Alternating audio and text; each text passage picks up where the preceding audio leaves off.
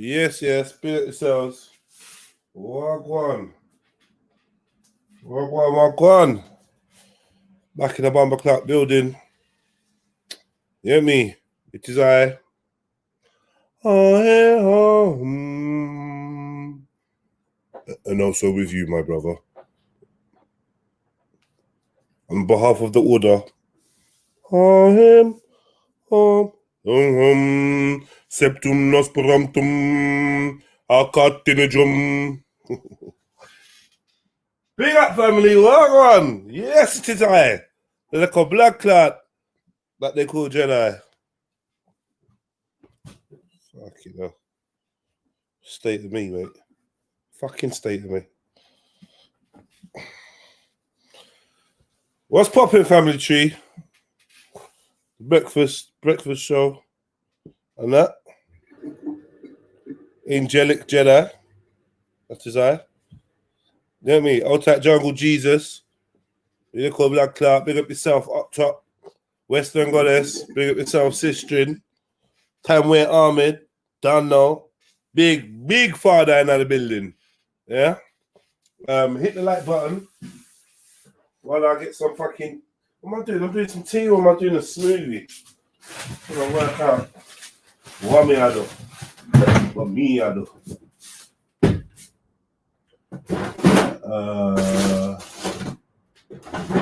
Spinach powder.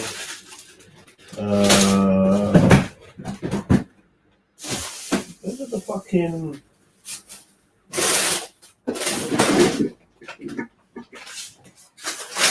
It's kind of dead though.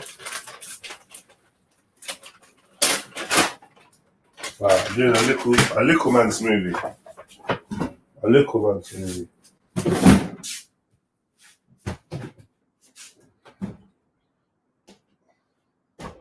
Have I got bananas? Okay, now I get what they do. Have I got bananas? If I ain't got bananas, I'm done out.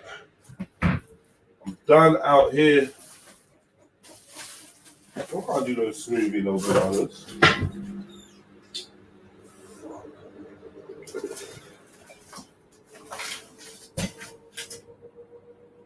Fuck, man.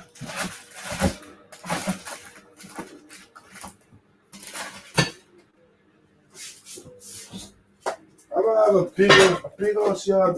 No fucking bananas, man. That's just jarred me. No bananas. So what am I gonna do?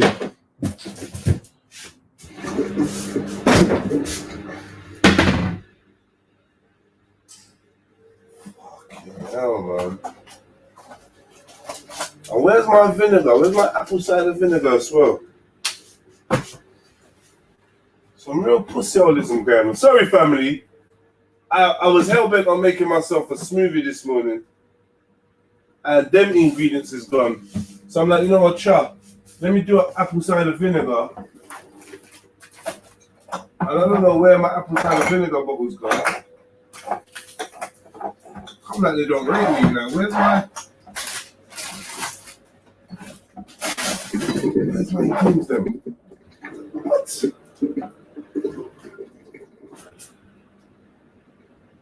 I know I got the ACV somewhere. Where the fuck is it?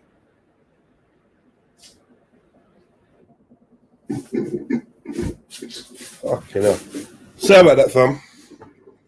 Mr. Lee, Zulu, big up yourself. Peppermint tea. Ah, man, nah, man. I got...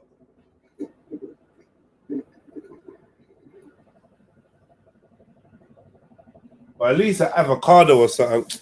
Anyway, man, I'm gonna sort this out. Big up Mr. Lee, big up Zulu, big up King H. Come on. We just warming up. Give me a second, man. Let me put the link in here. I'm saying make some green tea. Yeah. Circle of salt. Your hair looks like the ropes I tie my curtains up with. Thank you. Strong like rope. Be the same shit I used to choke your chick while I fuck her in her fucking pussy. right in the what? In the pussy, yeah.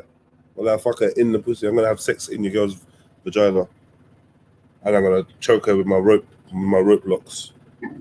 Just tying my neck. Yes, Somali speakers, big up yourself. Come on, man. So yeah, man, let's get some family tree, 92 dread, council juice it is. Nah, man, me not doing the government juice, you know. Get me? I'm gonna sweat out, but yeah, in the pussy. Yeah. Someone jump on. Yo, Somali speakers, jump on, come say Wagwan. All of you lot. Mr. Lee, come say hi, man. That's it, man. You lot see my face for today. Checked in. Boom. Boom. Skellington. Back to Skellington settings. Yeah. So yeah, man. Jump in. Let's not make this a long thing. Get me? It's the breakfast show. Let's just not make it a long thing. Let's just start chatting from now. Cause we're not here all day, just till afternoon. Me have work, you know. Me have works today, so. Get me? I ain't gonna be able to stay on all day. Link to join panel.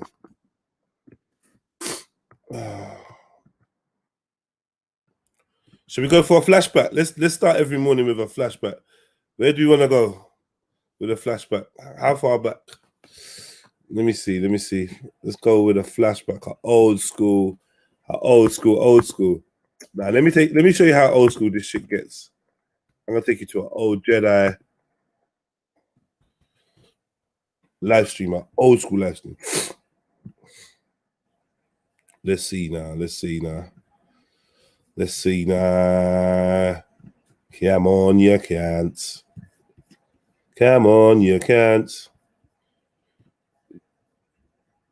I'm gonna take you way back in time. Take you way back in time. More than 6 months ago.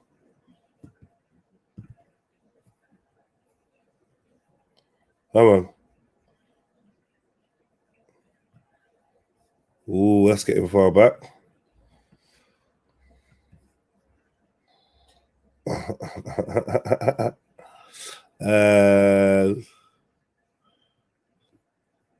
go even further than that. Sorry, family. Let's go even further than that. How far back in time you want to go? What's the meaning of life? Is it in the Bible? Is it about thriving or survival? Big up Shays on the beat. Big up Leighton J. How many little black clots? Wake yourselves up. Hey. Is there final? In the life of the starter? The cash point. I asked the officers, how is she using the cash point any different way? Did she do it to you? No, of course he did. But what this brother is saying to you? But you're telling me I can't be annoyed. You can be annoyed. I'm not saying no, you can't be. Listen, man's been on the ends here. This is a long time ago. Man's been on the ends walking through the block. But there's levels to this thing, isn't it? Adi, whoa, look, you're at cash point. Adi, like, no. Rah, you know man's gonna have to drop a big rest in peace to Issa. Still, I'm gonna have to drop a big rest in peace to Issa. All up in the video, bare energy, loving Speaker's Corner, chatting, vibes in, you know, sharing ideas and shit. Yeah, man. Man was buzzing this day. We got everyone, man. It was just a vibe. At that time, it wasn't just a vibe for nonsense. It's a vibe for, like, I don't know, information sharing and fellowship, and there was, I don't know, man, it was buzzing. Yeah. The Somali Maverick as well, yeah. Man like Mohammed or Ahmed, shall I say? Big him up. Normal. I'm walking through the ends through the square, going to check a bedroom. Dog handler Fred comes through. Big German Shepherd. Says, stop right there. Before I can do nothing, anything, he's let the dog off. To be fair, you are a bit intimidating. Though. A bit aggressive. Yeah. Just like we were talking about stopping young black kids on the street. Monday, my son came to work with me. He's 12. He's 6'2". You've seen my son in the park. A young boy came and asked my son for a cigarette. A young black boy. I had to say to him, why are you asking him a cigarette? How old are you? He's telling me he's 15. So you telling me if a police come and say to that little young boy, where are you going? Why are you on the street? Can you find somewhere, something to do? You think the police is wrong to tell him that? As long as fuck that, please can't tell man where to go or how to dress or how to look or how to talk. Or where to be. Or what they do in their time. You don't matter, man. 50, if the Fed came over to my son at 15 and told him where to go and what to do. No, he was asking him a question. He was You didn't ask him. No, you didn't ask him, but I'm telling you, would it be wrong? That's why the community. That's why the community is a state, though. No, but you acting like there's no stereotype. Why are they asking? They asking because he's black. No. Why are they asking him? They're asking because he fits a stereotype. Yeah. So then it's wrong, isn't it? No, it's not wrong. Because stereotypes. I see what you're talking about. But you know, sometimes, like you just said, the police and the police say to you, he took you for someone else. He took you for someone else. They always use that. It's a lie. They always do that. What's the thing? You fit the description. Yeah. I understand what he said. Wait, Leighton, what did you mean R.I.P. Real and Maggie? What do you mean? What? What are you trying to say that they're... What? What do you mean? They're not dead, are they?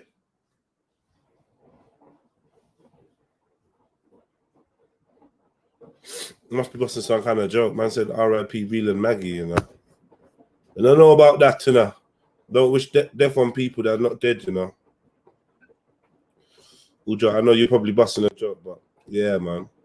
Keep our jokes in good taste, especially when we're actually, you know, RIP and a real one. You don't want to mix them up with like a non-real one. Oh, the Dan relationship, done out, yeah, dead out, yeah, I hear you. Freak these man. What one? K man. You walk on, yes, Jedi man. You have me cracking up. K, can't hear you. Can you hear me? You can't hear me. Can you hear me? K, the speaker. Yeah, can you hear me? Somali speaker. Yo, K, we can't hear you, no, brother. All right, let me come back in. We can't hear you, man. They're trying to silence you, bro. They're trying to silence you.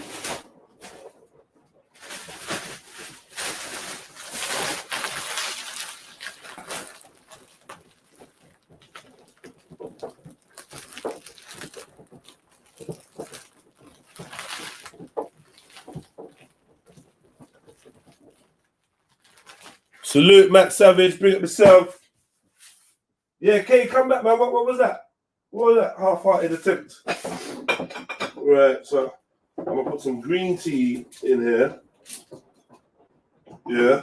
What is that fucking smell, man? Oh, it's black. Yo, Kay. Yeah. Yo, Jay, can you hear me? Hello. What going for you, Kay? Can you hear me? Can you hear me? You don't have no problems nowhere else but here. I don't know. The panel said they can hear me. You could hear him. Oh, maybe it's me. Hold on. Yeah. All right, it's me. 1 second. It's me. My bad. Yo. Can you hear me? Hello? Yeah. It's me, my man. I was back. What's going on, Jedi? Yes, my G. Big up. You made me cry this morning. You say I tie my hair and I was drinking something hot. You know when something comes out your nose? That's how bad it is. What did I say? Right now, you're not logged in. Usually I log in early in the morning to see who's up, what's going on. You know these times, innit? Yeah, I'm just like, yo, someone's talking about your hair right now. And you're like, I'm gonna tie you. Motherfucker in the pussy. You get me? Right in the pussy. I'm drinking and Lucas and I'm eating something and you just spit it out. Right, why did it come to this the black man's hair, man? Allow my hair, man. Fuck's sake. Oh. You know, you only commented on my hair because you're thinking, yeah, Jedi's hair's looking luxurious today. You hear me? Jedi's looking mad fleeky, like, oh, God. I thought this guy was sick. Get me? 48 laws of power. Get me? Pretend to be sick, but be thriving. Do you know what I mean? That oh, I'm not feeling well. Welcome to New Age with army and fines and face masks. See what I'm saying, though? Calm, where everybody is... Khalid, everybody is being told that every business is going to be closed at 10 o'clock. How do you feel about that? 10 p.m. at night or 10 p.m. 10 p.m. in the morning. I was there. This week. Yeah. Basically, they were all trying to, and it's for me, it's like the second wave of lockdown. How are they going to implement the rules this time? Because even yesterday, we were in speakers. They're like, "Oh, you're only around 6 at a time," and no one was listening to them. Like, no one's No one's having it, and we were like, bro, you just keep coming around. There's about 20 of us. By 10 p.m., that's just go home. That's like a tag. Yeah, definitely.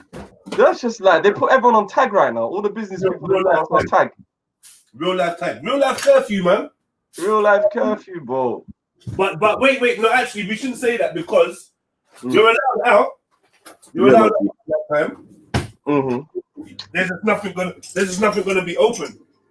So that means all the shops, all off licenses, all of that's gonna be closed. Everything is closed except for this is the joke thing, actually. I think I just heard the thing today. They said except for off licenses and discourse. So I don't know. In England, we're just a bunch of alkies, so that's all we care about, isn't it? So technically they ain't closed nothing down then. It's just like, if you think about it, the only thing they've closed down is pubs and restaurants then. Yeah. Really? That's about it. And then that means more people are going to be turning up on the roads. And I ain't been to a restaurant since all of this. I ain't sat in a restaurant like that. No. I tried to go Nando's with the missus. It was a wrap, bro. Is it? Yeah, I was in a doghouse. I thought, you know what? Let me just go somewhere in it. So I thought, let me have a cheeky Nando's, innit? Let me cheeky Nando's can put a smile back on their face. And that. Yeah, I know. So I was in the doghouse now. All of a sudden, I thought, all right, let me get out of the doghouse now, yeah. Let me just take her to a little cheeky Nando's and sit down and have a little conversation. Obviously, yeah. And then, bam, they're like, no, it's takeaway. It's takeaway, everything's takeaway. And I was like, what? And this is the only time I try, the curfew thing, like, I tried to actually go into a restaurant, so I don't even know what's going on now. Yeah. Well, everything else is Uber Eats. Need to get some lemons. But I wanted to have a conversation with you today, Jedi, man. I wanted to ask you something, bro. Coming in. But the last time you were in the park, we were on the other side. I was with Uncle Hassan. After you left, he goes, I was there that day. We were recording on the other side. Like, literally, nowadays I don't even go to the religious side of the park. We go on the other side. Exactly. Where the coffee shop is. I try. Smokers, the smokers, the real people, the non-religious people. You know what, man chill on that side, innit? Yeah. Exactly. So I'm supposed to tell my bro, like, nearly kicked off again, and after I feel like, you know what, Jeds, how did you feel? Because I looked at the video. And I saw you trying to keep calm and couple. How did you feel about the second wave this time? Like, did you feel like the Donny was just acting in front of the cameras? Who? Ahmed Ali? Because there was one time I was trying to speak to one time I was recording something, and then it was Ali Shamsi and the Shamsi and Ali Da'wah beef. It was who? The Shamsi and Ali Da'wah little conversation going on. Yeah. So all of a sudden the guys like Jedi, and a lot of the Marlies off camera like, bro, why you keep talking about this thing? Like, why these people? I thought this thing was done and dusted with. So I like to just ask you, yeah. Uncle Hassan come up to us, he's like, hey, you lot behave yourselves, don't get involved this time. Well, like, bro, we weren't even involved in the first time. The Marlies, that was some bunch of other guys. That was some next guys, man. That was the next guys who don't come to the park. So I thought, like, how do you feel about all that scenario there? I just wanted to, just ask you that question. How do I feel about the scenario? Yeah. I feel like Ahmed Ali's a pussy, yo. Yeah. I don't even like the brother myself. I don't like his whole camp. I don't like none of them, I'll just let you know, I'll throw that out there, innit? Maybe something's not right with him, yeah? Like, maybe he's not all the way correct, do you know what I mean? Because he's got one kind of obsessive weird kind of trait. Like I don't know what's up with him, yeah. He doesn't seem all there. But me personally, I will happily beat him up. Like I've got no issues with beating the brother up. Like I will beat him up. Like, do you know what I mean? Especially if he's on the thing of he wants to approach man them and offer man fights and that. Then yeah, I'm happy to beat him up. Otherwise, yeah, he should just stay away from man them. Him approaching my uncle, I ain't really feeling it. I'm not really feeling going to speaker's corner with my family, yeah, and then man's offering them to fights. And no. Like, let it go. Nah, and for me, as you know what, Jedi, you know me, I've got a personal problem with a lot of these da'wah guys and all these people in the park in it, yeah.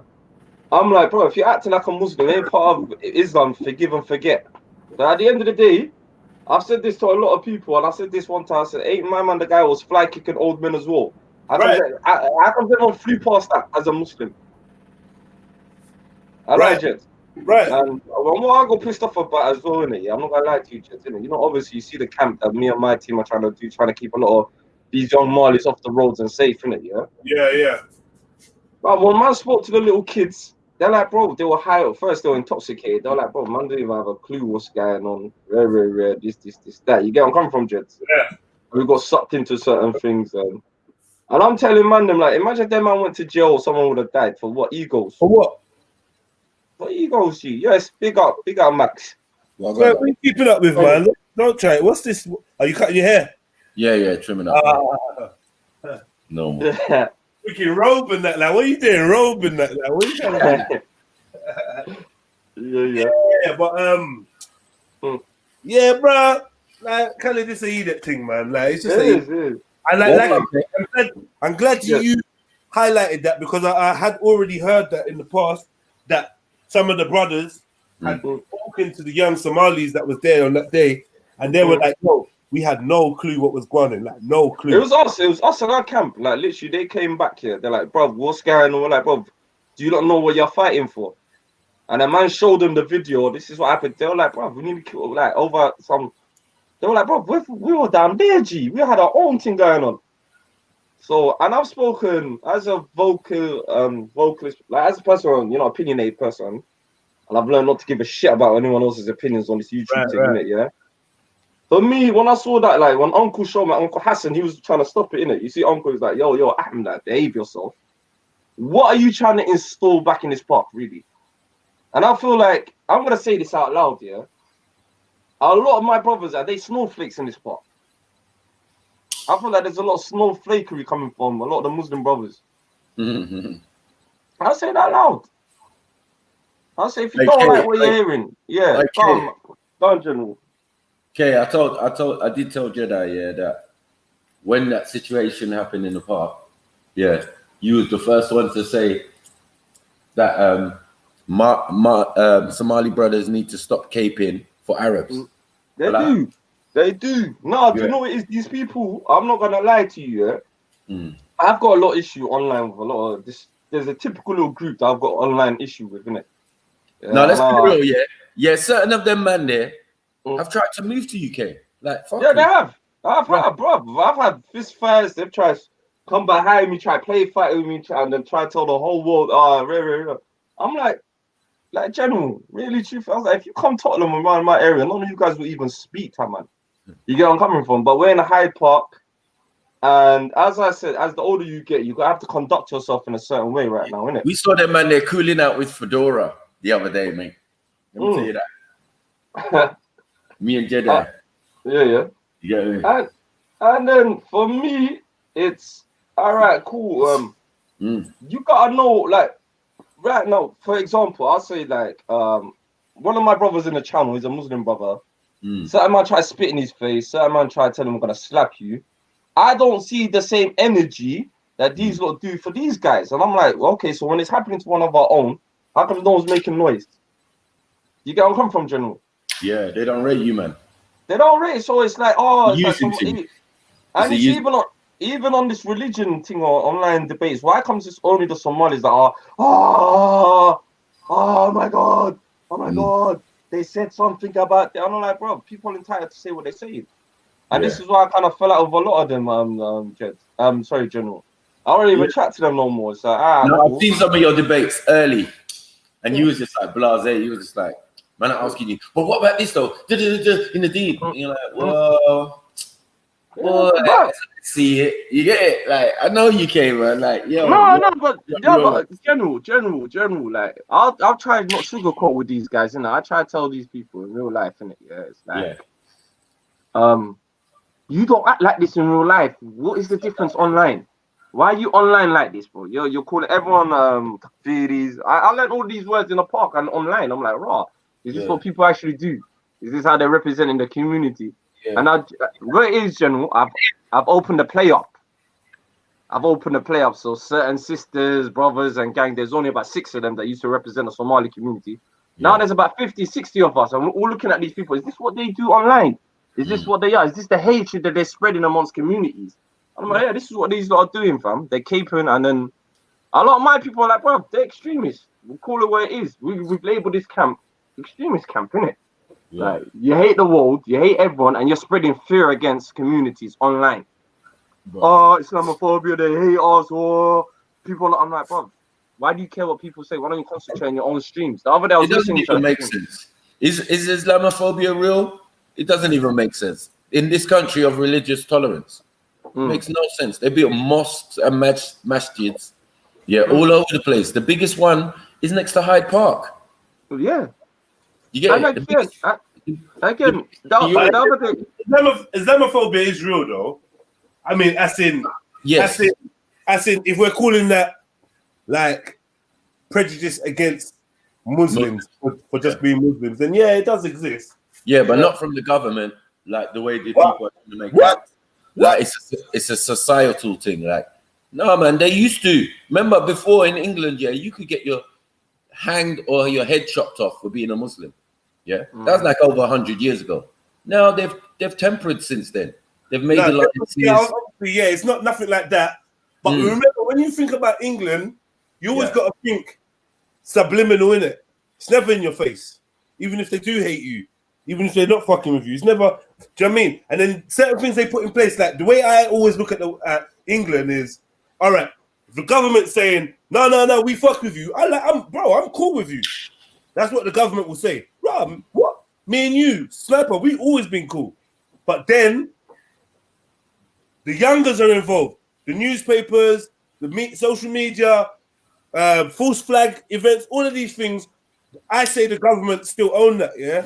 So in your face, I'm saying I fuck with you, but then I'm creating all these things to make man not feel you, not trust you. I'm spreading rumors, like they are kind of against. Is that them? Is that them, or is it groups against the government? Is it them or the groups against the government, like the far right and all of that? Do they not claim these ideologies and that? The government ain't got nothing to do with it, cuz. You get it? But Sniper, I can't tell you that Tommy Robinson is separate from the system or separate from the government. I can't say that. He's not elected, but he plays his role in the pantomime of left and right. Right. I don't think that Tommy Robinson is not state sponsored or state sanctioned or state protected. Do you know what I mean? So like I kind of see. But them man are useless. Them man are absolutely whatless. Why are you even mentioning man like Tommy Robinson? Like he's somebody. He's not even a politician. I tell you why. Wait, bro. Come on. I talk to these guys all the time, and I've explained to them, you lot are fools. Yeah, you join in any type of political or agenda. Yeah, you're a wally. Because at the end of the day, all you want to do is get into parliament, get into power, and then change things. That is never going to happen. Never. So I don't believe that. I think, it's not important to get elected. What is important is that your message, whether it's portrayed as being right or wrong, gets out there. Your voice gets out there. Sniper, mine and your voices are not out there like that. I know. And until we have that equal level of, I'm just going to randomly say something to Twitter and it's going to go fucking viral. Until we get to that stage, then I'm going to say that them men are part of the system. Politicians don't get banned for their views. You get it? That's why these men are rebel to the system in a sense. Like they want to be part of it. Bro, like, honestly, like I said, whether he ever... I agree. parts of it. But Like, he's getting an MI5 check. Don't ever get it twisted. All of that. Oh, he's gone to jail. Blah blah. We seen Departed, bro. We seen Departed. We know that they could send a man to jail. If you're gonna send a man to go and sit down for months in solitary confinement, it's not hard. Yeah, I mean, he is controlled opposition. That is right. So therefore, is any narrative that he comes up with not part of the narrative? Is that not part of the scene that, like, say, the government? And when I say the government, I really mean the rulers. Is not the scene that the rulers want us to see. They want us to look at it where you got a Tommy on this side, you got Antifa on that side, you got all this. Yeah, Andrew Charles on one side. But you know what? You know what's funny though, Jet? Let's add that as well. Jet, when I asked Ralph, and I said, okay, all right, say like immigration for a start. Let's start with immigration. Yeah, you lot got this theology of immigration saying, there's too much people coming in our country. What does your country say? What is your country's philosophy on the same subject? Oh, they've got an open door policy. Right. So you lot are on some bullshit. You lot are accepting an ideology that they don't accept. So go and make your protestations to them. Why are you telling us? Oi, see another. Is he being serious or is this banter? What's that? Jedi the Islamophobe. Is he bantering? He's a troll, maybe. I don't think he's even I'll serious. be back. My friend's phoning. Sorry, guys. Happy day. We say facts. Big up. Happy New Day, bro. Come on. You're right, James. Hang on a sec. Who's James? Who's fucking James? James is just. You know what, guys? I always got a friend named James. Come on. Yeah. Ain't nobody. Guys, can I ask you something? Yeah. When Islamophobia, and I want to ask some Muslims on the panel. I think there's one's in the chat. When do we differentiate as a Muslim Islamophobia, or when someone's actually finds something straight weird about our religion? I want to figure that out about Islam. What was that question? Easy, man. It's a light work. It's like, say right now, Jedi, you're not a Muslim, innit? Say if there's some qualms or queries that you have, and you want to say, you know what, I don't understand that, and I don't really see that. When do we as Muslims have a conversation without being labelled? Yeah, how do you have? This is what I'm trying, because I'm trying to bring the other day I tried two man that tried to come on my panel, and I'm trying to tell a lot of people, look, this is not Islamophobia. If someone's got a genuine question they want to ask about Islam, when are we going to have these conversations? Like, when's the fear factor? It depends on how you have it. Like, you can have that conversation where you're asking a question and you say, Sheikh Speaker's Corner. You know what I mean? Please, I have one question. The Prophet ﷺ says, does he mean, and then you got to sit there like, while he tells you Gwarn, and you're like, oh yeah, so why? Because if you got a different style, like, like, what going for surah, talk to him about that. Man said this, and then you're like, and I'm like, boy, that don't really make sense. And then we're having a I wouldn't say that's Islamophobia. This is not a lot of. Yeah, but man say, that's Islamophobia. Or man be like, oh, look, even now, we started today talking about whatever, and somehow, I don't know if you've noticed, it's taking a there's a certain flavor. Taste it. Yeah. Can you taste that flavor? Yeah, that's Islam. Smells like Egyptian mosque. Smells like Islam, right? And then all of a sudden, someone's gonna wake up and come on my channel and be like, "Rah, Jenna, you was talking about Islam yesterday, and now you got Islam on your lips again." I can't even tell you why it's such a phenomenon. One thing I will tell you is, black people are heavily associated with Islam. I think some of us in the black community might not have been as aware, or some of us in the non-black community might not have been as aware of how intertwined blackness and Islam is, And the reason I say that is, as a black man, I can tell you for sure, I can't have a conversation for too long without either one of my friends or associates, extended family, brings up Islam.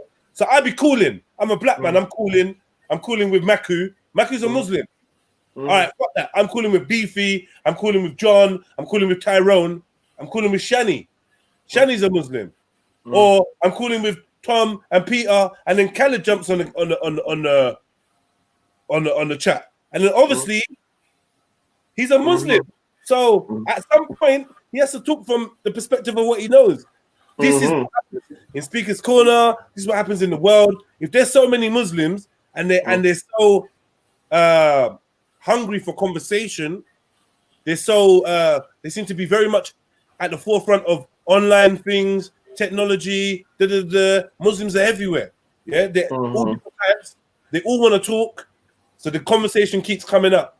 Now, on the other hand, there's some brothers that feel like they're gatekeepers or guardians of Islam.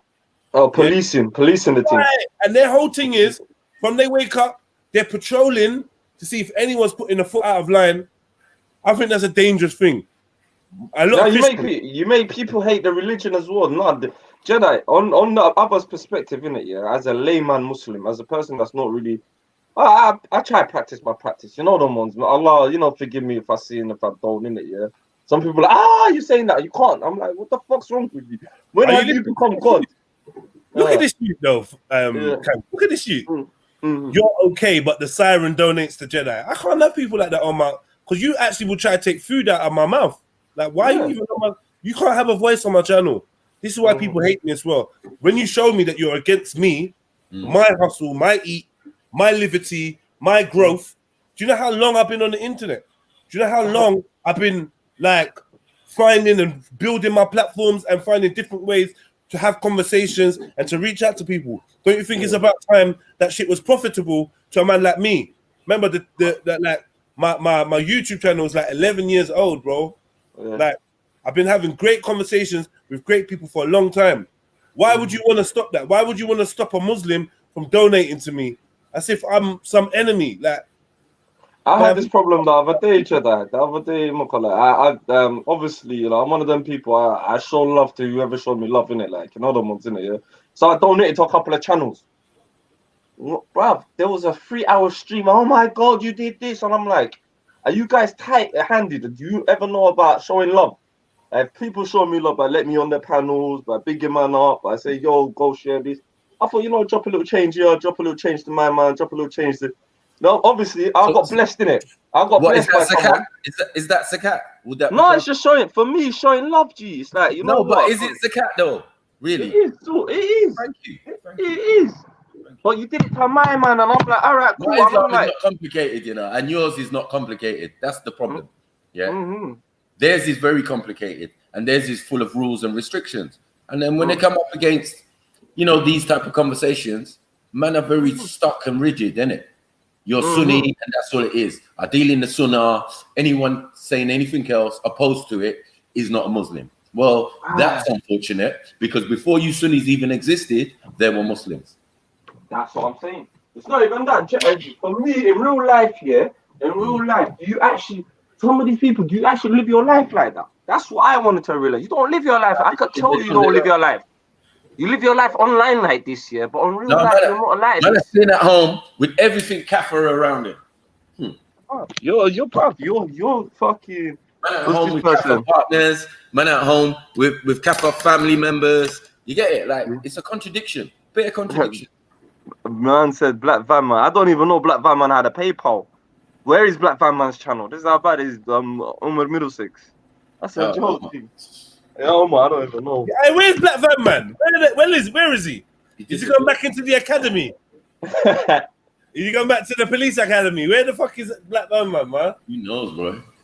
I like Black Van Man. Yeah, cool. I like him still. He came with something different. He's different. Different. I like different. I like people that's different, I'm not gonna lie. I used to like the fact that he used to wind up fucking respects. I'm not gonna fucking lie. I used to love that shit. Pussy, yo. I didn't like when he said suck your mum though. I was like, whoa, yeah. In my mind, I'm like, if you're telling him to if you tell Respect to suck his mum, you're basically trying to tell everyone in gang suck their mum. Like, I was like, bro, allow us all, innit? Yeah. It's too much. But we exercise excellent control. Of course, man. Because we talked about it before we had the interview with my man. We said, yeah, man, whatever you do, don't let my man draw you out. Yeah. You get it? And he was just vested in that, boy. And I told him, you're gonna learn. Yes, because it's not a play thing. You say things, and then you're gonna come back. It's gonna come back and haunt you, bro. I think he learned though. I think he did learn. He did learn. With Black Van, man, like literally, me and him came to the park at the same week. Yeah. You know, we were both standing there, and like I didn't know who to speak to. He didn't know who to speak to, so I just spoke. You know, when you're new at somewhere, innit? Yeah. And you obviously, you're new, I'm new, and then from there, I never had an issue with a brother until I started seeing. So, and then for me, well, the boy's entitled to say what he wants to say. Like, who am I to police someone's thoughts and what's coming out of their mouth? I'm telling you, the first video this youth had on his channel is with me and Jedi. Yeah. It's not get twisted. It's with me and Jedi, bro. Yeah. But I think he learned though. I think he learned after a little while. He did learn. And then he came to an appreciation where it's like, right, if we don't go park here, he's not really feeling it again. He's begging man them to come. Like, yeah, you lot coming this weekend. Like, boy, we don't even know about I think you know what, yeah. I wanted to speak to you guys about this anyway, yeah. Since the man them have left the park, I feel like there's a lot of African brothers and sisters from African descent, black brothers and sisters. There's a decline in the conversation. You know, I'm there all the time, you know. I'm always trying to do an African video, innit? Yeah. Yeah. There's hardly any. You know, like that's mainly COVID, though. That's mainly COVID. I ain't gonna lie. Yeah. You get it? I think it is. It's not true. Anyone's actions in the park. No. We got. But the conversations are not the same because I've got these militant. If it's not about Islam, we can't. Yeah, talk. we're not there, innit? We're not there, innit? If the man ain't there, it's not there. It's not popping. There's conversations that I'm just like, if you see my team, I'm trying to make conversations happen with other people now, innit? Yeah. And it's like people like, ain't you a da'wah channel? I'm like, I'm not a fucking da'wah channel. Go to the da'wah channel. I'm a social channel. Somali speaking sounds like us back in the days. I know. I'm trying to make other conversations. You know, I don't just want to be talking to one kind of person. That innocence, eh? Remember that innocence? Like, why are you not chatting about black issues? What about black this? And then and what about this? I mean, like, yo, yeah, we talk about everything, you know, like everything. Yeah, why are you not talking about the youths? That's what they come to talk to us. Oh, no. Why are you in Speaker's Corner when there's youths dying around the world? Like, right, what the fuck? That's what, no, seriously, that's what man was saying to us, you know? No, I get the opposite problem. Why don't you talk about religion? I'm like, bro, everything I do is from a Muslim perspective. What the fuck else you want me to talk about? You get what I'm coming from? Yeah, you get me? The other day I had the Asian brother Nasser come on my panel. He's like, oh shit. We're talking about a serious rise in rape in the Horn of Africa. It's mad. It's just picked up in the last 2 years, isn't it? Yeah. I'm like, isn't that a Muslim issue? Muslim women getting raped? Just because you might not understand the language, just because they're Somali, maybe they're but African, maybe do you see them as Muslim? And everyone in the chat had to look at these people, and I said, no, don't worry. This is why I always got rule 2. Don't talk about other streams, but them man don't understand, innit? Like, you get where I'm coming from? Yeah. So I'm like, ain't that Muslim? Like, Muslim women getting raped and killed, ain't that issue Muslim? Ain't that a Muslim issue? Oh, I forgot. If it's not Arab and it's not Asian, it's not a Muslim issue. And that's what frustrates me. This is my point. But that's why what frustrates me. It's not a frustration. You have to know what ummah you're in, bro. They're not. I'm not. Their deen is not my deen. Facts. You get it? And we're clear on that. That's why I don't have no issues. You can moan about whatever you have in your ummah or in your Asian community or your Arab community or whatever. I don't give a fuck. And then the minute you speak about your own thing, bruv, I've never heard of. You know what? In my 33 years of living on this earth, yeah. I never thought someone would call me a nationalist. I thought a nationalist was them skinhead white people, Hitler with the boots. That's what I thought nationalism was. No. Some black people are nationalists or whatever nationalists. You know, like Marcus Garvey was a nationalist. So, you know what I mean? It has different connotations, but it's all bullshit. And again, isms and schisms. Yeah, I'm not accepting Stalinism or communism or fascism or whatever. Well, we've had to accept it, but you know, if given a choice, I'm not interested. Yeah, I'm not interested. No, but then again, it gets to that factor in it, yeah. And Allah Rahman Rahimin, this is what I miss Isa, innit?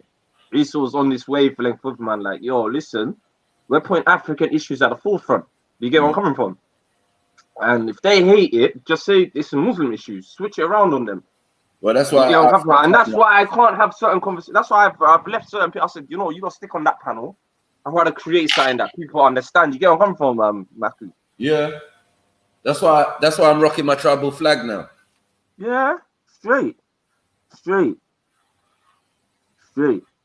rock the tribal flag. Let them know what it is, bruv. Yeah, you mess with the man, you get your head sliced off. Yeah. You're muted, Jets. Your flag is a fucking madness, bro. Huh? Your flag is a madness, Yeah, bro. that's a Shikiri flag, man.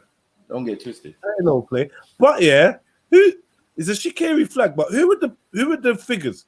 The figures is looking kind of Greek, Maku. Yeah, no, man's got afro, if you notice. Oh, is it? Yeah. Yeah, I can kind of see that still, but it's You get me? We were questioning. Black.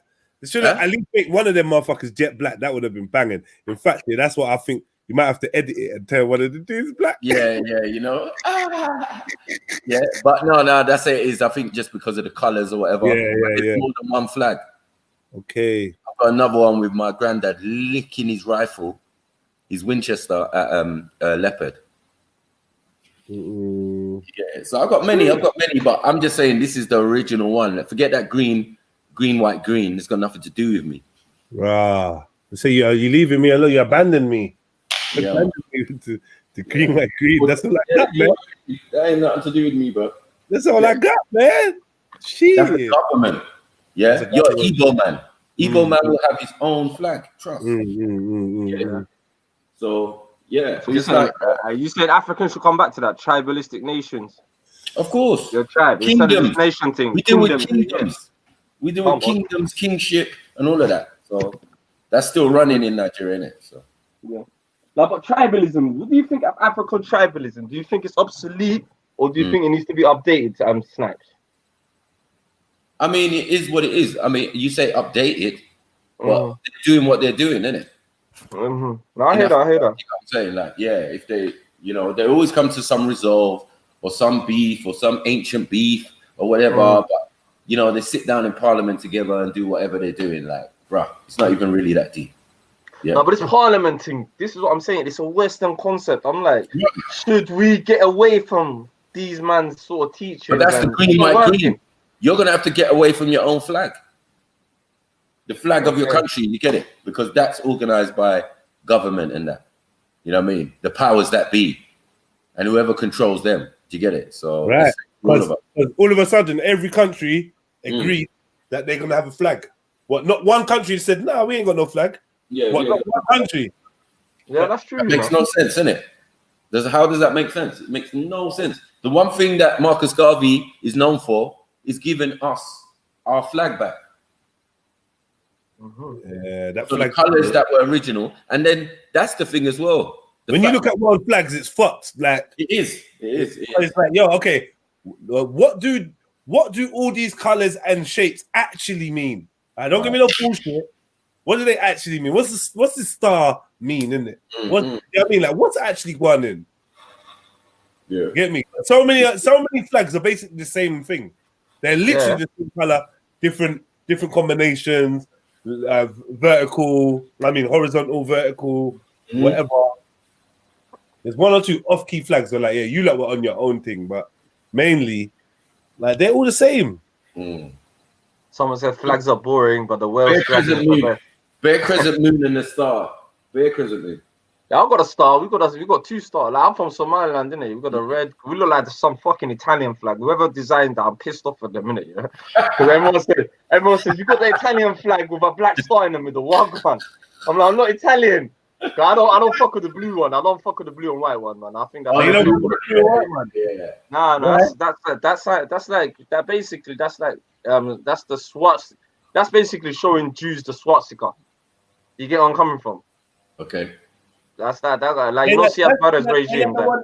Ain't that the one that Everlast runs with? Yeah, I can't run with that. Like, I physically, I can't put that on me. I will never rock that in my life. It represents air bombing, rape, and disaster for me. You get where I'm coming from?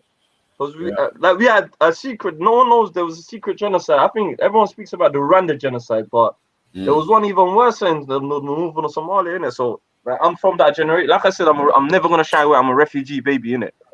Come here on the back of, like, you know, your grandma and your mum tying you, you know, not even on a push trolley. They tie man on their back with the string, you know them ones. That's how literally man came to the country. So that's what it represents to me. Like represent, you know what a Jew, you know the Nazi symbol to a Jew. Yeah. And nah, you know them ones. That can never ever happen like that. I don't know physically that makes me sick. Under that flag, you had to leave your country. Is that what you're saying? Under that flag, it's the first place they sent out.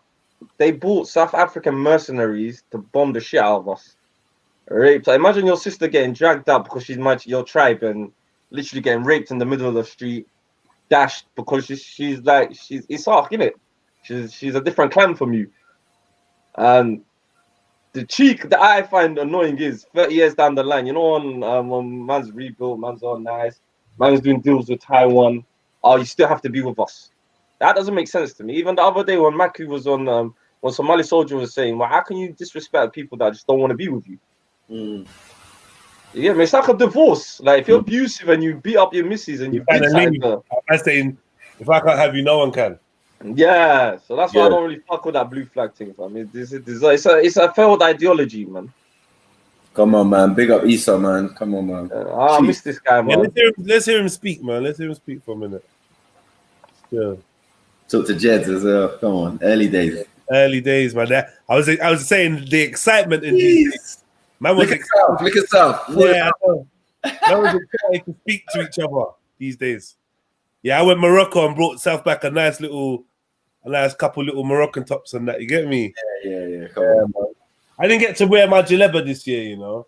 Every year I wear that, and cars stop in the road, fam. When I wear my black jaleba and I hit the road, it's a whole next thing, fam. Like people be stopping, slowing. The level of love. Muslim chicks be crashing into each other. Like every brother that I look at, and got the words "mashallah" on his lips, like he's like, he's giving you that look. Like, oh my God, they're confused. I say "Salam alaikum" to him.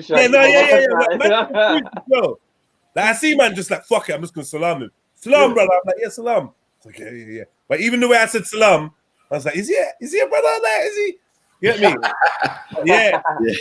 Like, I swear down, so many of them, you know, the humble brothers, they just come directly to you, like, yo, my brother, where'd you get that from? Like, bro, mashallah, bro, like you're top. I'm like, oh, thank you. And they love it. And like I said, the girl they be fucking walking into lampposts and all sorts, bro. One time I wore it and went Stratford. I was like, bro, this outfit is greasy. Like, I'm getting a reaction. Like, yeah. Couple man wanted to offer me their daughters. Pause. What about their sister?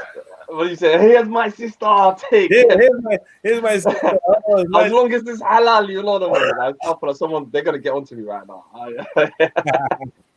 Lisa Takfiri, we knew it. Yeah. From my experience, I think only the Somali brothers gonna be offering.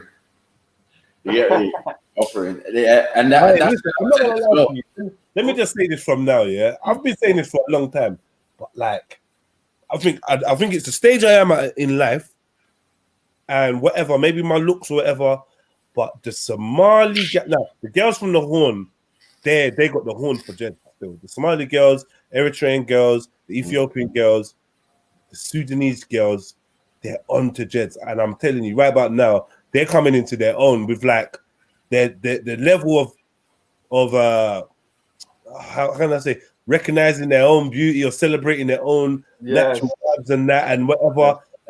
Somali girls are looking like a whole fucking meal right now. I think what it is, we're slowly trying to step out of certain people's shadows now. Do you get what I'm saying? Right. And try and make our own identity, but it's impossible at the same time. How is it come from, Jay? I know what you're talking about. The A, some people like the A. No, it's not even that. It's some people are like Maku said earlier. There's a big identity crisis going on where I'm from, and some people just need to accept the fact you're Somalian. Embrace it, bro. I'm not trying to fit in no category now. You get where I'm coming from, Jeddah. Like you said, I think some of us are starting to feel comfortable being Somali now. Yeah, like we're not Irish. You don't need to. This whole sometimes I hate. That's what I said. That's what I said. The A. What are you talking about? The A. I know it, right? The A group. The A group is part. Like if you're Muslim, everyone thinks you're A unless you're from West Africa. Right. No. I rate my West Africans. You know the Senegalese. I rate like how they kept their culture with Islam. You get where I'm coming from?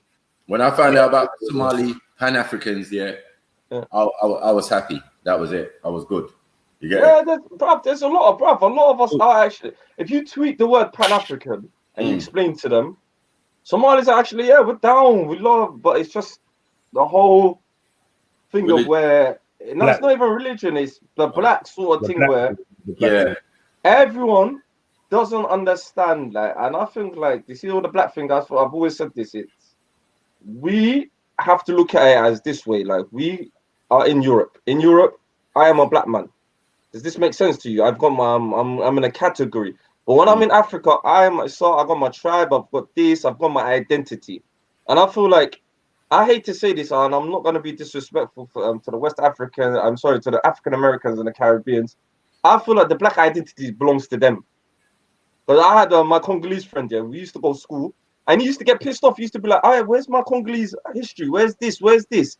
How comes this only, when they speak about certain things, we only speak about Atlantic slave history, like that's only African history?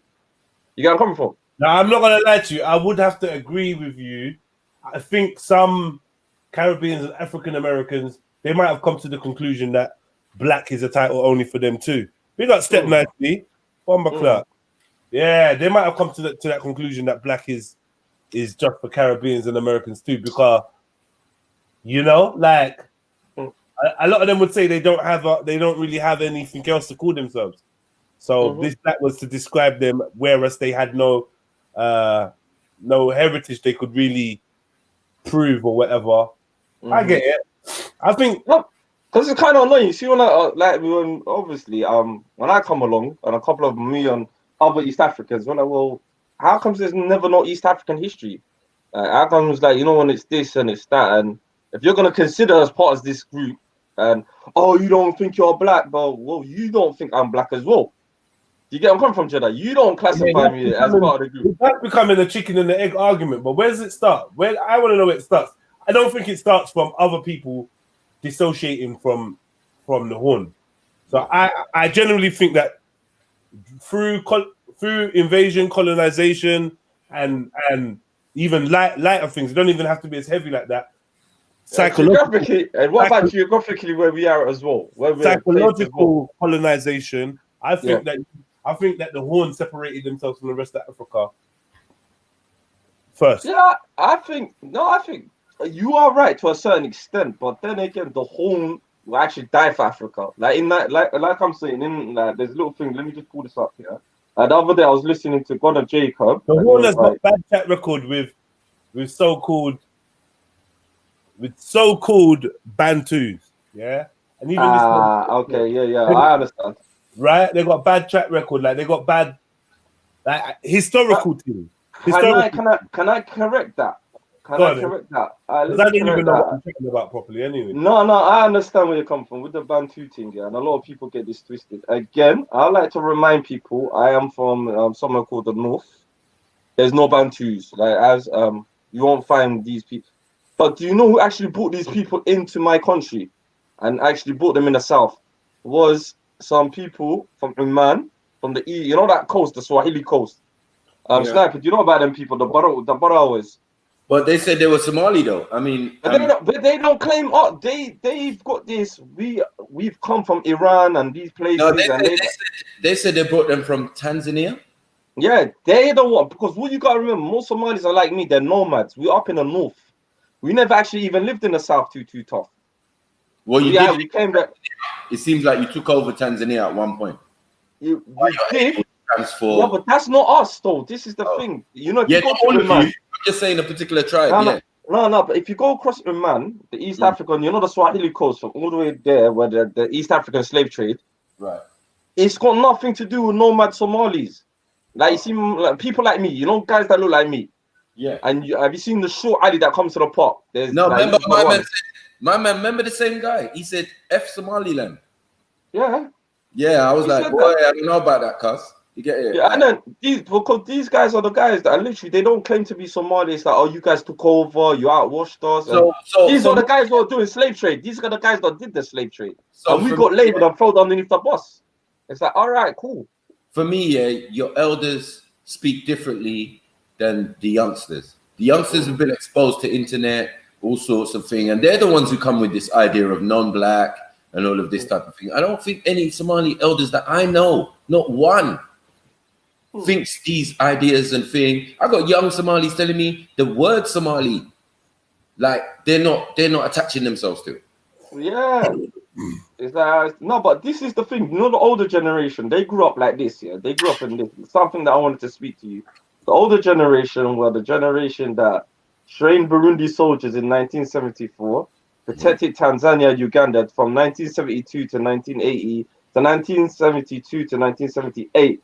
What did they do? They flew pilot jets in Zanzibar and protected Mozambique against the Portuguese in 1975. That's that generation. You know, the older generation you talk to. And a lot of people don't know that. But are they the original refugees though? Huh? They're the original refugees. Who's that? Huh? The elders. They're the original. They come in.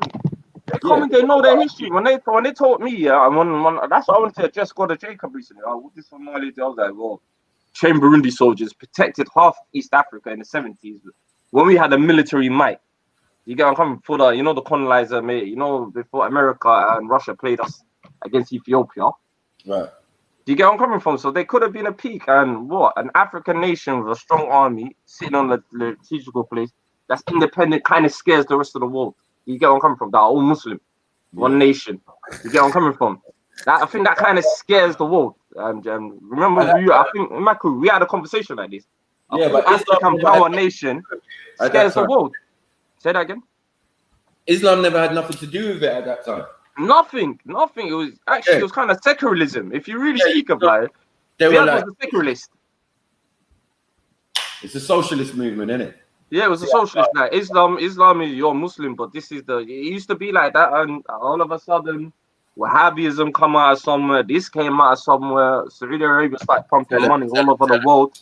Something that I've never heard. This Salafia, whatever. I'm still back with it. I'm just a regular Muslim. What happened to being a regular? The other day, someone asked me, "Oh, you're a Muslim, Kay?" I was like, "Yeah." What type of Muslim? I'm like, I'm old school Muslim. They were baffed. They're like, "What do you mean old school Muslim?" Yeah. They were like, "What Muslim are you?" I'm like, "I'm old school Muslim." Old school, mate. I'm before 9/11 Muslim. You know them ones. Oh, you know, shit. Regular, calm, collective. I don't know about this Salafism, Makhliism. So what are you saying? What are you saying? That all of this, we say 9/11 really changed Islam? Yes. I think it did change. Like me growing up, bro. Like I say to you, Jedi, yeah. I grew up in a state, yeah, where, like, if you come to my state, it was a mini Africa. Remember last time you dropped me? I don't want to say it online, yeah. Last time fucking Matthew dropped me there, yeah. I live in that, you know, that estate. Yeah. These times, that estate is multicultural. The majority is just Africans, Caribbeans, Somalis, and Turks. That's who I grew up with. Nothing else. You know them ones. Africans, Turks, Caribbeans, and Somalis. And, tell me just about that. This is fucking London. What? And this is supposed to be fucking London, is it? You know, we only had 2 white boys in our area, and they're basically they're black and Somali themselves. You know, you get where I'm coming from. They're Mandan. So growing up before then, a lot of my friends before 9/11 only knew that God rest my mom's soul and my cousins. You don't eat pork, and your family, your women wear headscarves. Sniper. That's it.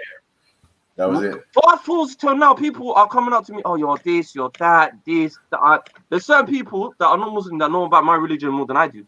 Yeah. It's always the way it goes, bro. What you say? 9/11 made them do that research. Yeah, because that's what the far right are running with. That's what the atheists are running with. They're all running with the same rhetoric, and it's mad. It's upsetting. You get it? Because all you're gonna bring to man is Ali Dawa. Like, stop all this nonsense, bro. Yeah, them money don't represent, man. They represent themselves. What do you lot think about Uncle Omar's interview the other day where he said a lot of these da'wah teams are crooks? Where's the interview? Show me the interview. Let's go there. I think it's on COE, Top Striker. Allow it. And you come back, you know he's still banned from the park, so he was outside the park then. Hey. And so he's saying something that I wanted to speak about as well, isn't it? Like a lot of these da'wah, all they do is invest in. Do you tarnish Salafia A lot, yeah. Yeah, JJ Games. He's always on me. This is a troll. I think yeah, it's one of these girls or guys that actually, you know, I speak to on a regular. You know, I started learning Jedi. Half these trolls come on my thing and I speak to them. You don't need to tell me that, bro. I'm like, rah, so you got a troll name. I caught one out the other day. We went on a different panel. By accident, their troll name came up. They were using it, and I was like, oh my God, so you used to troll me, and now you use this account to speak to me real so. Yeah, and be on a level. I'm not gonna lie. Listen, couple of my man them, couple of my trill ones used to like be on my case now. Couple of the real ones that you see fuck with me on a regular thing now. Used to be original trolls. Slightly used to troll me still. I know certain man. I'm looking at you lot now in the chat. Like, you lot used to troll me, but as long as we got to a point of a good understanding, you're like, you know what, Jedi is cool, man. Fuck it, like it is what it is, isn't it? Like, yeah. No, but you see the Salafism thing, yeah. Why I don't subscribe to it is something foreign to me. It's like, bro, what are you? That you're not close. You're not. Allah's not made for you by yourself. You Salafs. Salafs are the guys that told me, we don't want to, like the other day when I was having an interview with Shamsi, I was like, broski, how comes you guys don't even like banning people from the mosque? No, we're not allowed to link up with other Muslims. And I was like, right, that's something foreign to me. And I've only seen these people. I've never seen these people. Who's banned from the mosque? No, there was a video about some issue in Birmingham, and I spoke to Shamsi about it, like guys being banned from the mosque, banning each other from the mosque. In London, I've never seen that happen in my life. Never ever. You get where I'm coming from? Yeah. You get me? And it's like, that's why I don't really subscribe to the thing. Like I said, I'm too old for it. I've never heard this thing in my life. Boy, I don't even know. Banned from the mosque. Yeah. Someone saying, JJ, I've never spoke to you on a panel. Relax. Boy, I don't even know you. I just see you always on the comment section with my name in your mouth, innit? You're not the only one, man. You're not the only one. He gets me. He's always. I've never seen. Does he jump on the panel? I don't even know about the brother. If I go to Respect's panel, I go to Respect's that guy. Yeah. This how you tell, yeah. You're always gonna get a man, yeah. You're always gonna get this couple of people that when they jump into the chats, they don't say hello, they don't say they don't say big up, they don't say they got nothing else, they don't even comment on what's been spoken on. The first thing they do is put somebody's name. Like their first word is someone's name. I spotted this pattern a lot, yeah. Once people do it like 3-4 times, I usually block them or time them out. It's like you know, they might be like, oh yeah, Mackie did it. All right, I've seen that one. Oh yeah, oh Mackie did it. After the fourth, third, I'm like, okay, so you've just come to get at man, innit? So then I don't want to encourage that type of Cosmos. I don't understand this one. Yeah. You see this thing that you brought up here? It's like this is why I lost respect for Khalid. I didn't even take the piss out of the Rwanda genocide. What did you say? I must have missed what you said. Still, I said there's a genocide in Rwanda that everyone speaks about, and it was a horrific one. But there's one in Northern Africa that no one speaks about, and the numbers there are lying to you, bro. And it's like. So for me, I apologize if I offended this person, but I'm just saying the other genocide in the north, no one really speaks about it, and it is a genocide. So I don't know if it doesn't affect you. It affected aunties, family members. My granddad got shot in his head. You don't need to explain yourself, bro. You don't need to. So some people just need to rewind the tape sometimes because it's like they blatantly misconstrue or have an understanding of what you just said. That's why Jedi sometimes will stop. Like, no. Let me give you clear clarification, Carl. Yeah, let's clear this up. Yeah, it sounded like you're not understanding what I just said. Some people want to be confused, bro. Yeah. I don't agree on Kuf panels, man. You know you're gone now, innit? Sorry, man. You know you're gone. As an African, yeah, come on, man. Like, bro, like we got manners. Mixed people. Mixed people. Man, what is that, man? You know, the other day, I was with a West African, yeah, and I was amazed. I loved the way he was talking. He's like, yo, I'm half. Certain people are Muslim in my family, certain people, and I was like, rah, that doesn't happen in Somalia. You know them ones, like interfaith marriages. Right. Well, you get one person, oh, my dad's a Muslim, my mom's a Christian, and I was like, rah, okay, big up. You get what I'm coming from? That's my scenario. As I said, that's my life. And certain people don't really understand them. We don't even care, bros. You don't care. You can ask my mom. She don't care. She don't care about Islam. Right there, because like even like my dad and my stepmom in Africa, right, in Nigeria, she's devout, innit? Like she's on this thing. The whole family's going to church. Yeah. So on a Sunday now, she was like, yeah. They call me like obviously Jeddy, innit? They call me Jeddy. Yeah. So they're like, oh Jeddy, are you get ready? You're coming church. And I'm like, mommy, like, you know what? Like, I'm gonna cool out, you know what? Like, it's my sisters. My sisters are not having it. Like, what? Looking at me. What do you mean? Get ready for church. My little sisters. I'm like, nah, I'm not going. To the point where I've got everybody on my case. Like, you must come church. What do you mean you're not gonna come church? Then my dad rocks up, big belly out there, stretching on the veranda. The wife is like, yeah, tell your son he don't want to come church. My man turned around and goes, the kingdom of heaven is within you. I was fucking dead. Like, I was dead. Get me? Hey, that's proper bars. Big up, Pop. Yeah, you lot go and enjoy, innit? You lot go and enjoy. This thing is not everyone by force. Yeah? Like, do you know what I mean? Like, enjoy. He obviously wants a God-fearing woman, but somehow he don't want to go church himself. Yeah. Do you know what I mean? He wants his kids to go church. Like he's like, trust me, his kids have to go church, innit? Like, what do you mean you're not going? You're going. But I don't know if it's like to get free time in the yard, or it's just a kind of principle that he wants to install in them. Yeah. But he's not Christian himself, so I don't really know what that is. But yeah, that's a common thing in Africa. It's a common thing. You go your way, I go mine, and under the house we meet. Thank you. It's 3 hours in the morning. I don't care. I can smoke weed in silence while you lot are in church. Yeah. Yeah. Yeah. We call it Sinner's Hour. You get me? Big up Flame. Big up Naz TV. Big up Dua. Big up Shani X. Big up Kemo. Come on. Yeah. Man was like, look devil. Alaikum assalam. Yes, man. And big up the whole chat and the whole panel, man. Big up Freddie.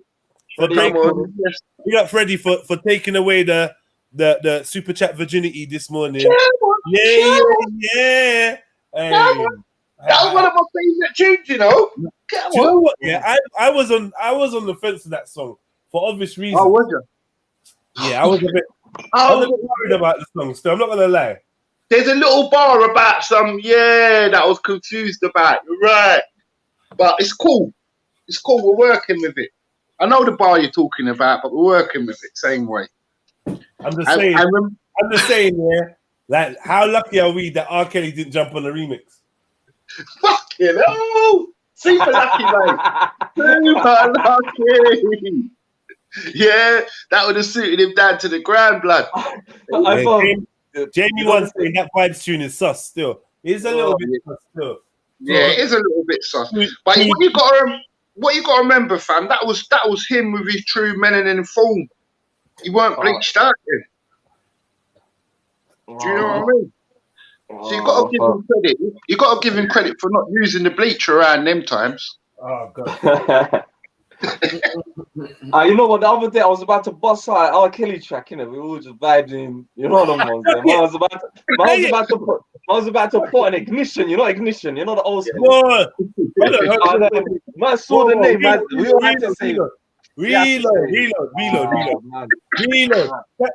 Wait. Tell this story again. You said we were kidding. You said we were kidding. We were vibing. There was a little, you know, ambiance. We were vibing. We were vibing. Hold on, sorry, my son. Couple of us. We okay, yeah. I'm getting the couple of us thing. Hold, wait. I'm getting a couple of us vibes. I'm hearing that. Now I need to ask, like, who was the couple of us? You don't worry about that, man. Maybe someone's listening. This is why I don't chat reckless on the panels no more. I was on Mackie's panel one time chatting a bag of was about females, innit? Yeah. What? I got pulled up on a lunch break. You got pulled up. I got put in a doghouse, innit? So scary. Scary when that shit happens. You're like, oh shit. You can't even deny it. I can't even deny it no more. I can't say, it's like, bro, it's YouTube, it's the timestamp. Yeah, strength yourself. That's why you can't pay for a while. But hold on. I need to understand this group of people. We're vibing, group of people, innit? You know, there's a song, and then, okay, play a track in it, and then There was a flow, and then I was just about to press. What was it, Mandem? Was it Mandem? There's a group of us. Mandem, girl, it was. All right. It was ambiance. Yeah. There's a group, you know. Of the group. Okay, it was a group. Like, a mix. It was a mix as well. Slow jams were available. Were considered private. No, I'm saying slow jams were considered. No, but Ignition's not really a slow jam. It's one of them, you know. Yeah, to get the mood started. It's I not wouldn't cut us to that. No. I never been chilling with the Mandem and thought, oh, let me play Ignition, innit? Nah, it's just let me start the vibe, innit? You know, let's start the Friday night vibe, you know. You're bad, you know. It's a remix to Ignition. I measure the kitchen. Rolling that body got everything. Oh, I was about to put that on. I wanted to play that. And then I had to look at Archie. I said, you know what? I can't do it. I can't do it. I said, no, it's my man. But the man had legendary music. Should we start this music, man? I've been out. They started playing this music. It felt wrong, but so right. I'm like, fuck it. It's banging. Fuck it. Just enjoy it for the minute. Huh? Just enjoy it for the moment, innit? Quick. Enjoy it for the fucking moment, man. Yeah. Fuck it, man.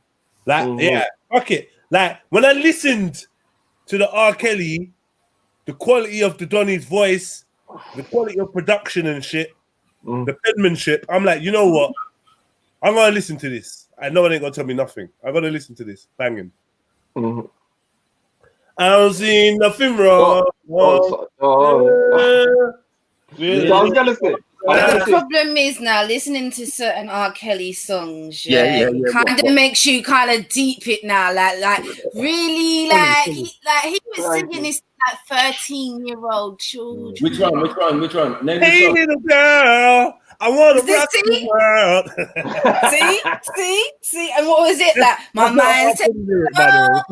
My body. He's telling me, Becca, what was he thinking when his mind was telling him no? But his body was telling him yes. But then look at it this way as well with Aaliyah. What did he do? He made that song "Age Ain't Nothing But a Number."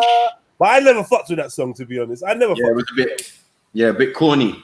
Yeah, I never fucked with that. Like, it didn't make sense. Yeah, but it wasn't for the man them, was it? It was for the girl them. Because remember, girls, when we're teenagers, we think we're big women. All I'm saying is like 13-year-old Jeds, 14-year-old Jeds. I wasn't really trying to hear this age ain't nothing but a number thing. Yeah. I wasn't even trying to make the gal them think about age because I'm trying to strike down some big gal. You get me? I don't even want to put age into their mind. Just look at my crazy mosh, baby. Just look at my mosh. Look at my mosh, man. I don't go to school. What you talking about? You know what I mean? Big man out here. Yeah, well, I've kind of seen you out here for a while still. When you're younger, you sing it. When you're younger, I'll be like, I Sniper, tell her, how old am I? 21. He ain't 21. Yeah, he is. In fact, age ain't none but a number.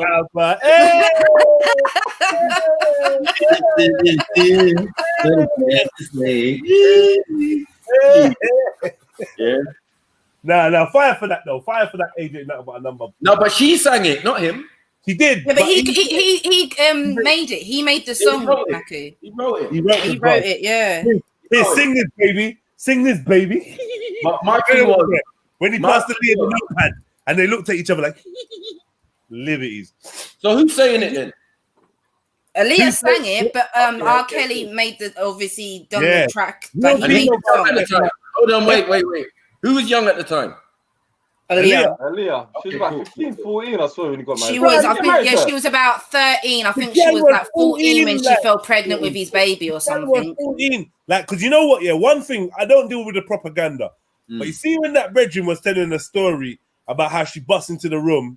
Yeah. How Kelly was sexting Aaliyah.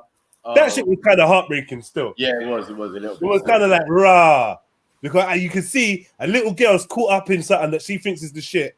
But it's not the shit, rude gal. It's not the shit. A big man is like violating you and you think you're doing something cool in it or whatever.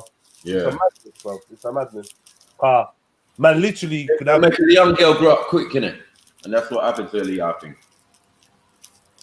You know what I mean? Yeah. Start making them big woman tunes, exactly. You start singing like, hey, Jane, she's 14 singing that tune. I just don't even know anyway. Where's the parents anyway? Where's the parents of a 14-year-old girl anyway? What's going on? The dad was works for R. Kelly. I think they still do actually. I think the dad is guitarist. He was security or something, was he not? No, that was the uncle. That was the uncle. Oh, the uncle, yeah, the uncle security. Yeah, Dodgy family. They gave up that youth there, man. Yeah, they did. Yeah, they did. Man, 12 play. Hey, Kevin, what you know about 12 play? Little Bomber Clad. Yeah.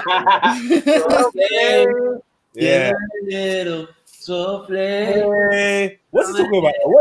What is 12 play? Jeez. Them album there? Come on, man. Stop it. Yeah, seriously, man.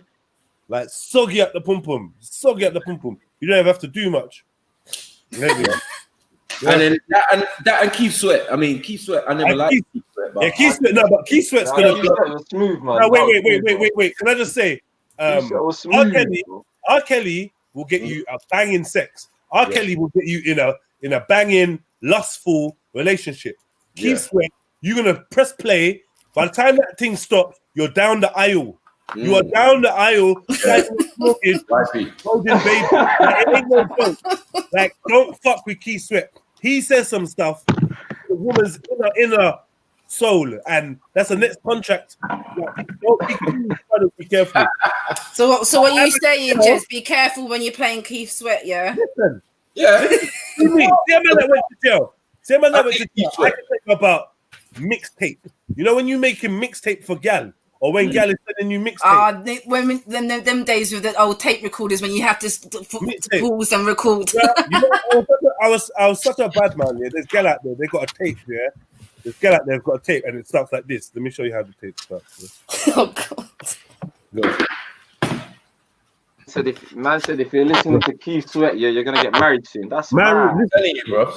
It's like, yeah, what go on, babes? You saying, yeah, man.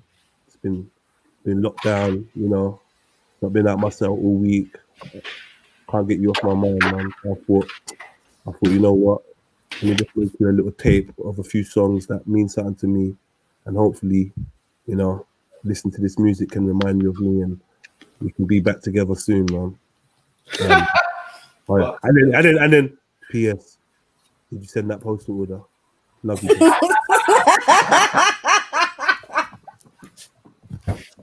No, Batman. You know them Batman say I love you. They say I love you in the track. Love you, babe. That takes a different level. And then we press play. You get it? Yeah. Ding, ding, ding, ding, ding. Do you mind if I stroke you up? I don't mind. Do you mind if I... Hey, listen. Now, but yeah, my man used to play tapes and fuck gal back in the days. I can't listen to music and sex now. Anything is a distraction. Even her breathing. Like, stop breathing. They're putting me off my stroke. Let me have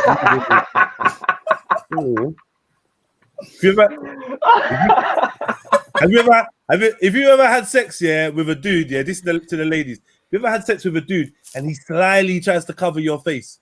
Yeah. Accidentally pushes the pillow slyly over your face a bit. Yeah. It's trying to shut you up or you don't like your sex face or you got bad breath. Yeah, because nothing wrong then. Anyway, let's leave it. I'm out. I was never here. Alakazam. You say that, Jez, but I know a few man them that will turn around and say they don't like the women that are loud. Like they don't like women that are loud. Yeah. It depends. Not too loud. Don't be too like. It depends. Is it realistic? I had sex with this American girl one time. Back in the days. All my sex stories are from back in the days because I just don't get sex no more, yeah?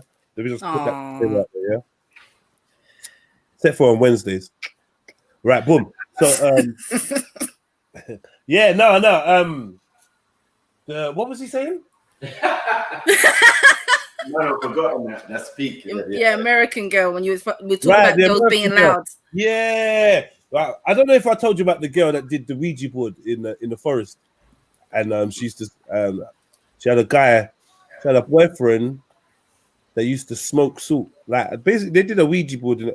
Anyway, I didn't find none of this out till afterwards. Yeah, but I boxed up on this young lady, and I came to her house, and you know, she wanted the sex from me. She requested the sex from me, So we started having sex, and she started saying, oh God, yeah, oh God, that's right, baby, oh God, in some mad American accent. Shit just threw me off. She's a proper English chick, yeah, English, born in London, and then she did, oh God, yeah, fuck me, baby, fuck me, baby. And that's where I realized that some of us youngsters had a little too much access to porn when we was young and impressionable. Car, that whole sex thing is in a different accent. Yeah, but them American guys, well, American people, not guys, and well, actually all of them, they're a bit fruity, fam.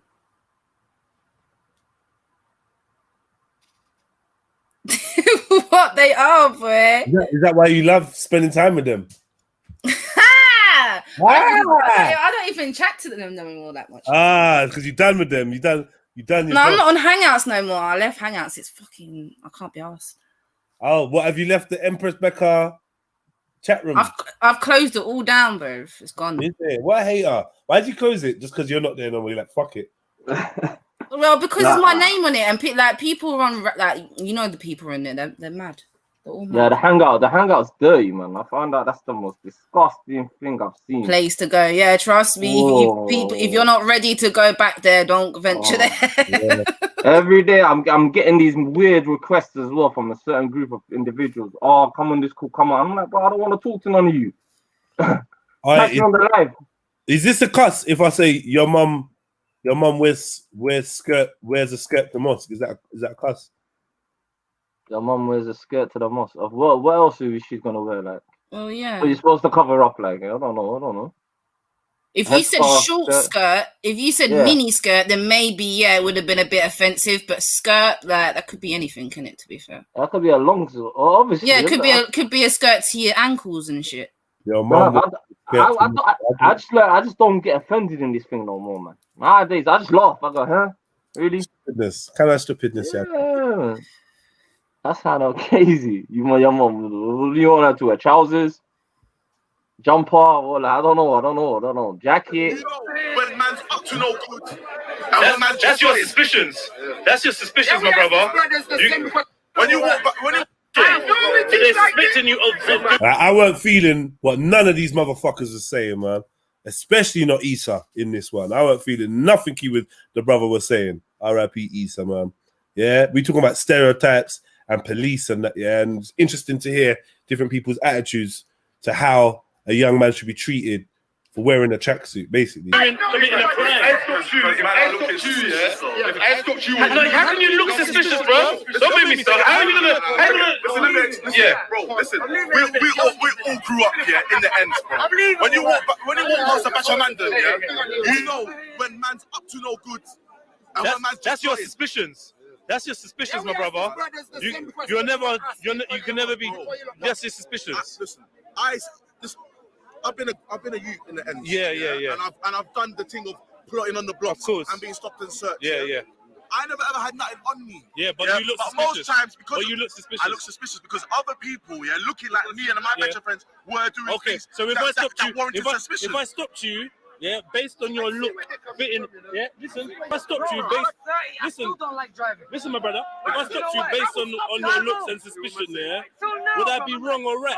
Because if I'm stopping you based on a stereotype, and then you disprove the stereotype, that's even compounded the reason why I shouldn't be going on stereotypes. You got stopped all these times and had nothing on you. So it was wrong. Is it harmful for him to do that? It depends on how that impacts you and how that affects you. So personally, when it's done to you on road, in front of loads of people, and your auntie and your neighbor and other people in the community, I don't think you should be disgraced like that. Oh, yeah. You get what I mean? It's embarrassing. I've gone through it. Yeah. Not only am I a black kid, but I'm Muslim, bro. Yeah. So from the age of 18, Fortnum and Mason, I'm an accountant. I have an occupation, which is cool. Yeah, you working for Mesa, huh? That's what he's saying. What you say about Masons? I heard him say something about Masons, man. When you see me, I look like a regular dude from the ends. So I'm a regular dude. Yeah. So an aggressive, intimidating one. I've been stopped, like even in a phobe on my way to the mosque. Yeah, but man, deal with the feds. Cool. That's calm for you. However, like it can impact vulnerable people from the community. Listen, vulnerable people from the community that can actually impact the way that they view themselves in society and their importance and their relevance. Yeah, if you're stereotyping someone. Listen, look, I just like you because I'm your little brother, and I want to just look like you, my older brother. And you're a good guy. You just like your brothers in school or in college that you grew up with. So all of us are now fitting what you call a stereotype, yeah. But none of us are committing any crimes or doing any wrong. I don't think we should be getting stopped. Right. We shouldn't be stopped. Yeah. But the reality is we are. So we need to impart knowledge on the youngers. We just need to police ourselves. We need to police ourselves, man. We're not living in a society where there's anarchy. There's a police force. Yeah. But we allow them to. They only have police. Interesting little convo there, man. Big up Issa, man. Good to hear him talking. Them type. Yeah, man. I kind of would have loved this shit. Oh, no, I missed my man, bro. I'm not gonna lie to you. The conversation levels and speakers has gone downhill, bro. It's down a shithole. You get what I'm coming from? It is. Yeah, the appeal about with Speaker's Corner ain't there no more, bro. I'm not breaking my neck to go down there no more, to be honest with you. Like how I was about 2 years ago when I used to come down, and I'm not breaking my neck to go there no more, bro. There's really no. Oh, by the way, happy birthday, Empress Becca. Belated. Thank you. Yeah, man. You tried to duck me yesterday, man. Don't know what's wrong with you. No, because the time you got up, bro, it was late, fam. Like you need the early risings and stuff, man. Like, you know. Yeah, it's true. I wasn't really feeling up to it yesterday. Anyway, I was mashed up. Early bird catches the worm and all that. You get me?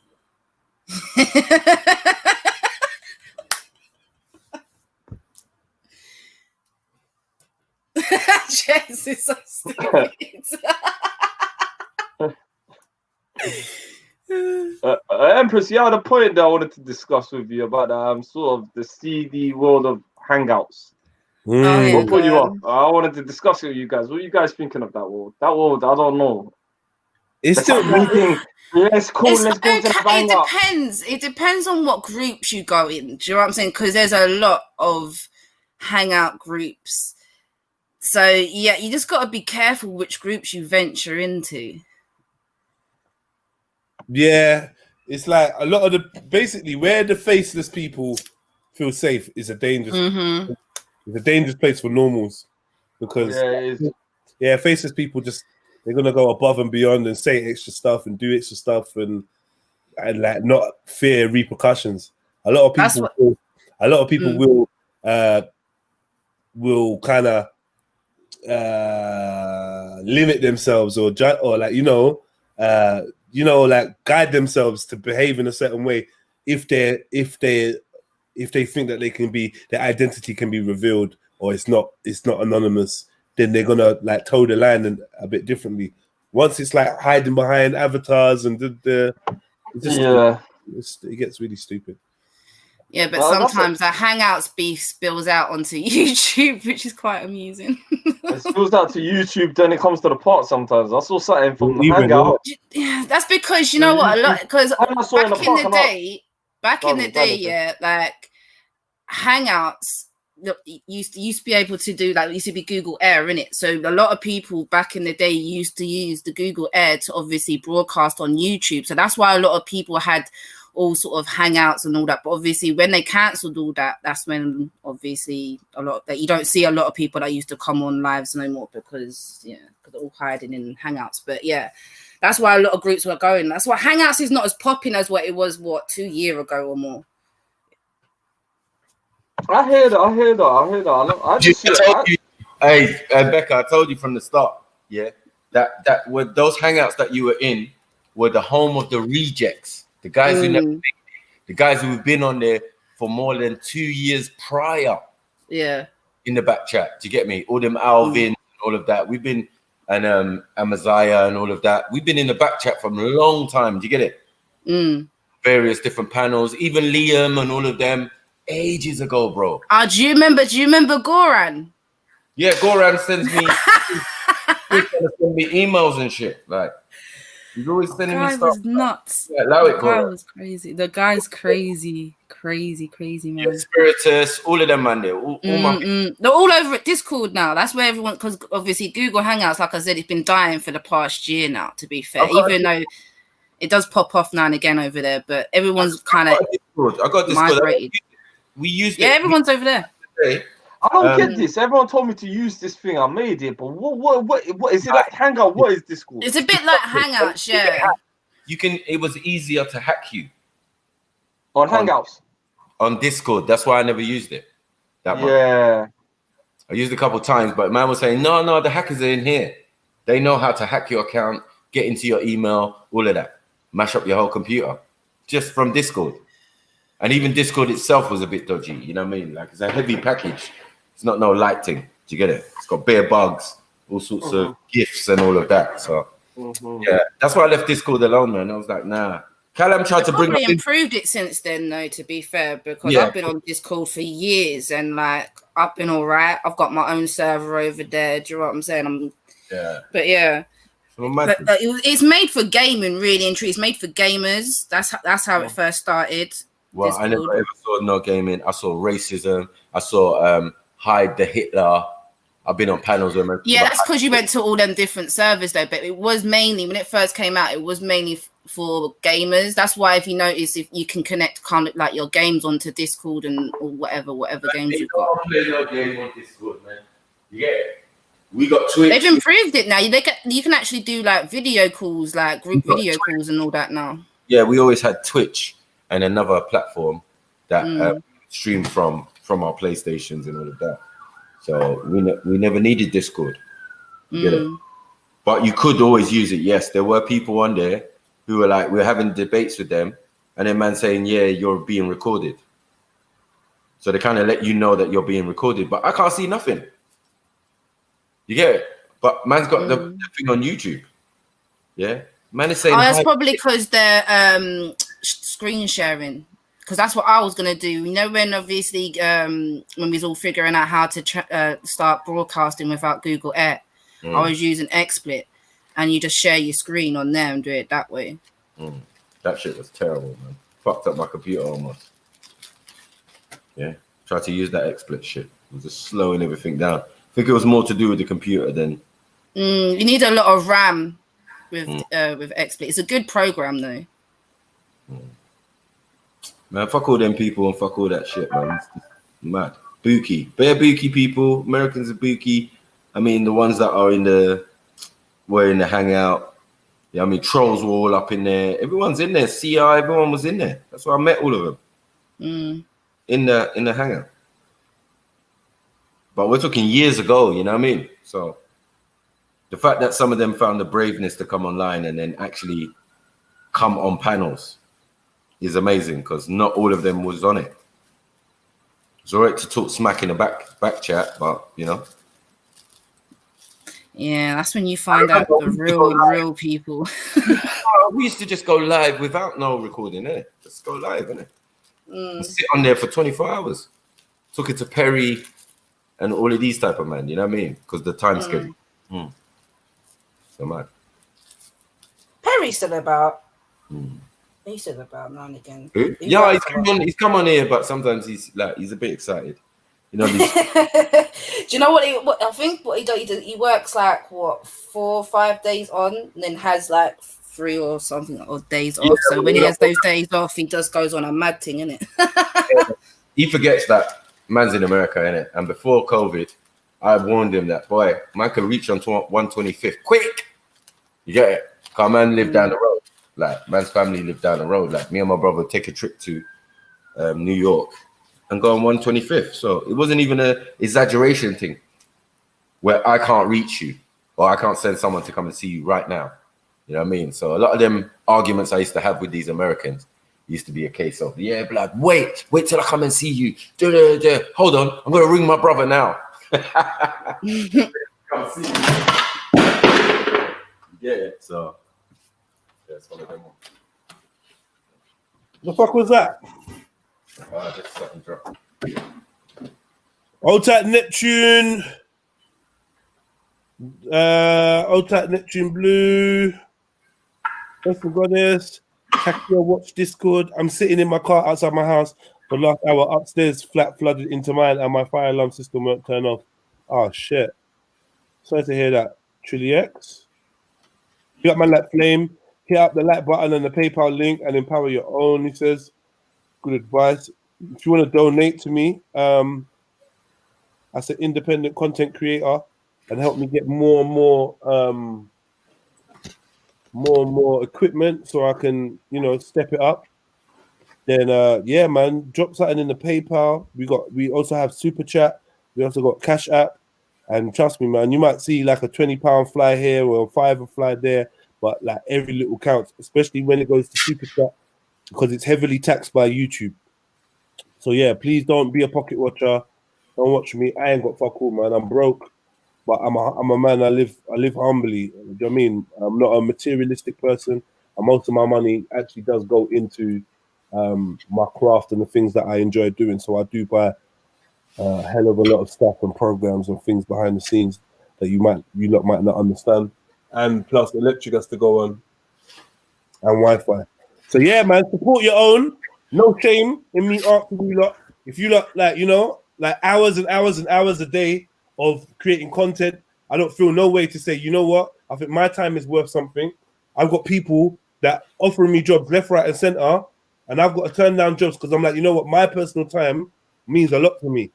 I'm never going to be that guy that has thrown all these years away working on some job that never made me happy or never, like, do you know what I mean? I'm not going to be that guy.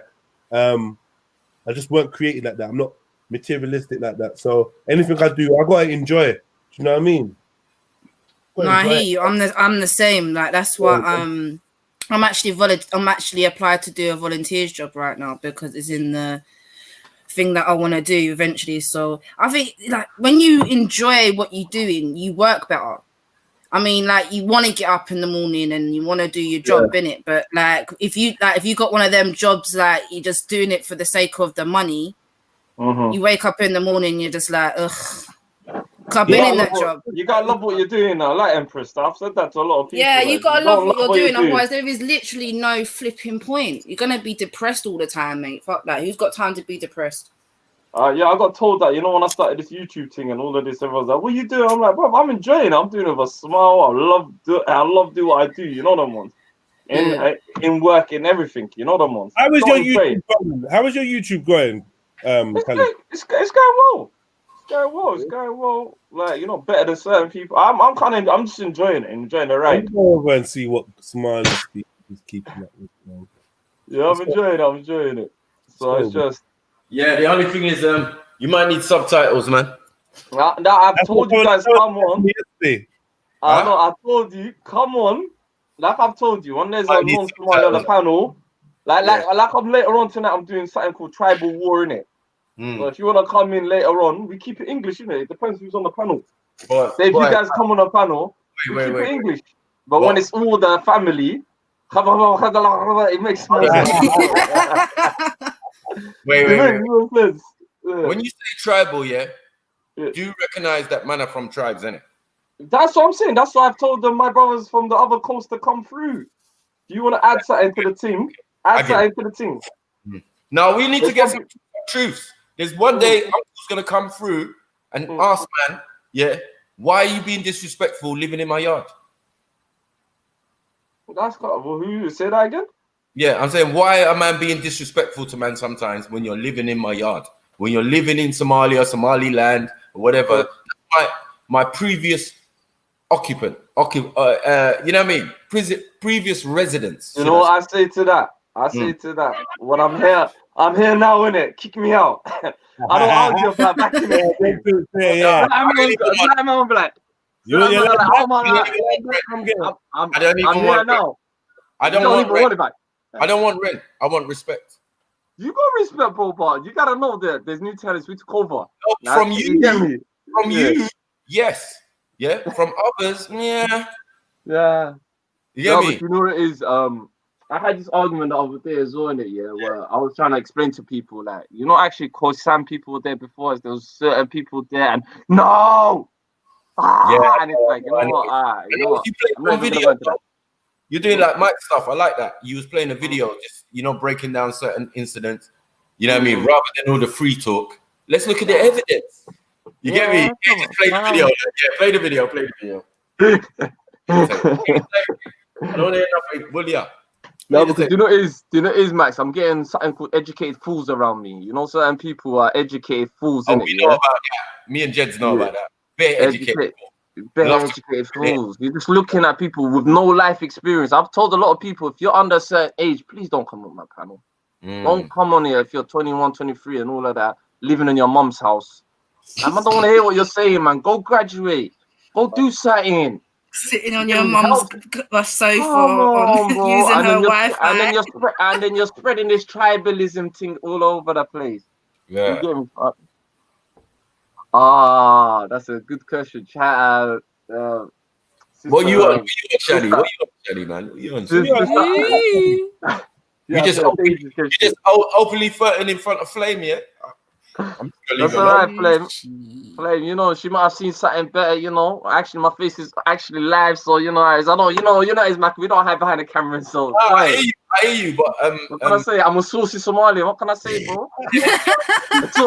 She doesn't need to take out Shahada as well, innit? So it's all good, Shinny. If you're interested, bum Flame, you know. It's all about the saucy one. I'm only joking. Enough times, Kay, I look at you and I think, wow, you're like the Somali version of me. Mad thing. We definitely, you know the ones that you look at that man, and man's looking at you. What on?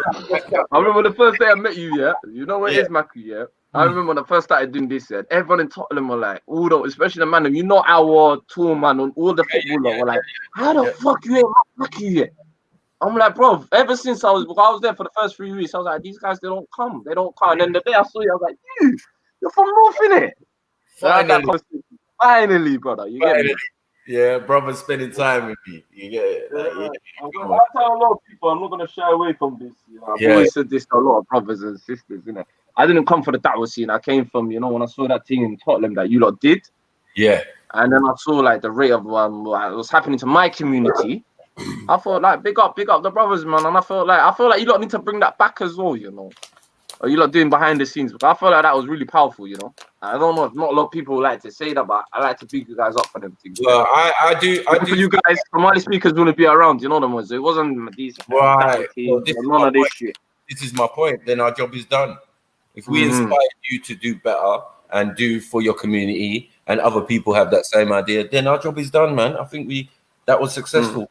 You know, that's what it is, man. No, come on now. You know, you have to like. I'm one of the type of person you give credit where credit's due, in it. Yeah, and when I saw, especially I lived in Tottenham, and I was back home at that time. I was back home back in the motherland. Right. Googling, seeing what's going on in Tottenham, and then Mr. B was the one. I saw my own cousin in there, and I was like, raw. And then I started looking at this thing, and that's how I got interested in Speaker's Corner. Like, I was like, you know what, cool. Okay. It's all right. It's all right. You're talking about the OG Somali on the block. Yeah. Yeah, in the video. He was in the video, innit?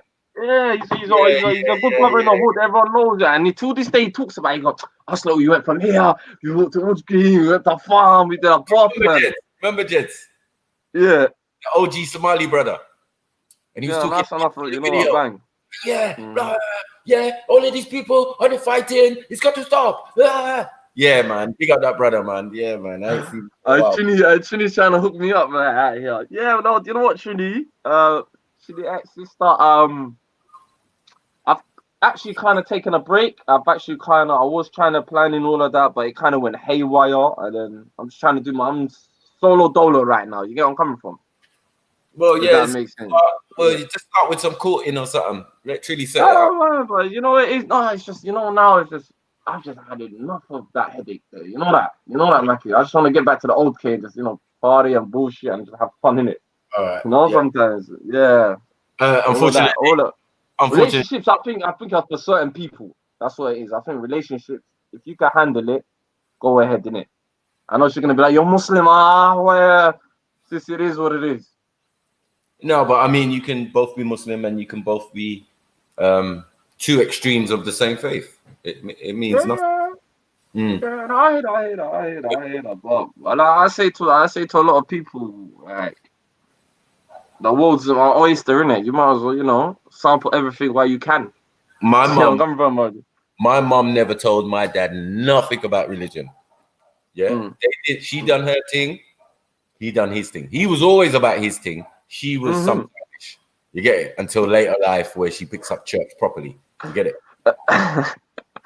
No. Look at Bullrich. Bullrich is my guy, man. I love Bullrich, man. Big up Bullrich, man. He said, "Yo, you know, Bullrich looks Somalian."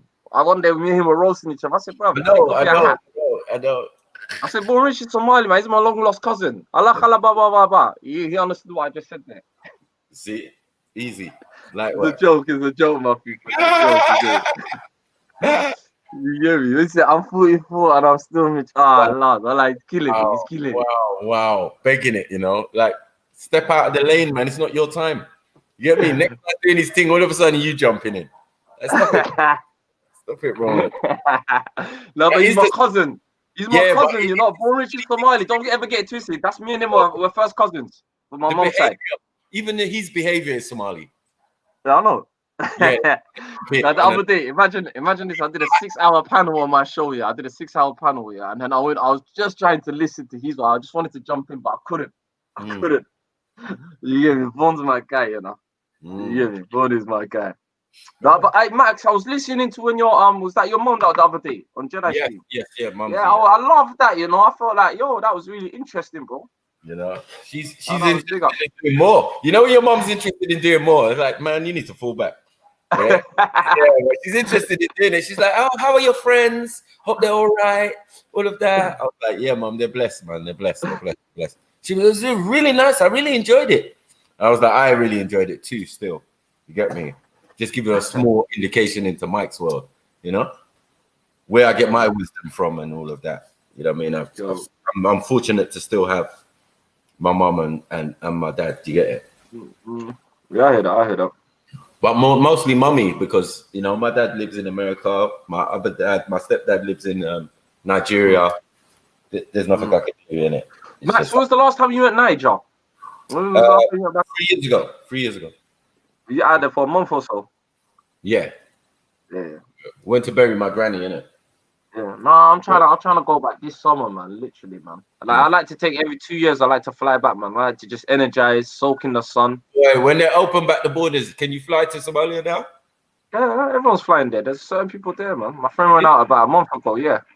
Okay. But it's the flip side. When you come back, you have to quarantine yourself or some shit. No, hold on. Hella B. Yeah. Says, what happened to Fisherman? Fisherman, I saw 2 weeks ago when I went Speaker's Corner. He's fine. Yeah, he's fine. But I think what it is, I think Everlast killed them guys off, man. I think he fucked up their shit. Well, I think I blame a lot of shit on that brother. And then no, he snitched, didn't he? He snitched. I heard the recording. It's not even that, even with the whole thing where these guys were actually doing something amazing, innit? Yeah.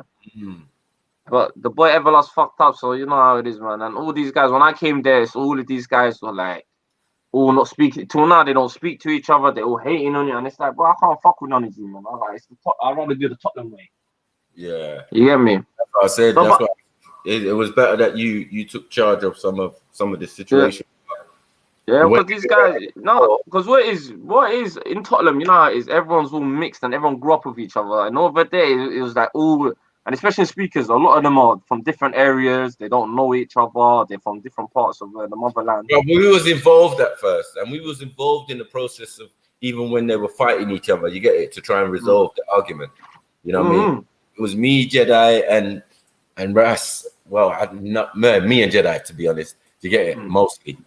Because every situation where Everlast and Fisherman clash, because we allowed them to. See, we're consenting. Run over and grab man. And, go this way, go that way. You know what I mean? Trying to avoid the feds. Yeah, man, it was mad. It was a lot of political Twitter stuff. You know what I mean? When it was being explained to me, man's like, "Yeah, man, this man on Twitter." You know, you know what though? Yeah, I just have to chime in. I'm trying to make this smoothie. Yeah, that's to chime in. That time with Somali Fisherman and Everlast. Yeah, it's like man squashed their beef. Man got like Matthew said, man got them man to go different directions or whatever. Only because whatever, fuck it. It's only because Respect was so desperate to be seen to do conflict resolution that he went and involved himself again, and then them man started rocking, and he couldn't fucking do shit to stop him. They're screaming, they're high pitched noises. And I was like, why the fuck, did you go and involve yourself? And then I realized it's because the guys that you're rolling around with is Panorama, because you brought Panorama to Speaker's Corner. Good. Even though the whole of gang said we're not working with Panorama, you brought Panorama over to do your own little thing, and so you need to show that you're doing conflict resolution, This was always my issue with the Donnies, Man, them want to look a certain way, but they don't mind who they're putting in danger. Because if you don't do certain things, don't offer that service, right? That was the same day where that thing happened. And the Panorama guys, saw what happened there because they were standing near me, and then that was the same time when Brother Ras was like, well, you are big and black, as a big black man, you intimidating, you have to understand that, and had certain Arabs like, yo, you can't say that, bro. Like, what do you want man to do? Be less black, to be less, to be shorter? Boom, boom, boom. That was a mad time. And I'm sure that since after that, Panorama really stopped fucking with man. I'm sure that was the beginning of the end. Because they saw a vibe and they were like, rah. They were more interested in what you were talking about. Yeah, because even the Panorama man was like, nah, I saw everything. I saw everything. But you see that BBC thing, Yeah. How did that play out? Wow. Because what BBC? What happened was Respect told us it came out. Yeah, he's on Panorama, and we was like, what? And then we watched it, and it was short and edited. And he didn't like the title. They said he was a conscious drill rapper, and he was more upset about that. But then when I looked at the video and I saw a situation where man's arguing about man sneezing on man, and the man filming is far away, but the voices are clear.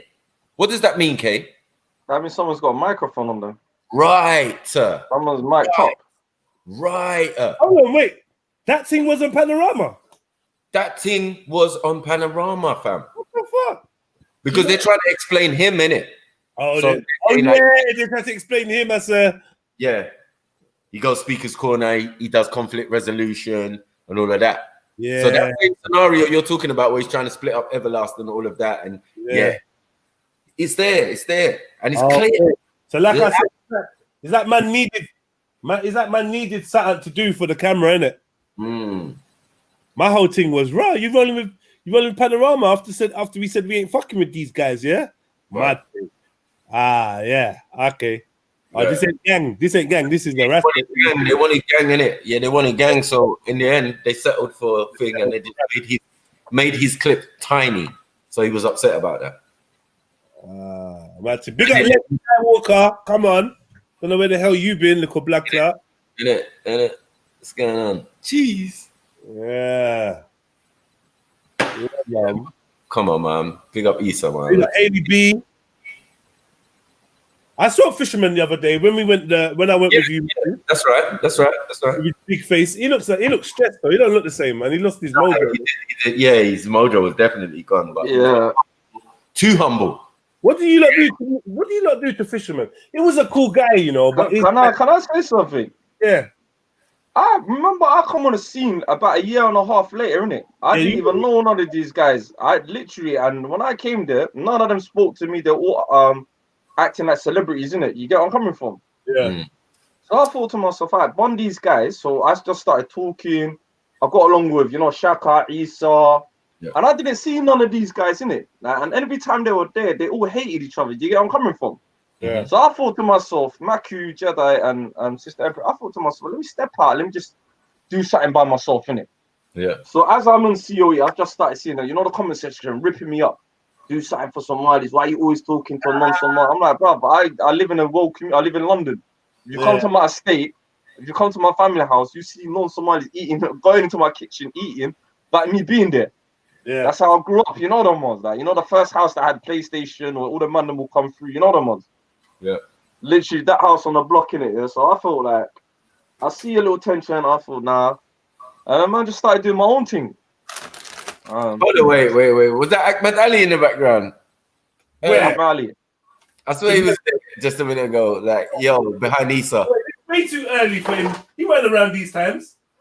I look like someone like him. Like he had glasses. Where?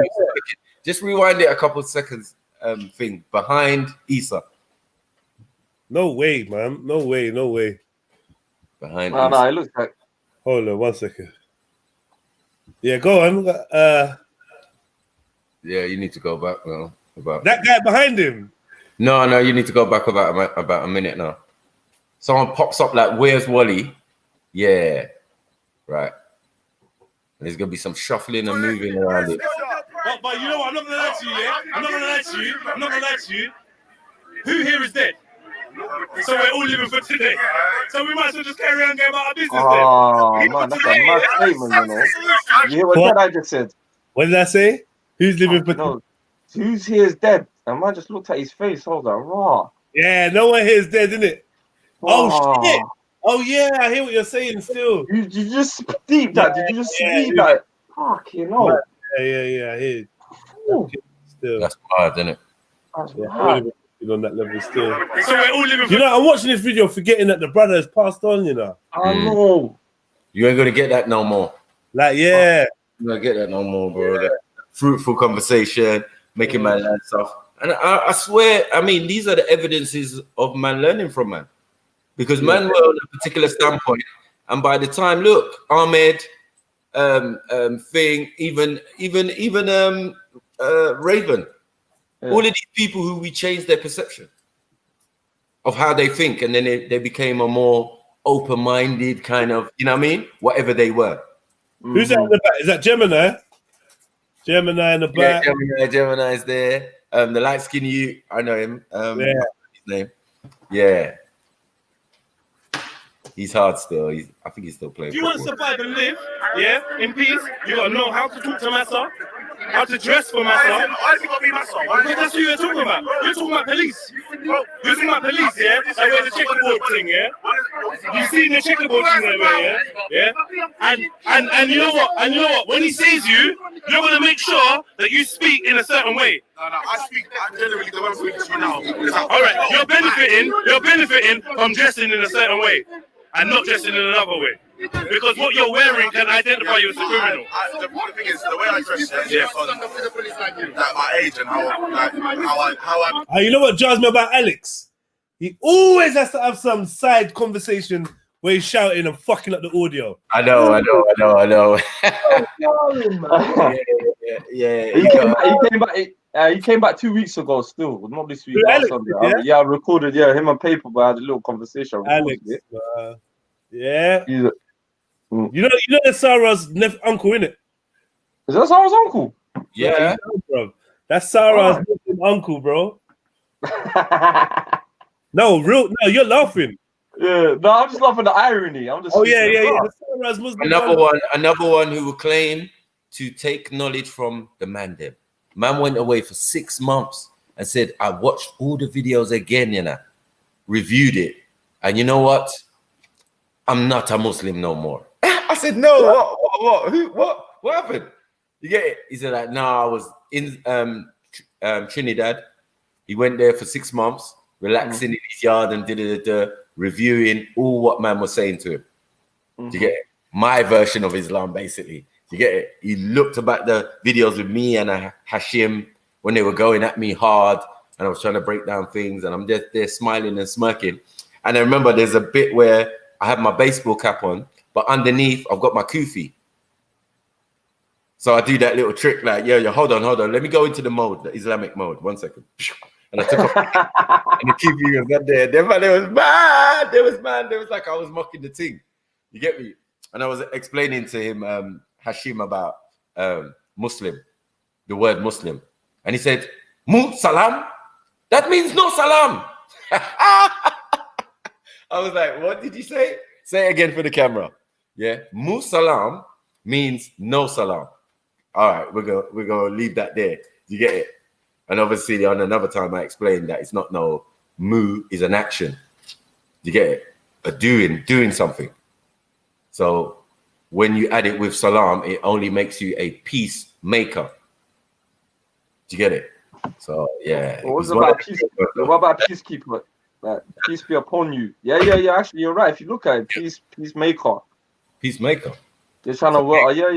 If you kind of moo is action. Yeah. It's to do something. It's to you know. Mm-hmm. So like, I don't know too much of Arabic, but the little I know, innit? Yeah. But Jedi, can I ask you a question? Yes. How come you got onto the brother next to him? You know, brother Dawood, Luke. Yeah, cause fuck him. That's why. Fuck that guy. Fuck Dawood, man. Yeah, fuck Dawood, man. Now, big up Dawood. He shouted me out the other day. I saw him at speakers. He was like, "Yeah, you're right. Dawood's put weight back on. He's back. He's back now. Cause he looked like he was. He looked like he had AIDS plus. Yeah. Plus. AIDS older brother. Yeah. That makes you wear 3/4 trousers and bruv, my man looked like I don't know, man, like fucking, I know that Stephen King. You think he's trying to be Arab too much, this brother? He lost bare weight, man. He just was and he started dressing funny. He was dressing nice these days. You get me? Cool guy well, anyway, but yeah, big up Dawood. The problem why I got into Dawood is the same reason I got into Issa was for the reaction video that they did. It's basically a reaction video with Ahmed Ali about what happened. Yeah. And I was like, nah, this is unforgivable. I just weren't fucking with them because you're helping to create propaganda for Ali Dawa. Everyone knows there's no love lost between me and Ali Dawa. And I felt like my man was wading in to do propaganda to help protect Muhammad Hijab. In fact, they even called it reacting to the Jedi and Muhammad Hijab fight, which I thought was so disingenuous, even as a title. I was very disappointed in brother Issa being there. Brother Dawood, I kind of had slightly written off already as being a tool from when he done the Muhammad Hijab Respect video. I just weren't comfortable with Dawood, innit? Yeah. But you know what? We've had certain conversations since, and even if we never had a certain conversation, since Issa's passing, it's not befitting on me to carry on. I respect that. And I feel that Dawood definitely feels the same. In fact, Dawood would have put water under the bridge a long time ago. I was being ignorant and trying to keep him at a distance so he couldn't explain himself. I was like, I don't want to hear it, kind of thing. But yeah, we're cool. We're all cool, man. I respect that. That's big man thing, because you know, I try to do this with my own community and say, look, my brother, he said that I don't want to be having this online drama with you guys, but boy, it is what you say. You know, you said this earlier. You see the people that hide their faces, people don't know. Yeah, Dawood openly told me, he was like, "Yeah, man, you diss me, man." I was like, "What?" He's like, "Yeah, man, you diss me." I was like, I don't think I ever dissed you, bro. You get it? And he goes, "Yeah, that's why I'm not talking to you." I was like, "All right, go fuck yourself." Still. From that day, I ain't spoken to him, and that's it. He just keeps looking at me. I just keep looking at him. I'm still baffed at what I was supposed to have done. Yeah, you probably talked smack with me or something. You probably did some smack. Yeah, it was online. It was definitely online. And I was like, raw. You get me? Like, I've never. What I do? You get it? I didn't even know your name, bro. I ain't even gonna lie to you. Them times there. Yeah, them times there. Man didn't know his name. But big up Dawood though, man. Is what it is. Man said what a beg, and he's back on the channel. Like, did you create another channel to come back on there? Did you create another profile to come back on there and chat in the comments? Is there no hey? Come on, man. Ain't nothing, So man. like people actually, you know that I find that the realest, most pathetic thing in the world. So sad. You see when you block someone and they actually make another account to come on just to to repeat themselves. Like, where, man? Yeah. But then again, do you think what it is, Jedi Maku? This is life to some people. This is their life. I'm starting to realize online is their life. You know what? Switch off this thing. I used to think, all right, man, switch off this. But I had a guy come up to me this Sunday, not on my mom's grave, and they run up to him, man. I said, "Why did you block me?" I had to look at this brother. I said, you came to the park for the first time to say, "Why did you block me?" Not even a farm, not even a hello. You know them ones, Jeds. What's going on? I love the work you're doing for the community. Little spot. Man said, "Why did you block me from the conversation?" Yeah. Yeah, no, it's real though, isn't it? Like what? Yeah. The guy was sweating, Jedi. He was, and I'm like, bro, calm down. Why are you shaking? Like, why are you? No. And I'm like, is this really life? Did it really hurt you that much? I apologize. You know, you have to apologize to someone and be like, I'm sorry. Did this really affect you? You lost sleep over this. You lost a bit of weight. You started sweating. I'm like, right. Man's actually affecting people's lives. So sometimes, do you feel like we have to be responsible as well, or do you feel like you just have to carry on? Oh man, these were the good old days of Speaker's Corner, man. Cha.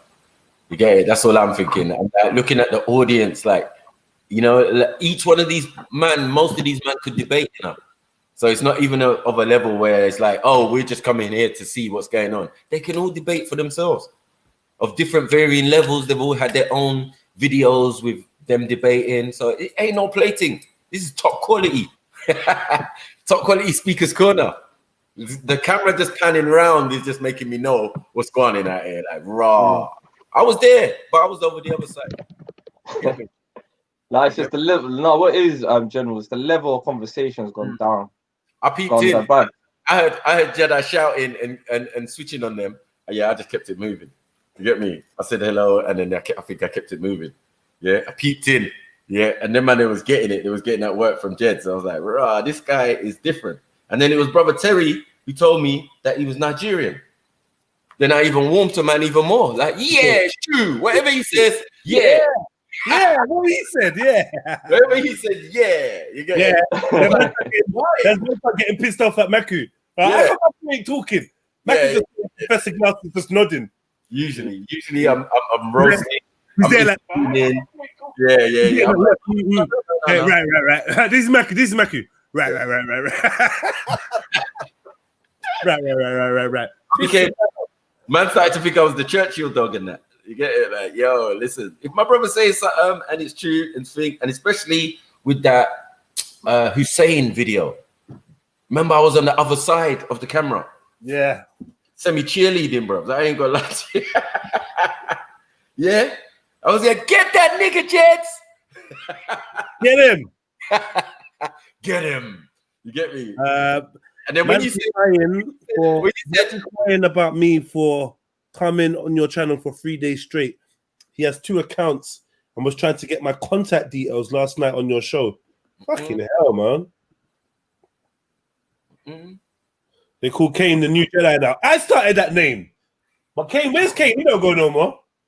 Yeah, I ain't seen him for a while. Kane ain't got nothing on me anyway, man. No, big up Daddy, man. Big up my father Kane.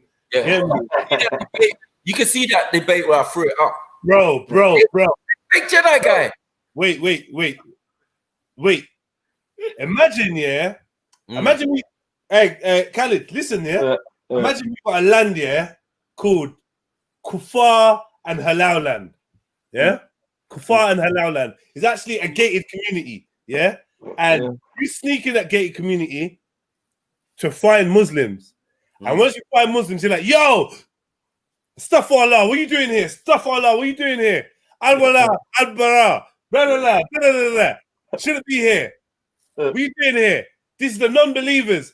Don't associate with the non-believers. Don't side with non-believers. And then security roll up and say, yo, what are you doing in Kufar and Haram land? Get out. Yeah? You get kicked out. So what you do is you go home, you change your disguise, and you come back in again. Yeah? And you're like, yo, everyone in Haram and Kufar land, your time is coming. Rare. Any Muslims here, you need to leave now. It's a disgusting place. Then you get caught by security again. You get dashed out again. So what do? Do you go to the mosque? Do you go to Mukmin, Muslima, Umar Street? Do you go to Halal Street? No. You go home, you get changed, and you come straight back to Kufar and Haram land. That makes me wonder whether you just want a key to just live here. Another. No, do you know these people? I'm not gonna lie to you. Like I said, he's back for the 3rd time, my brother. Yeah. This is a sickness. It's a sickness. It's a sickness. And in their head, it's like, I'm trolling, I'm winning. You're mentioning my name. It's not really. It's just You ain't got. You're pathetic, like yeah, I'm coming from. I'm just nowadays like, it's sad. I'll press the block 5 times and you're still here, like you know them ones. It's a mad thing. Well, unfortunately, you're gonna go again. You're gone again. Yeah. Silverback says both y'all looking fresh with your new hair. Did cheers? Are you a sniper for real? You know, you just do. Max, let me see that fade. Let me see it. Tell your head. Yeah. Sharpish. Around the back. Yeah. Oh, what are we doing now? Yeah. The Mohican. You know I got Mohican going on as well. You know. You know I got one going on as well. You know. Slide bro hook. Yeah, you got a slide bro hook going on. I call it Slahican. Slahican. The sly one. I had to get rid of the sideburns and that. It's just getting on my nerves and that. You get it? Yeah, do you know what? I kind of don't like sideburns as well, you know. They kind of fucking... But women do. It's just some thing. It's like, okay, now I've got it for women. You get me? Why have I got this for the women? You get me? And they're not even like paying attention to that. You get it? Come on. Yeah, I'm still yet to... I'm just always going to have like... This is what I call African man beard. It's substandard, man. I don't know where... Yeah, you know what I mean? Like, I don't know where my... I got to do another 10 years and then I'm going to get... maybe it's going to fill out like Maku's or something. But remember, like for me, it took a long time. Exactly. It started filling out when I was about 28. Bro, mine started filling out the other day, like last week. The week before. Like, fuck it out, man. Yeah, there comes a time when I look at 1 or 2 old videos or pictures from a couple of years back, there was a time where this was looking, it was looking good, bruv. It was looking healthy. You know what I mean? And then one pussy old barber trimmed it down a little bit. You know, like you lot always touching bits that we tell you don't touch. I tell you don't touch. Like I tell the barber, don't touch. Like don't know. Like you, like when I go for a beard, first thing he does, like my barber, hey, stop that. Lay down. Don't even think about it. Eating bare fuckeries, then you think you're gonna vomit on my floor. Don't even think about it. Do you hear me? Sorry. Yeah. Borich. Yeah, big up Borich. You get me? Come on, Teddy Riley's and that. What you saying? Guy. Under the guy thing. What was I saying though? What was I just saying? Sorry, saying about the barber when he's cutting a little bit. Yeah, man. So I tell you that don't touch that, and then you lot always want to start going up here. It's like you see that I'm not getting a trim, and you're fucking hating, and you want to fuck my shit up slyly, and just you feel like you need to. The clippers must touch around man's heads at some point. Like, yeah, man. What you doing? Yeah. My guy with locks, he says the same thing. Here, yeah, not here. Just leave that. I'm even saying. Yeah, I don't touch that no more. I don't touch that no more. I don't touch that. You know that front bit. They don't even want there. They want it round the curve. Just the curve, maybe even that. Like, leave me, man. Leave me, man. Depends how you goes as well, man. They say Maku looking 10 years younger today, yeah? Come on. Say just for men and that. Come on, bro. I use jacket. I ain't even. I'm about to apply. I'm about to apply the just for men. Yeah. You know what? I can't be bothered, man. I just can't be bothered, man. It will just be weird for me to. You know what I like, and I always wanted was a streak, and I got it. So that's the one. I got a streak. Got the streak. Where's your streak? You ain't got no damn streak, man. Where's your streak? I got a streak. You can see it. Get out of there, man. Get out of there. What's that? When it goes back, when it goes back. There's no fucking streak in that bit, man. Streak, man. This is the George Clooney look. Obviously, when I start hitting the grades, I'm not gonna die in it. I want that, that full, that George Clooney look, that grey George Clooney look. What do you call it? Silver fox. The silver fox look, man. I'd rather have that. Come on, fam. Yeah, mad. Ravanelli. Yeah, Ravanelli. Come on, them old school guys there, man. I would love to have that. I wouldn't even bother with just dying on all of that. My virgin's only a year older than me, yeah, and he's got the full white. He's had it from time. Extra dark skin, big guy. My little cousin. You don't like it. 3 years old. My cousin, wallah, is 23 years old, full grey. We're baffed. Well, bruv, you're 23. You were born in you were born in 98 or some shit, bro. I don't remember you. 23. If you saw how much grey hairs I had in the front, like little. And the thing is, though, some like if you cut them, they might grow back black. Then the next time they grow back grey. I had hair that was like grey, black in the middle, and then grey again, or black, grey in the middle, and then black. Like what the fuck? No, just for a minute, yeah, man. What's this thing? Biggin, Orient, or the Oriental thing, yeah. Yeah, it's so little though, bro. It's just like little white powder, and you put some warm water, mix it in, and keep it moving. That's it. Simple. Does it dye your skin? That's the one thing I don't like. Does it dye your skin? No. I tried one of those other ones one time. It didn't even dye my beard. I'll tell you. That's how strong the hairs are. Yeah. I mean? Even back in the day, when man tried to put the blonde thing in, the most it went was ginger. My shit wasn't having it. Super tough. Ginger. The hair ginger. Yeah. You get it? Like, my brethren's got full blonde one and all that. I'm like, bro, how did you get that? I wanted the blonde part in. You get it? Like, I would never dye my whole shit. My older cousin, he's definitely on the dyeing full head blonde and all that. Like, I'm not really feeling it. You know why I stopped that? You know what I've never dyed my hair, dude, but one of my bedrooms, he started going bald.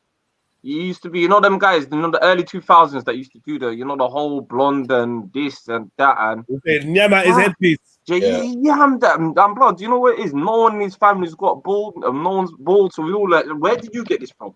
Yeah, it's like, I've been stying in the hair. It's the gel, the VO5. He used to use all of that crap, like the ones. You walk into sounds like my man needs them hair plugs. We know a man that had them hair plugs in it. Come on.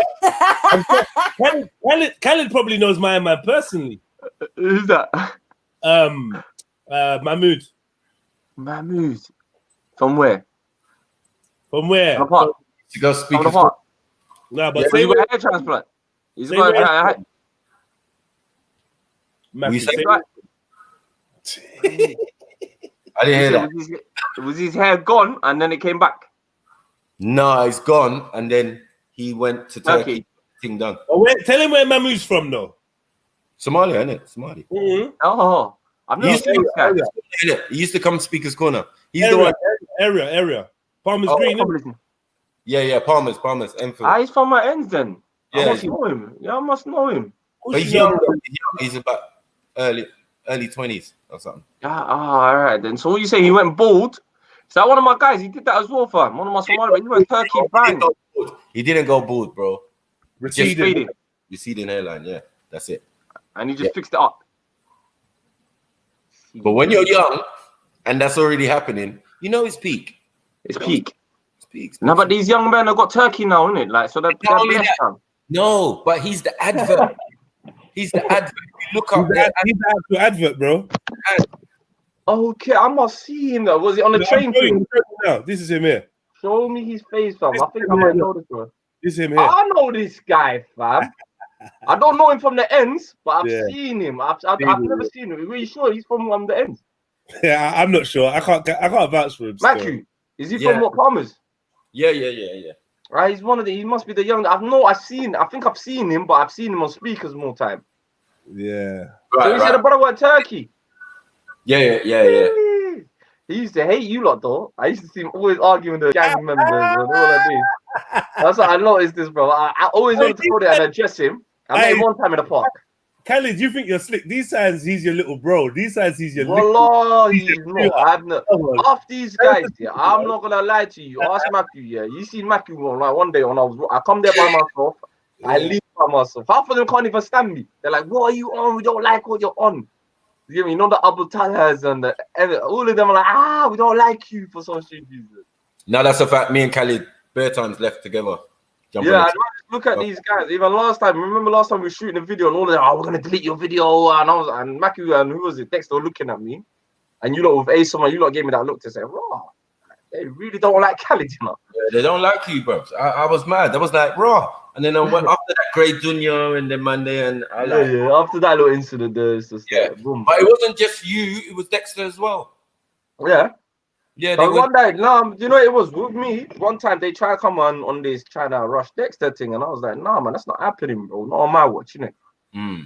At least have a one-on-one with a brother. The brother's like, bro, I have a one-on-one, but I don't want to be rushed in it. And I was like, bro, you can't rush that guy in it. Yeah. And stop using the sake of Allah and Ahmed Ali's thing. That's what I used to get on my nerves, fam. Like, Yeah. brother, we're doing this for the sake of Allah and Ahmed Ali. Remember, they waited for me and Jedi to leave that day. And that was that's when I thought. That's the day I said, yo, you lot are idiots, son. Don't do that. For me, it's like, if you're gonna do something, yeah, just go ahead, do it. If you're gonna go beat up someone, go ahead, do it. But don't use excuses that I'm doing it for the sake of Allah. No, it was like, deep. You need justification. Deep was involved as well. I told man. And Max, that's when I said, yeah, bro, there is a racist issue here, bro. People, and I said, hang on a minute, they're going for people not because of Islamists, they're going for people because they're black. And if I wasn't a Muslim, I think I'll be in the same situation. So I might have to speak about it. There's a difference, you know, man. Like I sense in that part, people are using Islam to be racist. That's what I wasn't feeling. You get where I'm coming from? And I think Isa, Allah Hadith, towards the end, he started realizing that as well. You get where I'm coming from? There's actually some people like that use you're not, you know what it is? You're not giving the same energy to what's his name, James SC, and you know all the these Christian Islamophobes. But as soon as it's a black brother that has a different opinion, that's not Islamic, watch the play, bro. It's all over speakers, bro. So you sense what these guys using Islam to be racist. Hold on. That's what I'm thinking. 1 second. I'm seeing in the comments, people talking about Belly's channel, he switched channel, there's only 20 people viewing, all of this type of stuff. Yeah, you lot are bad-minded. You saw what happened. You saw what the person said. The joke thing is, I was just in G Block chatting. You get me? I'm just in G. Like, I don't know why people are like that, man. Like honestly, yeah. The thing of like, man, don't celebrate. Like for me, I donate to G Block, innit? Yeah, not because I even sit there and listen, but because I know where this thing started. Yeah, I know where the man them started, and they found the avenue. And man them are trying to just elevate. I get it that you don't like what's being said about your personal cherished belief. I get it, but like kind of gloating on the downfall of the next man or hoping that's bad energy. I don't even do that to people I don't like. Genuinely, if I don't like you'll never hear me say, "Yeah, well, your thing's shit" or "your thing's gonna fail" or never. If anything, I always send you the opposite energy. Like, you know what? I actually hope you do good.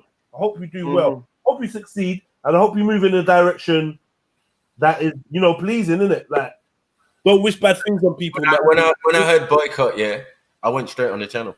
Yeah, you know them ones there. Muslims? What? Oh, hello. This happened to me twice one time. Imagine this. I went on Artist's channel, innit? Yeah, they tried to grill me, innit? But like, I said right now, as soon as I hang up, I'm going to go to G Block. Recently, they were baffed, and then recently, imagine it's like I was saying, yeah, man had a serious topic, Jedi and Sniper, serious about some rape thing that increased, yeah. How can man be like, yo, I just want to tell all of them about a boycott? We're like, bro, everyone on the panel, what the fuck's wrong with these people? Bro, we talking about some serious thing about rape at home in the motherland, and then you want to talk about boycott Veli's channel.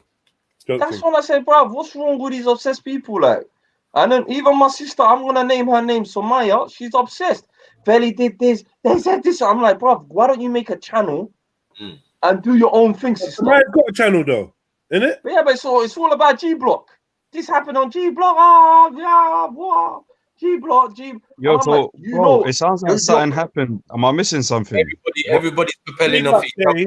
What one day, man? Where the fuck are you? Yo, big up. I forgot to say hello. Yo, how you lot doing? I come creeping back. I ain't even seen you on Freestyle Friday. They done. My second favorite Somali. Wagwan. Yes, welcome. Yo, what Somali speakers? What'd you say? No, I ain't see you for time, my brother. Man, I ain't heard you for time. You know, I've been very busy still. I've been very busy. That's why I think I've been missing some stuff on G Block after what Sniper just said. What happened or what was said on G Block? What happened?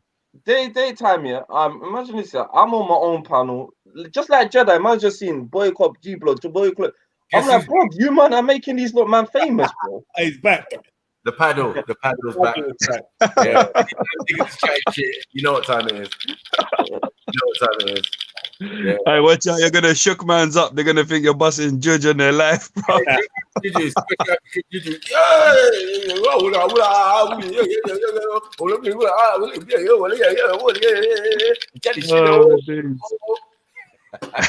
Anyway, so what's you saying, they done?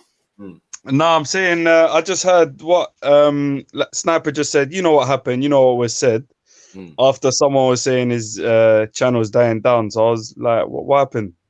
Did I miss something? No, usually I do listen in, but because I'm so busy, I'm not really joining. But you know what I mean. Remember, Veli's got multiple channels, isn't it? So yeah, like if one gets struck down, you'll switch to another one. So in sometimes in that he might lose some of his subscribers, but he never loses his viewers. Yeah, he never loses his viewers, and eventually they just all re-thing again. So what? The other channels on strike? They actually went through with it. These guys. No, they actually went and struck down the channel. Already been struck before. One's already been struck before, and that was probably of the similar type thing where you didn't like what he was saying and all that type of stuff.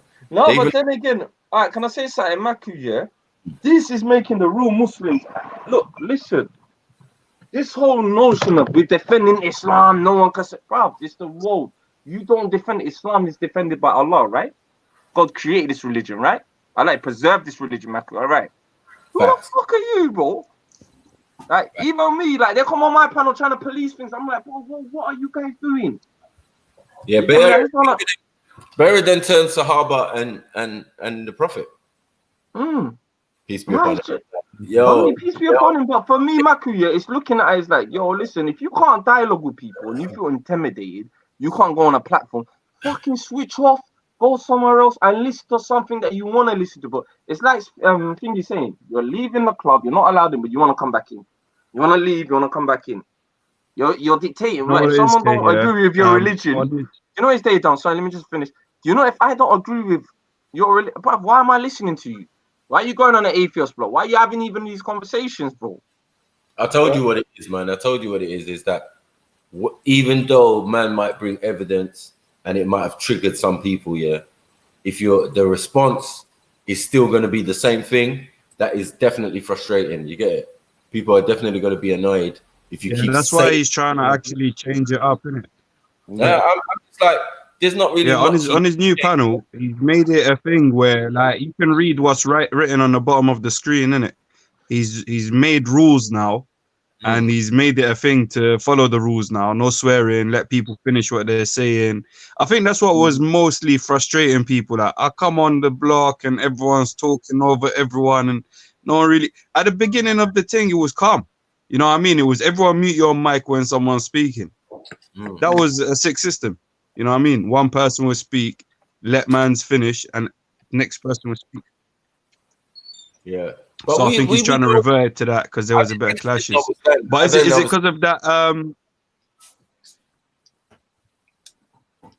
What? Say that again, bro. You cut out a bit. You're saying it's because of what? You cut. I think you cut, but you both. I think you can hear both. Oh no, I was saying. Yo, you're saying that things got changed up. We can hear you. Can you hear us? Can you hear me? Yeah, I can hear you. You can hear you. Yeah, I was saying changed it up, put the new rules on the panel, made sure everyone was to let the other thing. No, but for me, is who are these people? If you like, for me, I'll be like, look, the man's got a platform in it, yeah. I've been accused because I donated to them, Veli. I don't like daytime. You know, when I first started and I had about 5-6 people on my panel. Veli was the guy that literally used to come on, yo, help man out. He used to promote man, help man out. When I used to have when I was struggling. You get what I'm coming from? Before I made a core-based audience in it, yeah? And I thought, you know what, all right, I got a little donation sent to me. Send something to Jedi, send something to Flashback. I thought, you know what, let me send something to, Veli. Just to show love, you know them ones. Love is love, you know? I'm from the streets of North London, innit? Love is love. You know how it is. Someone showed you love, you show them back love. Yeah, I used to donate. I love the show, innit? So I donated to get me, big it up and that. Bro, but I support Veli, bro. I don't care if you don't say he's an Islamophobe, he's promoting the guy. It's like thing you said. It's just I like someone that come up, someone that's done something. And brother, I enjoy listening to some of the debates. Here's a little fiver, my brother. I had a guy called Ninterlos. This is when I started realizing my own community is pathetic. Yeah, you're new to this whole thing. Yeah, you stood there. I was on a panel. I went to my sister Sumaya's panel. I helped her out. They had about 5 people watching. Helped her. I got up to where. I left the panel. Oh, you know, Khaled donates to Islamophobia. I'm like, bro, they made a whole 3 hour. They made another 3 hours. And then me and my camp, we started realizing these people are actually spreading hatred amongst communities. That's, you get what I'm man. from. That's the next thing, you a know. man who mocked the Prophet Muhammad. Who mocked the Prophet Muhammad? See, this guy, I don't know what he's on. But anyway, listen. It's the same people talking about mockery that are doing the most mockery. I remember Nicholas came onto my show once, yeah? And my show is about facts. We share the screen. We Google it in front of everyone. Everyone sees the sources we're going through. You get me, bro? And when he came what's on... Your show called? What's your thing called? Lights Out After Party. It hasn't been live for a while, but I might bring it back. I'm going to hit you up now. Sick one. So it's more about actually learning something new or having new understandings of something you may have heard of.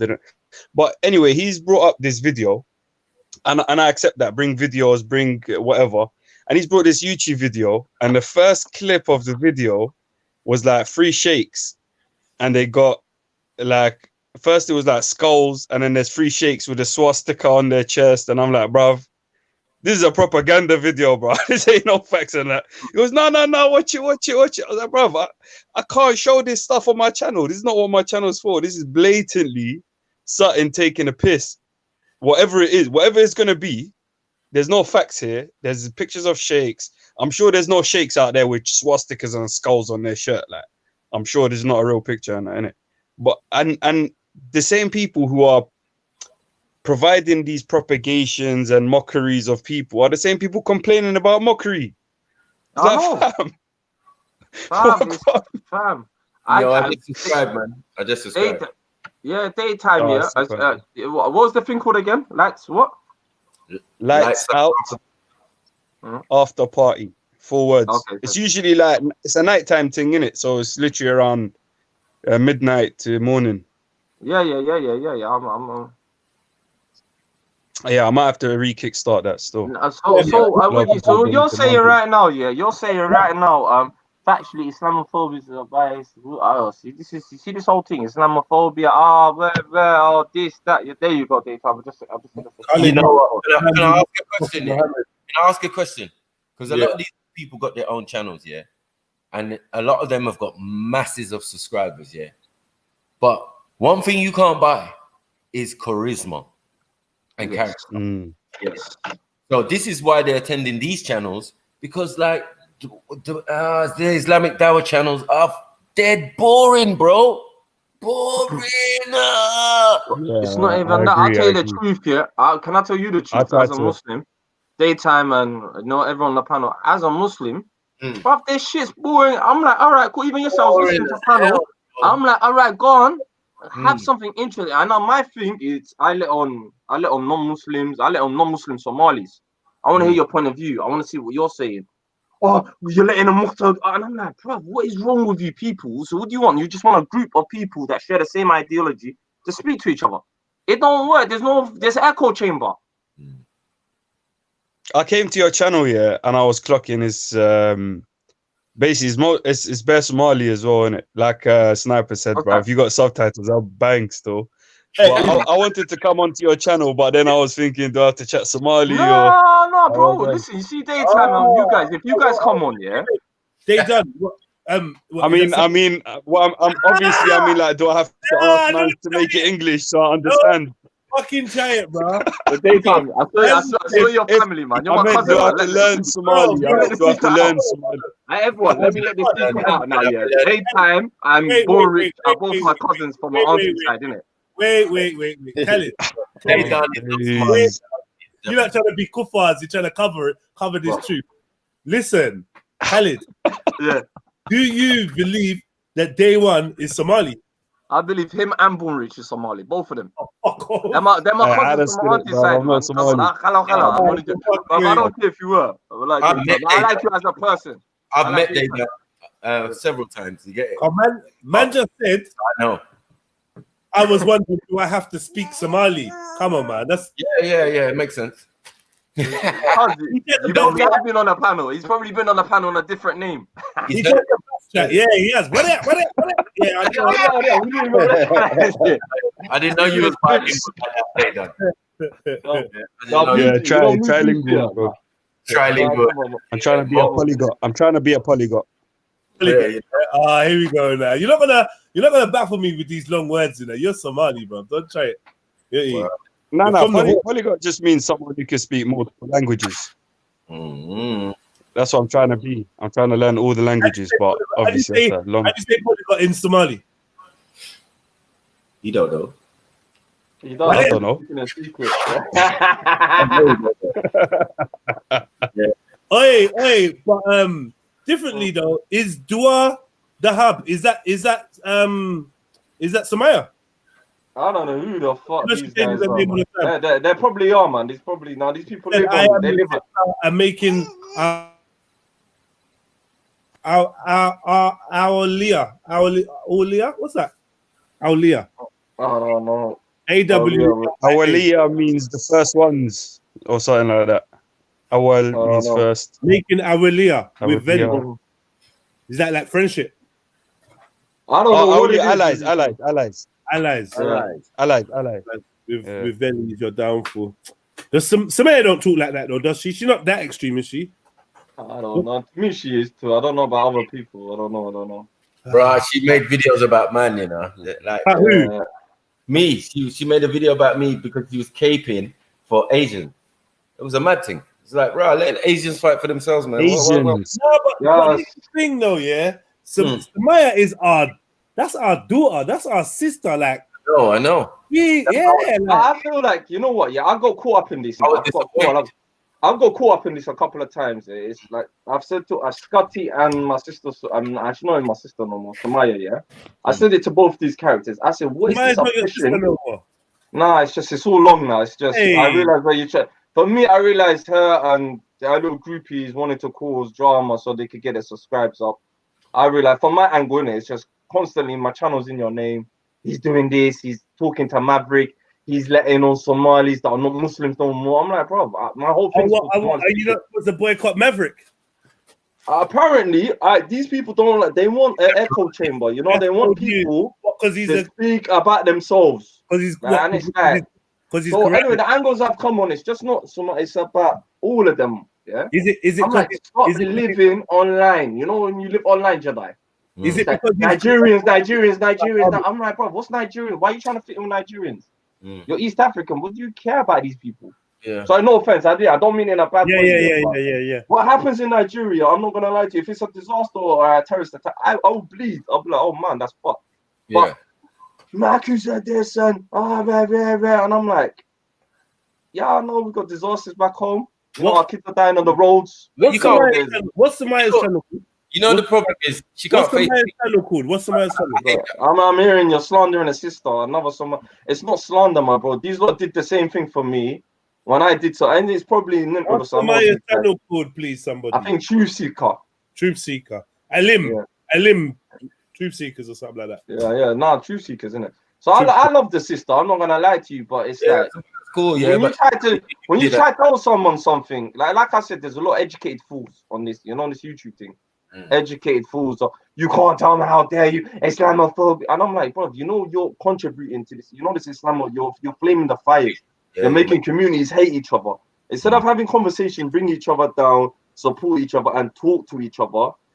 No, really, and I'm like, you know what, fuck. That's why I said fuck talking about other streams on my channel. That's one rule. You know, daytime. You know, I said I got rules. One of my rules is I don't talk about no one else's stream. You get where I'm coming from. So it's all cool. Like, it's like it's a good rule, man. I'm gonna lie. I've broken that rule recently, but like for a while, that rule had to be in place because it's like I became the home of people wanting to bitch about everyone else. Especially, it was at that time, especially about like the Lions. Then it was the Lions. Then oh, he's always talking about Islam.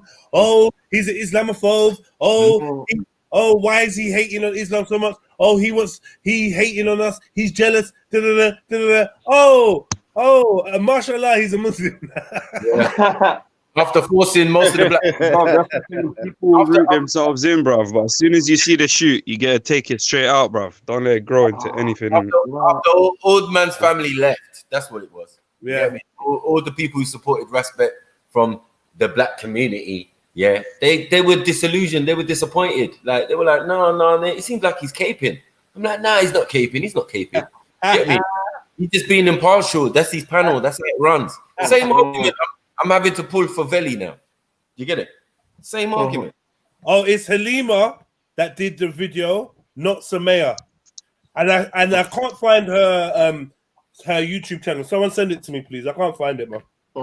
Nah, for me, it's like even Sister Halima as well. It's like, and I've tried to explain this. I've tried to get in there. Even the other day, I was doing my own stream. They were like boycott nation in it. Yeah, I'm like, concentrate on your own shits. Make your streams pop. Halima's the rude one, isn't it? Halima's I don't even try to tell myself. 1 minute, I like you. 1 minute on your videos. 1 minute you're nationalist. 1 minute, and I'm like, you guys really need to like stop. You know, when Empress Becky was saying one thing that stood out for me is the hangouts. The hangout culture is so like all you're doing is talking about other channels. Imagine you make a stream and you speak about another stream for about 3 hours. What the fuck? Do you get where I'm coming from? But at the same time, like I tried to battle that, but that's exactly what's happening right now, today. And I feel like you have to find a balance where in it, where you realize that okay, people from my community don't want to lose touch with the other online communities 100%, but they do appreciate the fact that you do your own thing. So I like to like let them chat about outside shit. I like to ask questions. What's been going on in online world? What's been going on in YouTube world? Just so that I can stay abreast and like relevant on current affairs in the online world, yeah? But I like to take people in different directions. Wagwan Django, big up yourself. Mood Best, big up yourself. Otak Star. People saying Halima B is poison. Video on Maku that was on her channel. Halima is mad rude. Yeah, she's rude, man. Halima. I spoke to her once, though. Still, I spoke to her once, and all she could do, she tried to reflect what the audience was saying. So I goes, "What's your argument with me?" "Oh, Maku, you said this about Asians and blah blah blah. You're this and this and this and this." So I explained myself, yeah, and then it's like she had no argument. Islamically, you ain't really got no argument for me. So now you want to go to Dr. Yu. Okay, let's go to Dr. Yu. She tried to draw some things that people were saying in the comment section. I said, "No, man, you're just chatting shit. You get it?" And then she tried to bring up the park situation, and I said, "Listen, you sound like a person who likes to get other people into situations. Do you get it? Because you're talking these guys' names out of your mouth, yeah, and you don't know what real life is. Do you get what I'm saying? It's different in real life. You don't know if we've made up. You don't know if it could be more sticky for man or whatever. You just gonna throw them in like some superheroes or something. Do you get what I'm saying? They don't even know you. Do you get it? Marky. This is something what Jedi said earlier. These people that hide behind things. All you're doing is perpetuating evilness, man. Like, hold on, online Dunya 2. Is it you? Whose channel is this? Who's that? Online Dunya 2. I don't even know. I always see that on my comment section. It always comes up with some of my videos. You hear me? Let me just. You hear me? This seems like this channel looks a bit like it looks a bit random exposure-y, man. Like, what's going on? I know there's a lot of interlinks and people giving people videos and all of that. That's how these videos are getting made of us, bro. Like, I'm like, this is not Samaya. Don't this ain't Samaya's channel. She don't. No, I just found out that's Halima's one. Okay. Okay. Yeah, I mean, this ain't Samaya's channel. No, but for me, it's not that. It's speaking on it. It's when I was informed, it wasn't that she made the video. She spoke on it. Do you get it? She was in the video talking, like, oh, she was on a panel. I found the video. I found it. Okay. I was like, what? No, man, that's what? I thought me and Samaya was cool. Like, this ain't Samaya, man. This ain't Samaya. This is Halima, man. Oh, Halima I already dealt with, though. Yeah, this video, yeah, the Nuwabian cult. The fuck is that about, bruv? This, yeah? I ain't seen this. But it's probably from Shahid's video. Nah, man, she's on to you, man.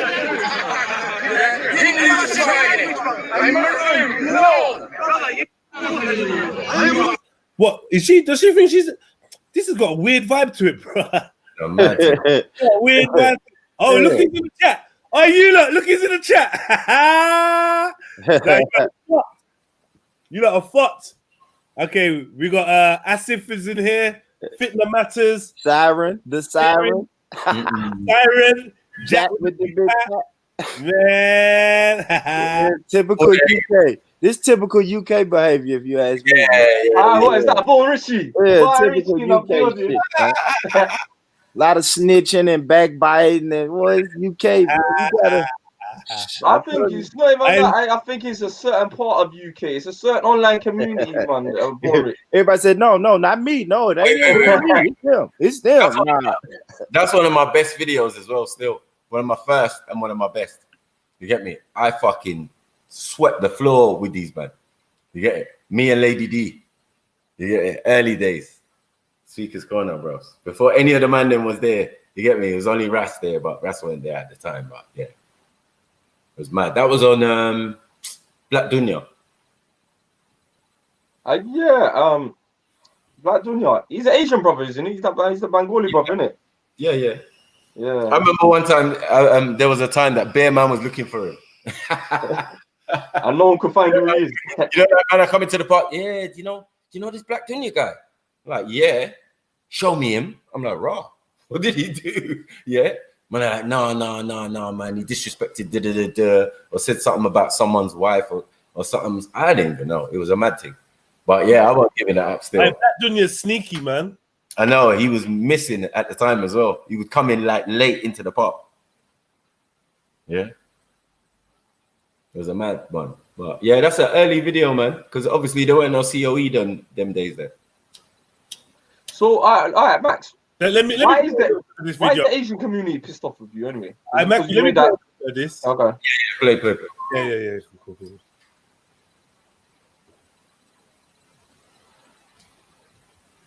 Idol worship. You stupid. You are worshiping our ancestors. It's what our ancestors. It's what we want to say. Who's the first prophet? You the black man. Who's the first prophet? No, nothing about prophet. You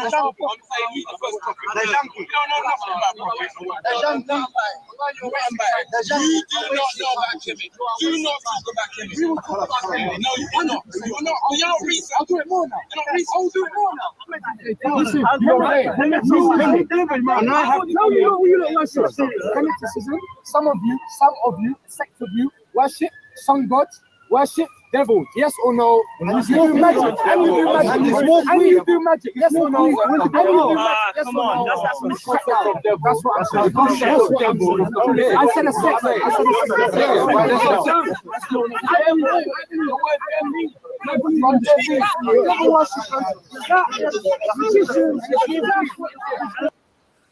Jeez, fire. I can't even hear what she's saying. Like I hear Lady. Yeah, you can. No, I was cooking with gas. I remember that day my girl pissed me off, and I came to the park mad. He got taken out on Muhammad Tawi. Yeah.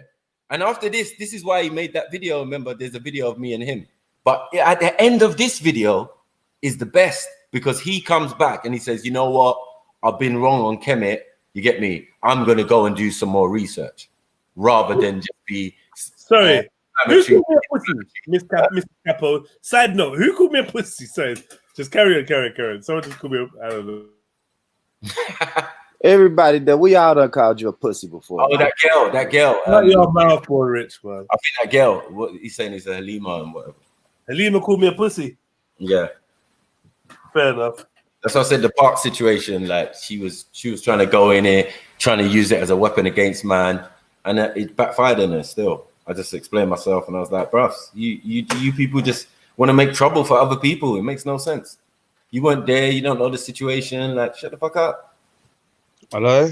I don't want no trouble. Get me? Because if you really saw about it in real life, it's a lot different.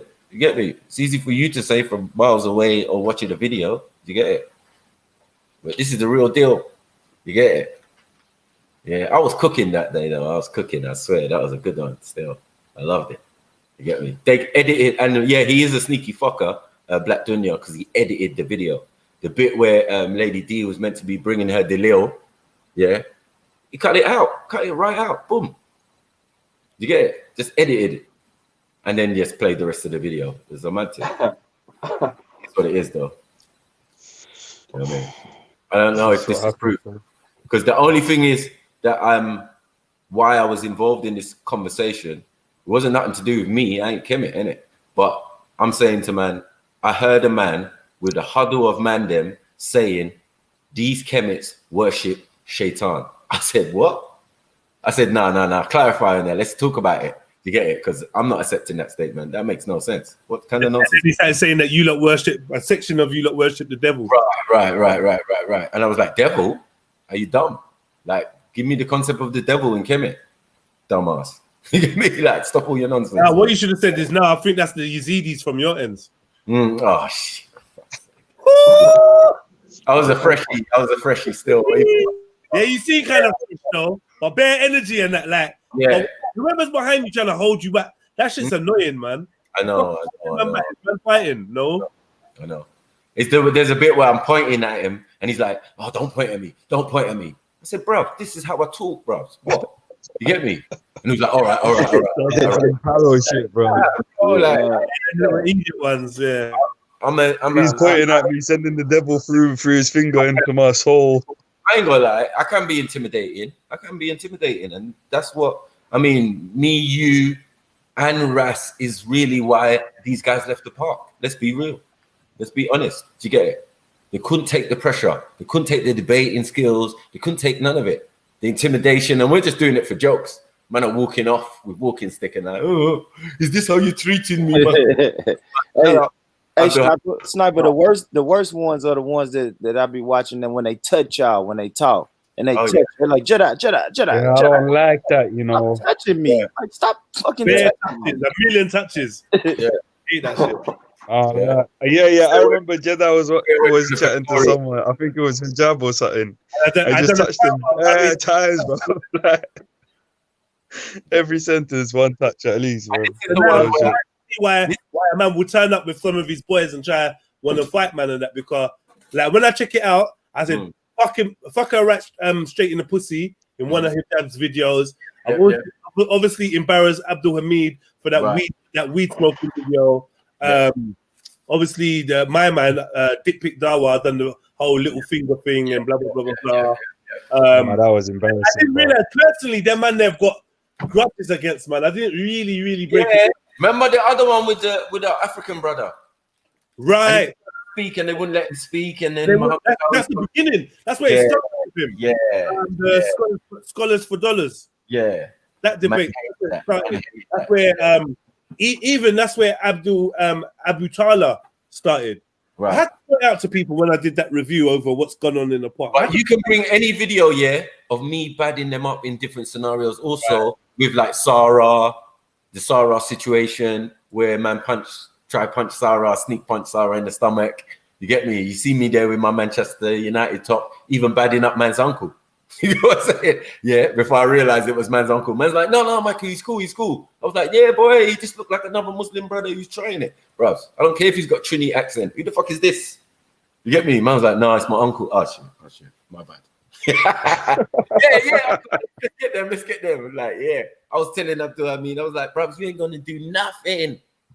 You know me when I get mad. You get it? I'm in your boat. I'm in your face. You get me? Just like the big boy. You know what I mean? He's saying like, well, wallahi. I said, wallahi, Allah cannot save you. He cannot save you. What's going on? Huh? With your 6 foot something self, do something. Do something. You saying you doing something in the name of Allah? Really? I want to see that. Yeah, you ain't built like that. Those are the good old days in the snow and that. Yeah, they're pissed off, man. They are pissed off, man. It's definitely a fact. You know what I mean? But I didn't mind anyway. Bro, you know what I think it is? Yeah, it seems like most of them are just confused, innit? Because they're just coming up and they're like, bruv, what are you on though? Like, you know what I mean? Like, what are you on? Like, what are you on? Don't know. Oh, baffed. Like, they just seem baffed, confused, fam. I know. I think they're trying to get a lot of them are trying to get clarity, and from the confusion, rage ensues. You know what I mean? Yeah. You get me? But I think it's not even on you, bruv. If man wants to know, if man can come No, ask. but until I made a video with my counterpart, you get it, Shakedown Juma, yeah, then it started to ease up for me a little bit with them. You get it? Even debate-wise, I already smashed them. That was not an issue. You get it? Shamsi was singing man's praises and coming back and talking about the Ansars and the Mujahideen. You get me? Those are exempt. And I came to him and I said, what Ansars are exempt, yeah? He said, yes, your guys, innit? Your guys. Yeah. You know it's the debate me and you had, Shamsi, that you don't want to put out. The videos you don't want to put out, or the ones we have and you walk away. Oh, Yeah. this is what I was going to say earlier when you said something about them clipping the thing and then edit. Bro, that's why I rate to next levels, bro. That's like COE already is rated, but like I rate him to the next level because he stayed consistent with that. He even like made others kind of be compelled and forced to do the same. And it's oh shit, we can't cut it no more. That video is gonna show. Not only is it gonna show that we cut, it's gonna show what we cut out, and it's gonna start. Oh shit! And you know, in the first video, that Dick Down one was so funny. The beginning of the end of that was when they started to be multiple cameras on one conversation. It's like, no, go over here and watch the full version. Then you're like, and then you realize, oh shit. Bruh, that little period. So much shit got exposed in that little period. So much. Oh my days. Next level, bro. Remember, I'm thumping up man off camera and that. I'm like, see how he's not moving it. He's not spinning the camera around. Everyone's in the comment section like, spin the camera around. Spin the camera around. You get me? You get me? All you can hear is, Matthew, allow it. I'm like, allow it. I ain't done nothing. I didn't do it, man. It was mad though, but yeah. As I said, the only incident we ever had in the daytime is what you can see, bro. You know what I mean? Most of the time, we ain't trying to do that shit on camera or in the daytime. It's a mad thing. You know what I mean? That's why we say it was a spontaneous situation, car.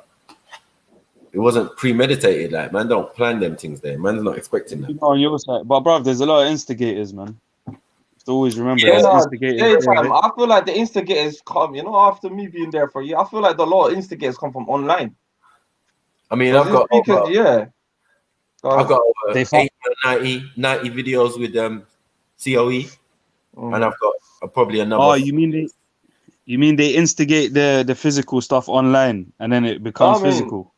Think about or it. You mean all this bullshit. All this bullshit, and then they actually come to speakers to actually. They've already come with this attitude and this pro notion or something, and then when they get there, a lot of them are like, oh, raw. When I actually speak to a lot of them, I'm like, it's your first time. It's like, yeah, it's not even. It's not how I thought it was. You get what I'm coming from daytime. Yeah. They think it's one thing. They come here, they're like, oh shit. No, but you know what it is, yeah. You know what it is because they done Callum a dirty. They got to the stage where they was like, nah, you can't record us. I was like, really? Is that what you lot are doing? And then Callum could have just said, nah, fuck you, innit? But he actually just didn't record, innit? He literally was just. Callum was the first man to invoke the call for the boycott. But to be fair, he's getting hard still. He was getting hard. Yeah. Bro, a lot of people boy Callum. I rate Callum, innit? Like, Callum's a G, man. He's a G, man. He's my brother, man. A younger student of the same school of thought. You get it? That's why they couldn't even mess with him. You know what I mean? If you can't mess with Callum, what are you going to get with the sniper? You ain't going to get no change. You get me, bro? You're going to get no change. Yeah, you're dealing with man's younger. You get it? And he's cold, fam. He's a cold-blooded killer when it comes to any subject. Like, Islam. Yeah, okay. Can we go to Surah thing and do? I'll share my screen. You know, he's an evidence guy. He's the guy who will have a debate. He does get knowledge. A 3-hour video. Like he does look into the actual the things He had available, the tools hot, available. hot, Get hot, me? hot. He had Shamsi so hot one day, yeah, that he said, if something happens to you, Callum, I will not bat an eyelid or something. You know when the whole crowd goes, ooh. Nah, I think I remember something like that. Yeah. I was like, Shamsi, you lost it. Oh, you lost it, cuz. Really? You hear what you just said? Is that what you're saying, yeah? You're saying, like, if harm comes to Callum, yeah? I said, is that Islamic? Rah, rah, rah, rah, rah. Everyone was like, no. You have to take that back, take that back, take that back. You get me? Just because of the debate. Masks and facades, innit? Like, are you sincere to what you say you're on? Yeah, are you really on that? He lost it, bro. So yeah, everyone. Bro. That's the thing. You got to ask, man, what are you really on? You can say whatever you say you're on, but what are you really on? You know what I mean, when shit comes to shit, like what you're really on comes up. A lot of people don't know daytime. A lot of people don't know they done. What they're really on. They don't have a Scooby-Doo, mate. Yeah, literally. They don't. Most people are on desire, innit? Most people are on what they're told to be on. So they're just on whatever someone else told you that you're on. No, most people. Do you know what I realize? You see, with these little groups that I try to speak to, but now I don't fuck with them no more. Is they've got this group collective thinking. If you're not part of the group, you're right now. This conversation we're having, certain people is Islamophobic. Yeah, as I said, look, it's easy. Yeah, your ummah ain't my ummah. Not you. I mean, I'm talking back to the audience. You get it? When people are saying one ummah and all of that, there's clearly not one ummah. It's clearly not. There's different. Do you get it? And now everyone's trying to squeeze them all up in one box. And it's not comfortable. It's not comfortable. No, fam. Because I'm not familiar. Everyone would just got the same bar though, innit? One ummah, but not your one. You get me? Yeah, it's not mine, man. My ummah is my family and my people. Then it's like, are you sure? Like, do you know what ummah is? Ummah means nation, doesn't it? That's all it means, nation. Does it mean nation or community? Community is /, but I don't know. For me, it's your ummah. It's where you're from. For me, I got taught it means nation. You're one ummah. You're one nation. You get what I'm coming from? But for me, it's okay if they say the one ummah is a body. One part. Sorry, Matthew. Let me just sorry, Matt. What I find a bit hypocritical, it's okay if the one ummah is one body. How comes only one part of the ummah gets highlighted? Because I can show you in certain places in Africa, there's fucking happening. There's certain places in here. You get where I'm coming from? I think to myself, okay, if we're one ummah, how comes all of us ain't been highlighted? Don't think of it like that. I think of it as the sunnah is the ummah and the ummah is the Ahlul Bayt.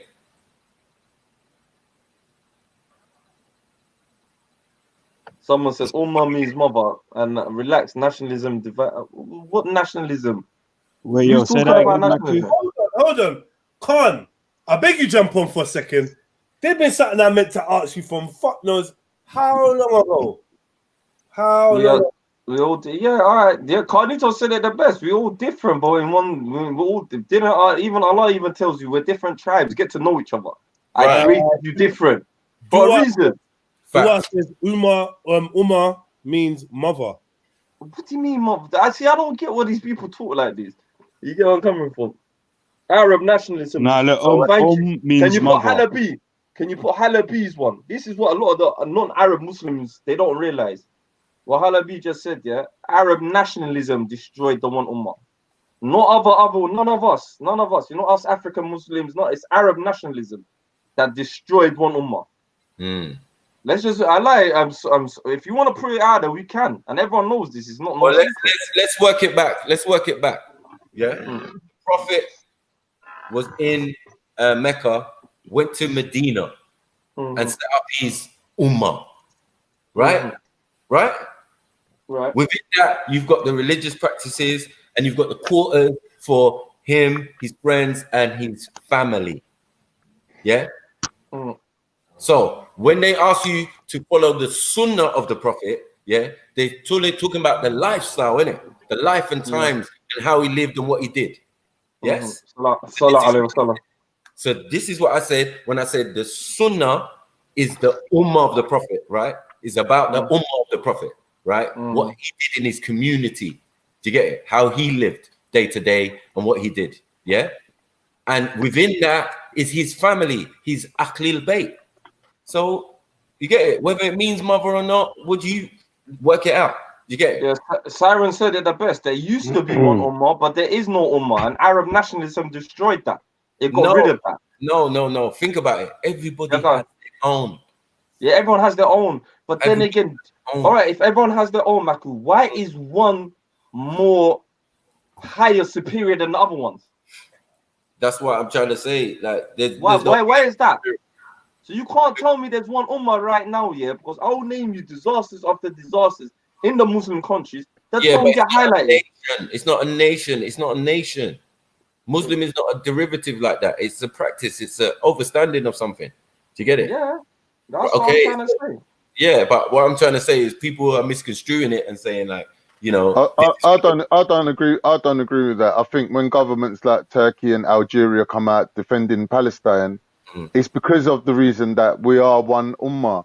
Otherwise, we got no business defending Palestine or any other nation. Any other nation. No, but all right. If you're defending Palestine, like politics. All right. Sorry. Sorry. Thank you. If you're defending Palestine, why are you defending what's it called, the African Republic Central, where Muslims are getting butchered? What about them Muslims? What about Muslims in somewhere else in African continent? North Africa. What about them Muslims then? What about the Muslims that are getting bombed by El Shabaab every day? How come they're not on highlighted com? Why Palestine? You automatically, this is what I have a problem with. Yeah. You said something. Palestine, Syria. There's more Muslim Ummah nations that are fucking struggling and burning than Palestine. No one. I never mentioned Syria. I never mentioned Syria. But the typical, even my own ones will say Palestine. I'll be like, well, like 2 weeks ago we had 3-4 bombings in African Republic Central where their Muslims are getting chopped up and butchered. What about this other Muslim? Obviously, all Muslims are going to be able to unite. All Muslims are going to be able to unite over the Palestinian issue because that's the equivalent of the Vatican City. That's like me saying, why do all Christians go to the Vatican? It don't make sense what you're saying. You mean the Vatican City is in Mecca and Hajj, my brother? Please. And Medina. What? Go on. So what about Alexa? Alexa is what? It's the second holiest city. Go on. Sorry. This is part of it. This is a thing to do with the Arab League, right? These are Arab League countries you're talking about, right? And who controls the Arab League? The USA, the Illuminati, the people that we don't know. Well, there's no Muslim. Muslim that's handing over Alexa. Okay. Huh? No, what? See, again, I think me and you were coming from two different conflated arguments. I'm saying this happens all the time, innit? Yeah. Well, I tell you, there's Muslim nations around the world that's suffering. Straight away, you come with this angle. Oh, what about this place? What about that place? Like, it's more important. Isn't the blood of a Muslim exactly the same all around the world? Whether the Palestinian, if he's a Muslim, or the African Central Republic is a Muslim, the Somali one, the Kenyan one, the Nigerian one, they're all the same, ain't they? Ain't they one ummah? What's the point of being one ummah, one body? We're talking about one ummah, right? You're not listening, bruv. Listen to let me tell you something. Imagine it in this way, yeah. Let me explain it in a simpler way, yeah. Imagine you got 5 brothers, yeah. 2 brothers get on, the other 3 brothers get on. Everyone's got their favorite brother, but if something happens to the mother, all 5 brothers is on you. Do you understand? So look at it in that way. That certain things, whether we like it or not, yeah, unite people together in a cause. Yeah, because I was going to say sorry. Go ahead. Yeah, if you look into these Arab League countries, right, which is mainly the head is like Saudi Arabia, right? Israel is like the sore thumb in the region. Do you get it? It's like the thing that sticks out, and everybody hates them because they're backed by the Americans. And Saudi Arabia. Right. No one wants to add that bit. No one wants to add that bit. So then, is that by Muslims? I think it is. You get it? But are we saying that their theology and what they do and their Sharia and all of that is spread out through the Arab League countries? That's a lie. The lie detector would say, no, that's not true. They don't practice the same things. They do have their thing. So in that form, they do have their own ummah, or they do have their own theology, even though they're part of an Arab League. And then we've got to look at Muslim countries that are not part of the Arab League. What are we going to say about them? Those Gambias and all of those type of, you know, Sudan, Senegal, you know, you hear me? African Republic Central. Yeah, Somalia, even, you know what I mean? Like, No, I'm telling you, no, we are unfortunately underneath the part of the Arab League. I hate it. I want to leave. I would literally want to leave that league, but geographically, all of a sudden we're part of that league. Right. Me, Sudan, all of us are part of the Arab League. But what does the Arab League do? What does it do? How come it's not champion? Yeah, but that's what I'm It saying. don't do nothing. What does the United Nations do? United Nations don't do nothing. They said, look, these Saudis are siphoning P from these men.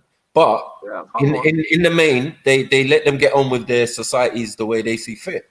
That's the thing that's interesting. Do you get it? Because the rules imposed in Saudi Arabia are not imposed in no Arab League countries necessarily.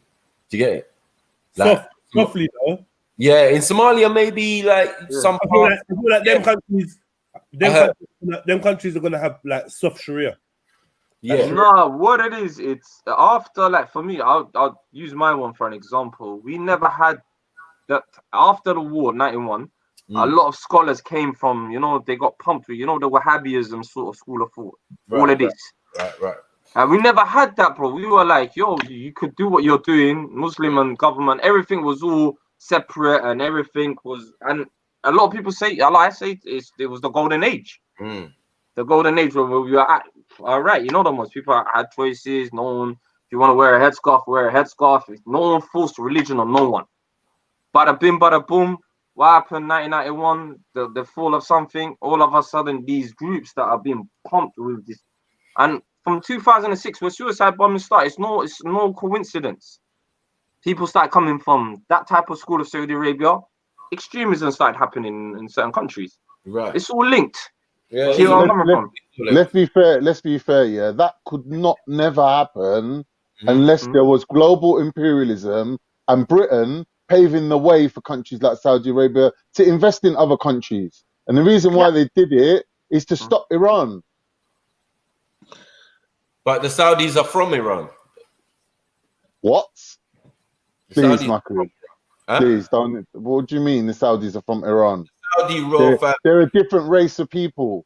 No, the Saudi royal family who came into the region in the late. The royal family. The royal family doesn't represent the people. Let him finish. Let him get off his info and then challenge him. All right, cool.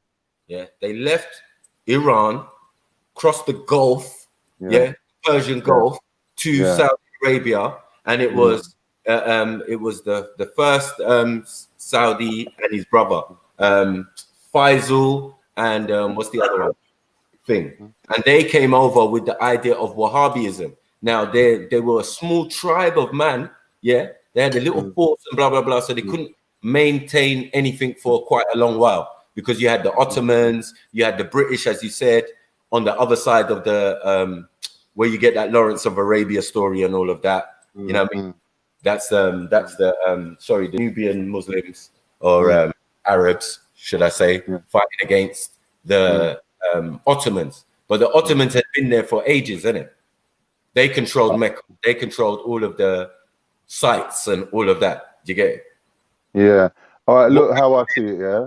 Wait. But then in the 70s, obviously, you know, the Saudis struck oil and and then they were able to control the country, basically, because they've got all the wealth now. So that's the picture. But the main thing is that in the late 1800s is when they appeared in Saudi Arabia, coming from Iran. All right, cool. So I accept everything that you say. I'm not refuting one thing. What I'm saying is not in opposition to what you're saying, yeah? But this is what I want to say. Yeah. Number one, yeah? The royal family of any nation, as we know, living in England, doesn't represent the people, yeah? So if the Saudi population are closely related to Yemen, as we know, they have the cousins and they're close, but yet the royal families from South Persia, yeah? That doesn't really negate what I was saying. Yeah, the royal family is irrelevant. You get me? It's like me saying our royal family here comes from German bloodlines. Yeah. So what? Can't say that the English are predominantly German or anything to do with Germany. So I'll put that point to the side. Secondly, this domino effect of people moving. Yeah, the South Persians moved into the Saudi Peninsula, that Arabian Peninsula. That's true. But the same way the Turks moved into Persia. So when you're talking about the Persians that moved from Persia into Saudi Arabia, that doesn't automatically mean that there's some sort of connection there, because the Turks moved into Persia and took Persia over. So when you look at the bloodline of the Persians now, yeah, they're predominantly Central Asian on the Y chromosome at least. So they're not related. They're two different distinct nations of people. You get me? Like, you can't say that Saudi or Arabians were born out of Persians. That doesn't make sense. I don't think anyone was making that point. Exactly. So I don't know why you said it. I didn't say that. You said Saudis come out of Persians. I said they come from Iran. Yeah, Iran, Persian, it's the same word, isn't it? No. We call it Persia, they call it Iran. It's the same thing. No. Persia is on the coast of what you're calling on this side of the Mediterranean. What we're calling Assyria and that, or Turkey now. How do you not know that? Well, I thought that they were interchangeable terms, like Persia, Iran. It's just different. It's like British, English. It's the same thing. I hear you. Different times. Yeah, different times in history. It could be a set of people who wandered over there from that region. Yeah, easy. You get it? Because we're talking in the 1800s. But anyway, back to the original point. Yeah, go on. Politically speaking, on a global scale, yeah, to stop Iran, because Iran was doing sneaky moves, innit, investing in wars all around the world. You get me? And the English didn't really know how to deal with it, so they got this whole Wahhabi movement going, you know, to counter it. This is what I'm trying to say. What? Sorry. I'm saying that the Iranians, they were investing in wars all around the world, like little groups of fighters. They were sending money, sending people to train up people to start wars all around the world. Like even Iranians turned up in the Bosnian conflict in Europe. Like this got them rattled, didn't it? They were like, wait a minute, these guys are starting fires everywhere. They're putting their little like startup kits everywhere. We're gonna have like wars around the world that we can't control. You get me? And someone else is like holding like the strings. They're the puppet masters now behind the scenes. So they wanted to stop Iran, but they can't infiltrate Iran. Iran's like sewn up, like all the borders, everything. They can't physically get into Iran. They got no spy. They got no infiltration within Iran because there's no insurgent groups within Iran. So they had to go to the old enemy, which they've had lots of wars, Iran and Iraq. They had to go to the Sunnis to sort it out for them. You get me? So they went. So the global imperialists, the British being behind it predominantly, is what's driven this red carpet treatment for Wahhabism around the world. Now, I don't even like using the term Wahhabism. Let's just call it neo-Salafism. Yeah, that's what they've done. They've allowed these Salafists to go around the world, setting up schools, influencing populations into taking a more orthodox, less traditional version of Islam. That's what they've done. That's why when there's a war somewhere, you know, you get people from all over the world turning up there. You know what I mean? There's dead bodies from everywhere. Why? Because these schools have gone around the world and they've created this network. That's all it is. The British are behind it. You know what I mean? If people were left to their own devices, yeah, and British weren't involved, yeah, no matter how much money Saudi Arabia threw at you, you wouldn't let them in your country to start setting up schools and putting their version of Islam down. But when it comes hand in hand with British imperialism, who's already infiltrated you, who's already running you on a higher level, you've got less chance to put any opposition. Because they're controlling you from two ends then, innit? Militarily, then through the banking system, and then they throw down religion on you as well. They've got you sewn up. But weren't the Ottomans doing that? I don't know why you keep doing this, man. What do you mean? What do you mean? What do you mean? It's like your little tactic. If you're talking to a Turkish person, you bring up Ottomans. It's like you're trying to use people's own history against them. It's irrelevant. It's irrelevant to the subject. Like, we're talking about global imperialism. Yeah, Right. we're talking about English people, like British government behind the scenes, pulling the strings militarily, around the world, and basically using that position to put leverage on people to allow Saudi Arabia to come in and put their schools and their version of Islam down. You would not be seeing people like Ali Dawa, Adnan Rashid, Shams. Well, maybe you'd see Shamsi like off his own back. But I'm saying is he wouldn't have the same backing if this situation globally right now was not in effect. I don't know what that means. Man. I'm lost. I was lost. What I'm saying is, if you got a country, like for example, Turkey's a country, right? They're not letting Saudi Arabia come in there and spread their neo-Salafist ideology.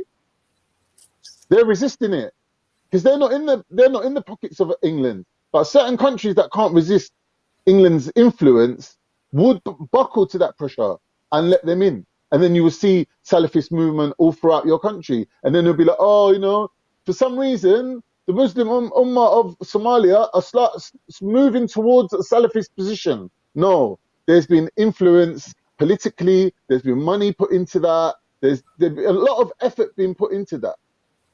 Say that again, Con. There's a lot of effort being put into it by England, by Britain, by the global imperialists.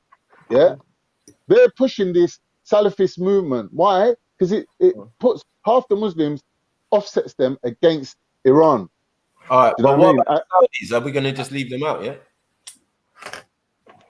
What? I mean, if you're saying America and Britain, right, control and doing mainly Britain, but America as well. I remember that the person paying the Americans are the Saudis. They've got enough money to pay off everybody and back where it flies. You get it? That's how much wealth they got. Remember. I don't really think wealth is everything, though. I think oil is everything. So you know, it's not everything. There's oil everywhere. They just decide who they're buying. They've decided. But here's the thing, though, Snipes. They're rich through selling oil. Yeah, the English decided to buy oil from them, but before they did that, they installed a puppet regime. So they're giving money to their own people, really. Right. So to say that they're then rich and then they influence the West is wrong, because the West installed them in the first place. Right. And who are they going to?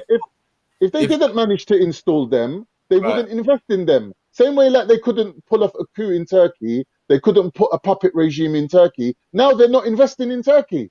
Okay, so my thing is that these guys who they would claim to be from Iran, are really supposedly Jews. You get me?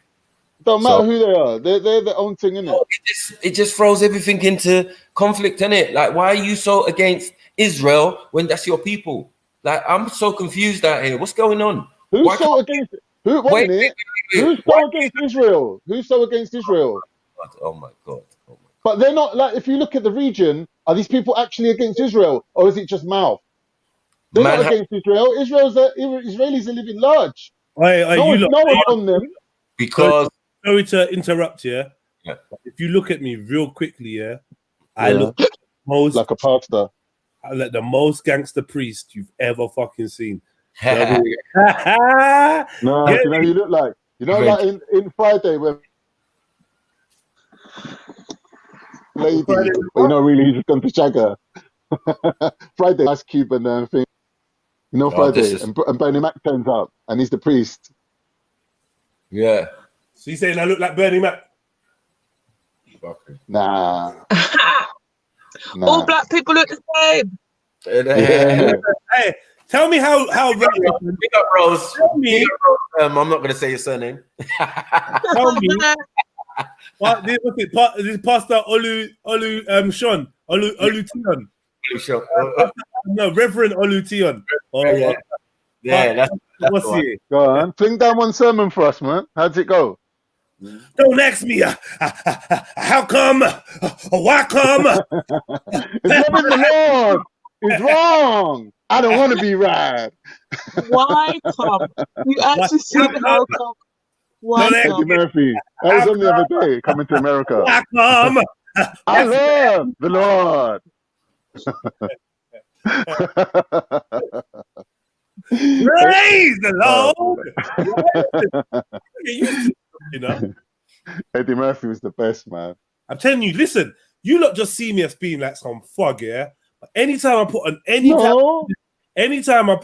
type of religious clothing, I look the part. I'm telling you, you might not see it now, but when you look, yeah, see me owning a bad boy church, you can see it now, innit? Yeah. You can see,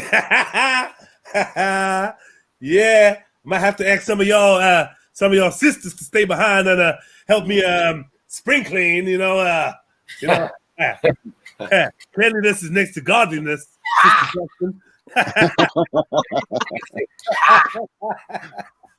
The Lord is good. Yeah, the Lord is good, man. Yeah, look at James Brown in there, like that's how you do it. Yeah, man. So I want some religious clothing, like some, not in a disrespectful way, but I really like the cuts and the styles of religious clothing, like very modest and whatnot. Yeah, so, same. Yeah, I want some religious clothing, man. I want to get some more. Even Roger's little wedding suit that he was busting the other day with his little Alibaba slippers. Jigga, I can put you on. Roger's gone to thing, innit? Pilgrimage. He had to bust a little suit out. So he put on his little Alibaba slippers. I think he's gone to Pakistan. Oh, is it? Hmm. What do you mean pilgrimage? What, a Sikh pilgrimage thing? Yeah, there's loads of Sikhs in Pakistan, innit? Okay. So where did they go to? The Taj Mahal? That's not Sikh. Yeah. No, that's in India. Oh, where did they go then? I think there's a place like a holy site or whatever they go to in Pakistan, because Pakistan had to open up the border for them to come through, innit? Do you remember recently the Pakistanis done that? Okay. Yeah.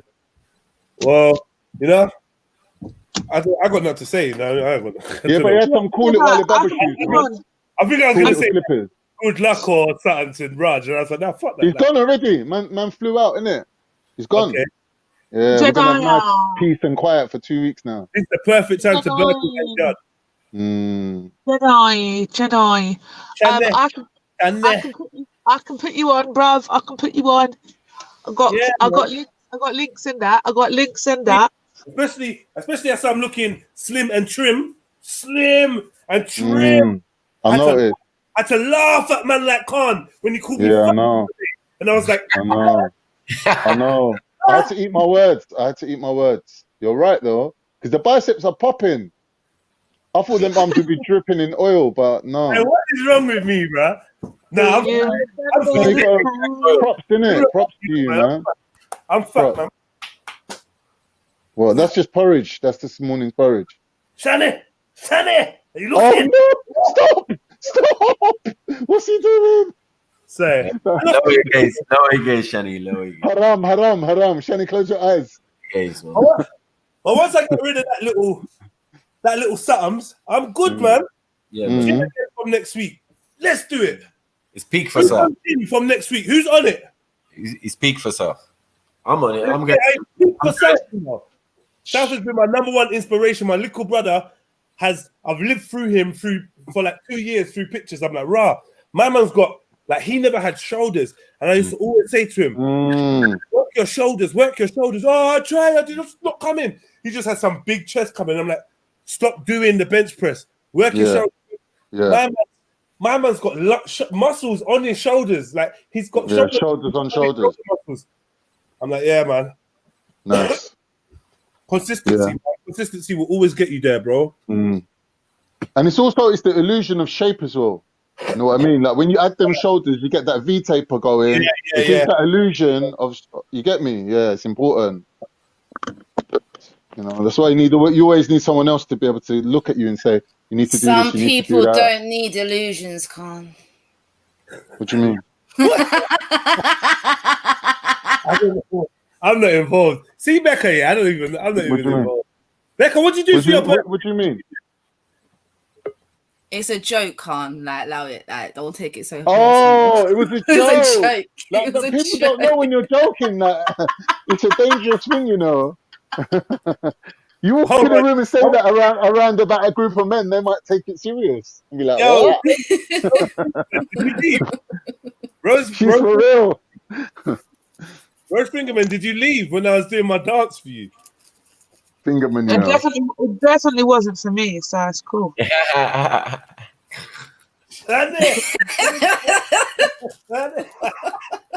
definitely wasn't for Rose. Rose is not here. Rose, I don't like it. I don't like your last name, you know. I'm not gonna lie. Listen, I heard that was your my last name. I heard was your profession, bro. So I don't know. What, fingering man? Oh no, that cannot be. Red card, man. Red card. That's an official warning there for you, Rose. Do you know what I mean?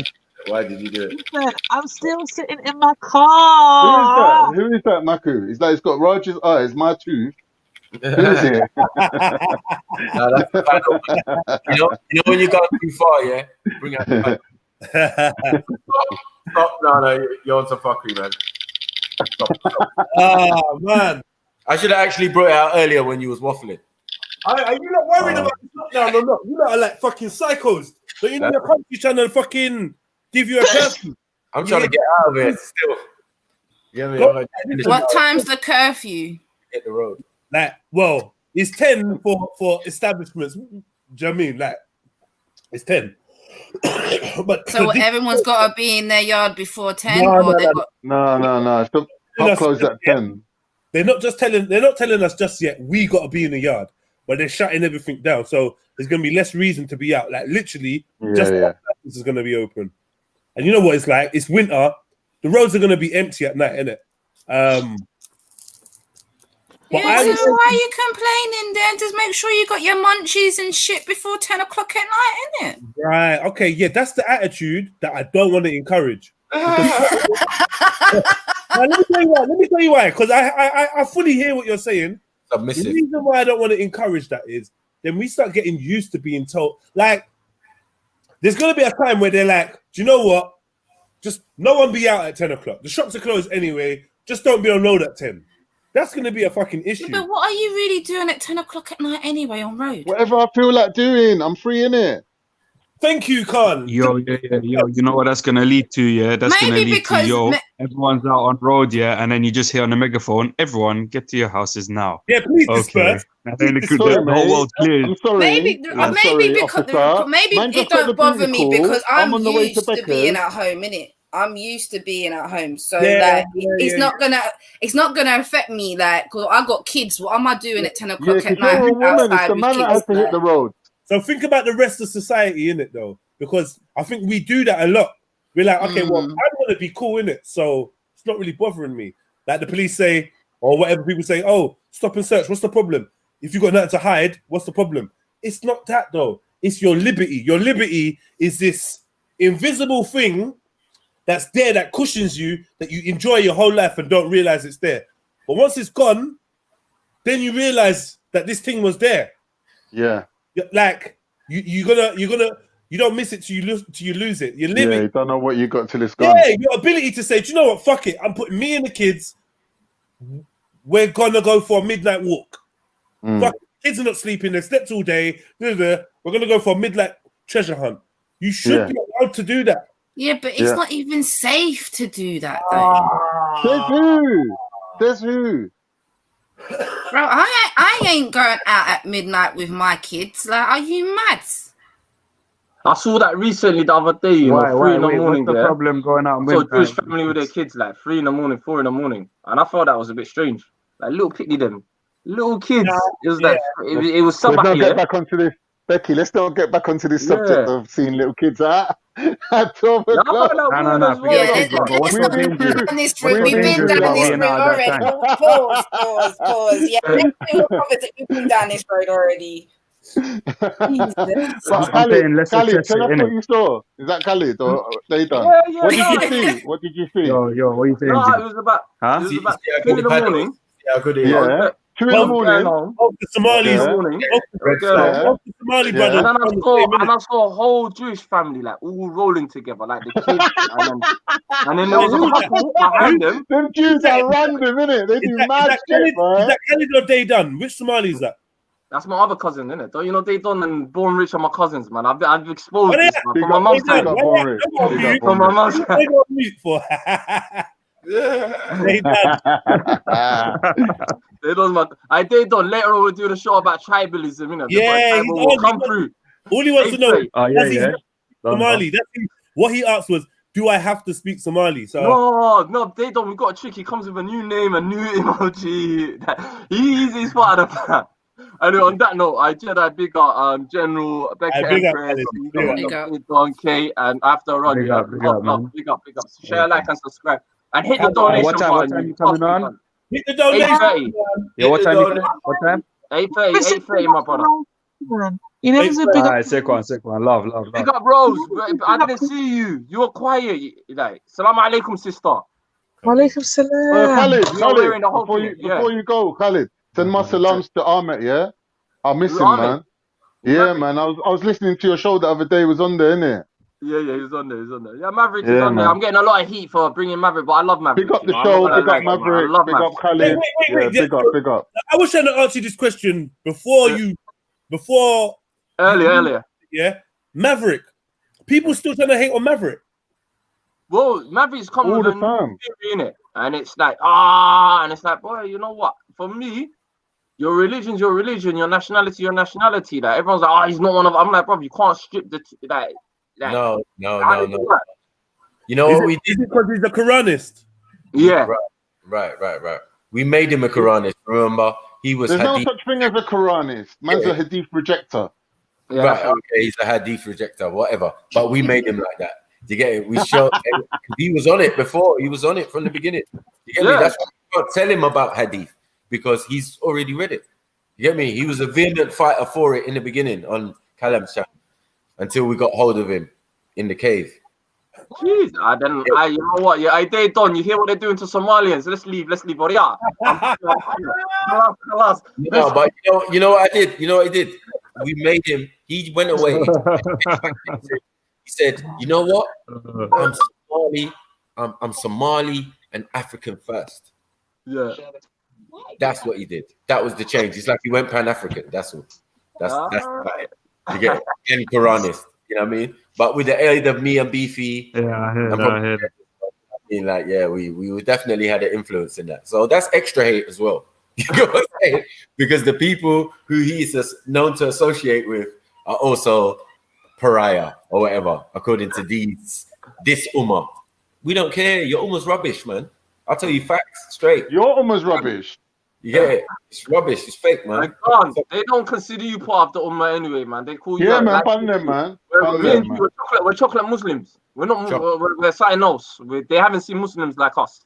Yeah. I could get along with people. I don't know what it is. I don't know about the eating that on Ramadan thing, but yeah, whatever, man. No. The other day, I was on a panel. They in the same category. They say you and Khan. The two Ks. All we need is one more K. We're going to be KKK. Come on. We're recruiting. One more K and we're good. You man them. Come to the party, man. Everyone. Big up. Alaikum salam. You and Khan. He must have been shocked. What? Yeah, I know. Yeah, they're onto you, Khan, but different people are onto you for different reasons, isn't it? Whatever. I'm getting it from all sides. Bothered, isn't it? Bothered. Yeah, bothered not at all. Bothered. But the main one, you don't need Raj on your case. Swear down. Tell Becca. Becca's the one that's got the court case going on. Yeah, right now, like speak with her, Raj. You get it? Raj is so deluded. He thought she was. You know what's going to be even worse for you now, Becca? Zubida actually forced Raj to apologize to what's her name? The American chick, the Buddhist one. Jen. So they got a truce going on. So he's gonna have extra energy for you and Amy now. Pete. Oh no. He still cusses you though, Khan. Like yeah. Yeah. every now and again, and that's why I hate that Khan, because and I love it. He doesn't know how much I love that though. And here he comes, Fatty Boom Boom. Look what he's gonna say. But hold on, wait. Did you lot on this Tommy Robinson thing together? What's up? Nah, man. What? Me and Tubby Robinson? Are you mad, bro? Like, fucking hell. I don't know. I mean, never that. Joking or what? Fully associated, like, you know, going out for drinks at the bar. He's calling me Mufti Khan because I put a fatwa out on his channel. Oh, see. Them memes were funny though. The ones that he done with me with Mufti Menk's beard. Because that Mufti Menk's got a proper beard, boy. Yeah, he was like, all right, we'll call it a truce. I'll take down the pictures. I was like, no, leave them up. Enough times they call me Mufti Maki, mate. Trust me. Yeah. Different thing. I'm It's all fun and games, man. It's all part of the deal, isn't it? No, I just overstand the procedure. I mean, like the Raj thing now is more about Shaheed. Most Turkish Muslims that I know are very like how the southern Nigerian Muslims are, very moderate. You get me? They do their thing, but it's a private thing, and they're not imposing, and they got open mind thinking on other things. You get me? But there's no like, oh, that's shirk, that's this, that's that. No one's restricted in their speech or whatever they're saying. You know what I mean? And there's no pressure of that. So, you know what I mean? It's like sometimes you're born into this kind of thing, you know. So I'm saying they didn't really let them Saudis in. You see? No, we didn't. No, Yeah. we don't have that. We don't have that in our history, and it's not our root. We have Yeah, empires. it's not our culture. We have Islamic empires before any Saudi even was doing his thing. Do you get it? Yeah. So here's my issue with it is that although there's this like version of Islam that's been propped up by the West, and then there's us, for example, like the traditional Muslims. Right. We're the ones that are marginalized. Even though they're the minority, they're represented as if they're the majority, and their views are put across, like, for example, Ali Dawa and his view about 9-year-olds. All of a sudden becomes like a standard thing, like, oh, that's what all Muslims must believe, because these are the strictest ones. Therefore, that must be the right way. So the ones that don't follow that are chocolate. No, that doesn't add up. But if you accept the hadith, that those things are coming from, then take the L. But there's contradictory hadith though. Yeah, but I'm saying take the L. If you mess with hadith, then that's why you take the L. You know, No, but I'm saying there's contradictory hadiths. You don't have to take the L. No, this is the thing. Like, if you take hadith, you can't be saying that any hadith is contradictory if it's Sahih. Right. That's yes. I don't agree with you on that. And M Stacks, who knows more about Islam than me and you, definitely told me that, and he's actually a Salafist himself. You know what? I feel like for you to even say that M Stacks know more about Islam than me is quite an insult. Yeah, but how long you been in this thing though, Shani? But so this is the thing. Does it matter if I've been in here for like 3 years or 10 years? At the end of the day, I'm judging you on what's coming out your mouth though, because you're not saying what's true. How am I saying? This is the thing. You know what, Khan?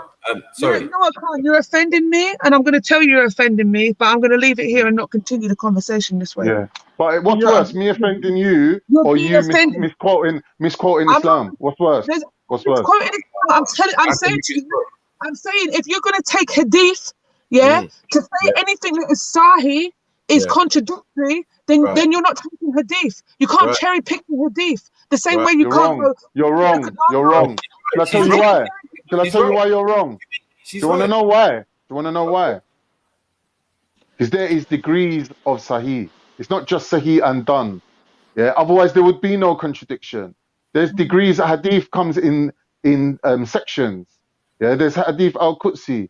There's different hadiths. There's hadiths that go back to the Prophet. There's hadiths that don't go back to the Prophet. You can't judge them all on the same level. There's a science of hadiths, and you're misquoting it. Hold on. I've had people telling me that if I don't blindly follow Bukhari, then I'm a Sunni or I'm not a Muslim. Yet when I bring a Salafist, strict, hardcore Muslim like M Stacks onto the scene and I say to him, is that true? He say, no, it's not true. You do not have to accept that hadith on the age of Aisha being 9. It does not put you out of Islam. It does not stop you being a Muslim. It does not stop you even being a Sunni. Facts. So I don't know anyone else telling me anything contradictory to that. Like, you're gonna have to come with some evidence. Whatever. Right. I'm honest. I don't care. I actually don't care. If that's what you, that's the thing. Like the. You know what? I'm not saying anything else because otherwise it's just going to become me being offensive, and just leave it at that. But I told you offended me. For you to even dare talk about my deen, about who's more in the deen than me or whatever, that's bullshit, bruv. Don't ever do that again. I'm telling you. Yeah, but like I said, what's worse, me offending you or you misrepresenting Islam? I'm telling you, don't ever do that again. Yes, so don't misrepresent my deen then, innit? I haven't misrepresented the deen. Humble yourself. Deen. I've not misrepresented Yes, you have. Deen. Your deen's different, bruv. You don't even pray, bruv. What are you talking about? Who cares? Who cares? You're saying that my deen, that is your deen. Who cares? Oh, it's the basics of being a Muslim, motherfucker. Like, listen, who's a motherfucker, you tramp? Tramp. Okay, cool. I'm a tramp. Right. Definitely not a tramp, so it's cool. Not even offensive. Allow it. If we're gonna go on the information, let's go on the information. Khan, you need to just allow all the slurs and sly ones, man. She said she was offended. Just allow it, innit? You get it? You know what I mean? Because really, that is the truth. I feel that I do say, like, us who are born Muslim are more lax and we don't have the same passion as somebody who's a revert or a convert. They are more dedicated to it than we are, definitely, 100%. So that is a bit of a wrong thing to say, though, Colin. That's all I would say. You know what I mean? That's how I see it personally. You get it? I see that people, and in any discipline, you see the born agains are more definitely more got that more vigor than the original Christians or whatever. You know what I mean? Who've been doing it all their life. You get it? But yeah, man. And she's about her deen, so you know what I mean. That's clear to see. You know what I mean? You, on the other hand, you get me? It's questionable, so I don't think it's fair to be casting aspersions on that, bro. You know what I mean? But it's all good, though. It's all good. It's all good. It's all good. Big up Rose Fingerman, though. I ain't got. I've not really got anything else to say, to be honest. There's not much more to say. Like, do you know what I mean? Like, that's the thing. Obviously, I even subhanAllah, like, you know what? Like, I said I was offended, and then I said I didn't want to, go there because obviously I was going to be offensive to others, and I crossed the line and went there. So I'm ashamed of myself, if I'm being honest with you. But at the end of the day, don't come for my deen because you're not going to like what I'm telling you about it. That's really it. So yeah. I mean, Khan has a way of flat out denying what you're saying before you're finished, which is a little bit. No, seriously, like, he just said no. Hold on, wait, I'm not even finished yet. You get me? No, that's not the case. I'm like, but just relax, man. Let a person finish. And all this cutting up is it's very agitating. So yeah, I mean, you can lose your rag a little bit, but you're entitled to. It's all good. It's all good, man. It's all good, man. It's all good. What are we talking about? Let me come off anyway. Still, like, the energy's not right now. So let me just come off. You guys can continue your conversation, and that, inshallah, you'll be good. Yeah, man. Big up this. In now. Yeah. Cool. We got this off though, Jenny.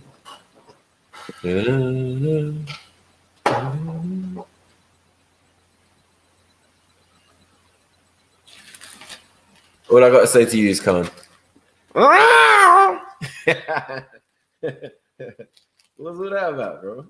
Mad thing. Feminine energy, fam. What's going on? Yeah. Why is everyone muted, man? What's going on? Dark the thing, man. What you look at? It's just one of them awkward like silences. You know when mummy and daddy like have an argument in the house, then you're just sitting there like, ah shit. Playing statue. You get me? No man, I'm moving. I'm going to my room. I'm doing something else. Man. Ain't got time. Yeah, staying out of it. Yeah, because you can get drawn in. Mom start asking you. Yeah. You was there. Huh? What you? Yeah. You see right now, I got chores. Yeah, one of them ones like. I got chores. I got stuff to be doing. You get it? No whistling. Oh my god. I remember one time, what was it? My mum had to borrow my dad's car or something. And she must have, you know, like typical woman in it, fucking scraped it on like within those multi-story car parks, you know, the old-fashioned multi-story car park things. Right. And she must have hit one of the pillars, yeah, and scraped the side of my dad's car, yeah. I happened to be there at the time, innit? Obviously, my mum was like, don't tell your dad. But my dad found out in it, and I was like, yeah, it was mum still. It was mum. Snitchery. Yeah, you're allowed to do that. Daddy's girl, always gonna snitch. Yeah, come on, he's my dad, in it. Come on. But that's daddy's car. Oh, daddy's gonna be angry. Oh. You know, they want to bribe you with McDonald's and stuff. Yeah. I'll get you loads of sweets, just be quiet. I'll get you that dough you wanted. You can't snitch when you got chocolate in your mouth. You know, yeah, chewing on them chocolate eclairs with toffee in the middle. You got like your teeth all stuck together. You're like, whoa. Dad's all like, whoa. You got but a whole bag of sweets, yeah? Yeah. She's been a good girl. You get me? Just go up to your room. You know what my mum used to do with me and my stepdad? Like, she used to give me PlayStation games. Sure. Yeah, just because she knows the minute I walk in the door, I'm going straight upstairs on the PlayStation because I want to play the new game. My mum knew what she was doing. Don't tell your stepdad I bought this today. All right, cool. But yeah, my mum was a living. Nah, my mum. I love my mum, yeah, but she could lie, boy. You know, like when visitors come around, walking past in the room, and your mom's lying. Yeah, these kids, they've been making me suffer. You get me? They just don't listen. I'm like, yo. 10 minutes before this person came, we was in the front room. Mom was lying on the sofa. You get me? We was all watching TV together, cracking up, laughing, jokes. Yeah. 10 minutes after, someone come to the yard, everyone's cleared up the thing and everyone's gone in their different directions. And mom's in here lying. You get me? Elaborating the story. Yeah, they're stressing me out. You know how it goes. And her friend's like, yeah, I hear you. You get me? What are we going to do with these kids? Yeah, bitching session. The bitching session of the mothers. Yeah.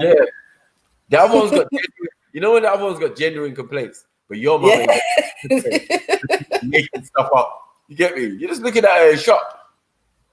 Why are you looking at me like that? No reason. Yeah, my mom was the one with the genuine complaints. And you know, they've excluded him again. Yeah. What? Again? This is primary school, you know. Again, they've excluded him again. Fighting. This, that. Yeah.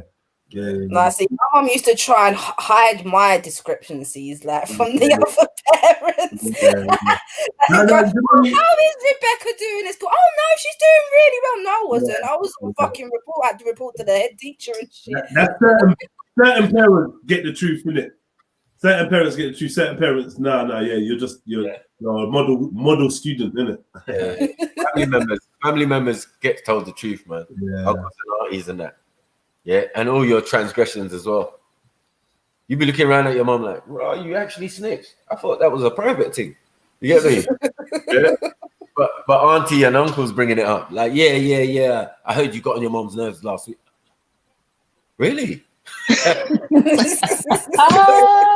what she get on with? Right, she's there on the other side of the room. Like, yeah, I snitched. What? I'm around my family. You get me? My brothers and sisters. Yeah. Yeah, that selective snitching will get you. This child, I remember one time I put my hands up to defend myself. Like I grabbed my mum's hands, and she said, "Why would you do that? Why? Why, Maki?" Because he didn't want to take the lick. Why would you do that? No. In an African household, and you as a Zim man should know. You raise your hand.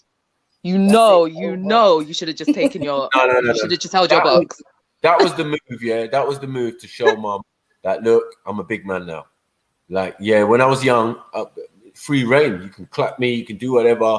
You know what I mean? You did, but yeah, she definitely cashed in on her credits, right? So I'm like, no, we're like 16, 17 now. You can't be just putting your hands on man and like it's not like the football. No disrespect.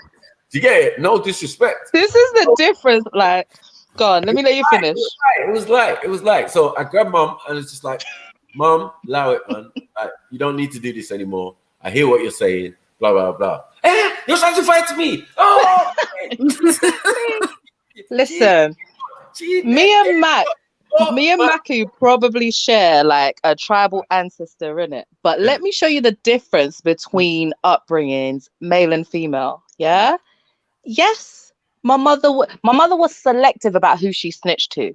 Half the world thought I was damn near Oprah Winfrey at 10 years old, doing everything for everybody. Yeah. The rest of the world thought I was a heathen who didn't love her mother, was trying to kill her every day. Yeah. But me, do you think I could raise a hand in my house? I literally had to move out of my whole house just to have a conversation as an adult where I wouldn't hold a box. But you could raise up hands to stop him. I don't know that life. Even in our region of mothering, I never knew that life. That was not available to me. I remember my mum's boyfriend. Yeah. She was having an argument because he was a lovely man. He was cool, very calm, very thing. And then one day we come out, she calls out me and my brother, yeah, and we're of age now. We're big man as well now. Like we're like, yeah. But we're like, uncle. You get it? And he's got mum's hands again, same position. Yeah. He's fighting me. He's fighting me. He's beating me. Even the man was like, uncle, now allow it. And my brother's acting all like, yeah, allow it, uncle. But there's no heart in it. You get me? Because we know for a fact this man is not about that life. He's not like that. And we actually like it. But we know this is the end of the road, isn't it? My mom's fed up with you or whatever. But she's gone down the violent angle. And it's not convincing.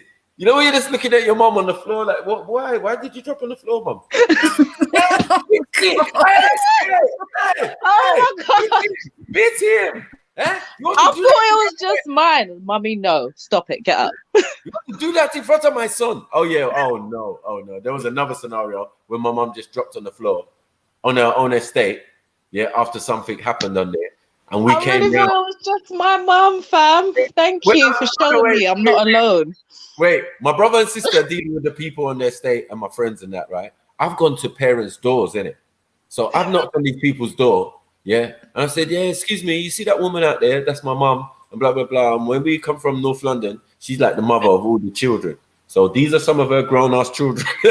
Here, we heard something happen. And I'm saying, look, I've only got one mother. So please do not let your children or yourself be involved in any situation that involves her.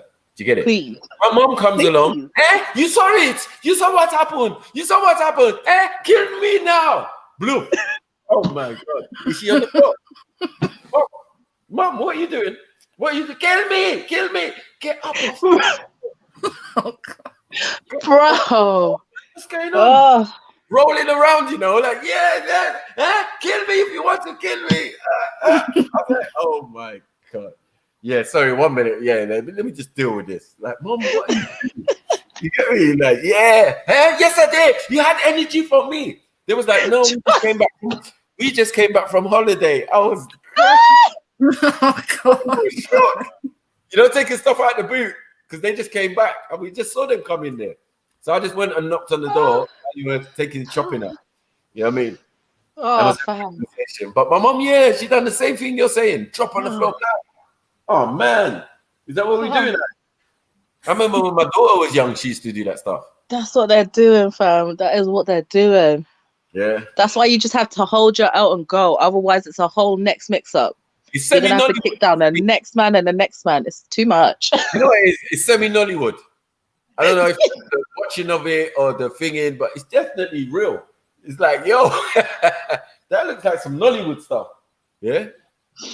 My mom would get so vexed because I'd always turn to my dad for him to co-sign the version of events she was giving me before I switched on anyone, innit? Yeah, like, before I now go drag up people on your behalf, Daddy, what really happened? Then I get in trouble for asking my father. You know, I'm telling you. No, see, in my family, me and my older sister, we've got the look. You know the look, the code. That's the code. The look. Like your mum's telling you the story, and we're both looking at each other like, yeah. Me and my sister. Me and my sister. That's what it is. Me and my older sister, because my little sister, she's like 13 years younger than me. She was really that young. But me and my older sister, when my mum starts spouting shit, we just give each other that look. That's a code. Like, yeah, she's chatting shit in it. Like, yeah, she's chatting. Microaggressions. Yeah, there was microaggressions. That's what Lexi's talking about. The microaggressions that was going on. You get me? Like, hold on, wait. I'm talking to you. Why are you looking at him? Exactly. Right? Look at me. Like, but Dad, is this true? No, I said it's true. Why are you asking him? You get me? You know, he's behind the newspaper. Like, if it bends a little bit and the glass Listen. Yeah. Oh, okay, Mom. Okay, I got you. I'm coming with you. Yeah. Why are you looking at people? Yeah, you're gonna get that work though. Yeah, they do it. They teach us these behavior patterns. They you know really what I mean? do. They'll say that certain man is gangster on road, but really, I learned a lot of it from my mum. Intimidation. Trust me. Trust me. Extortion. Threats to life.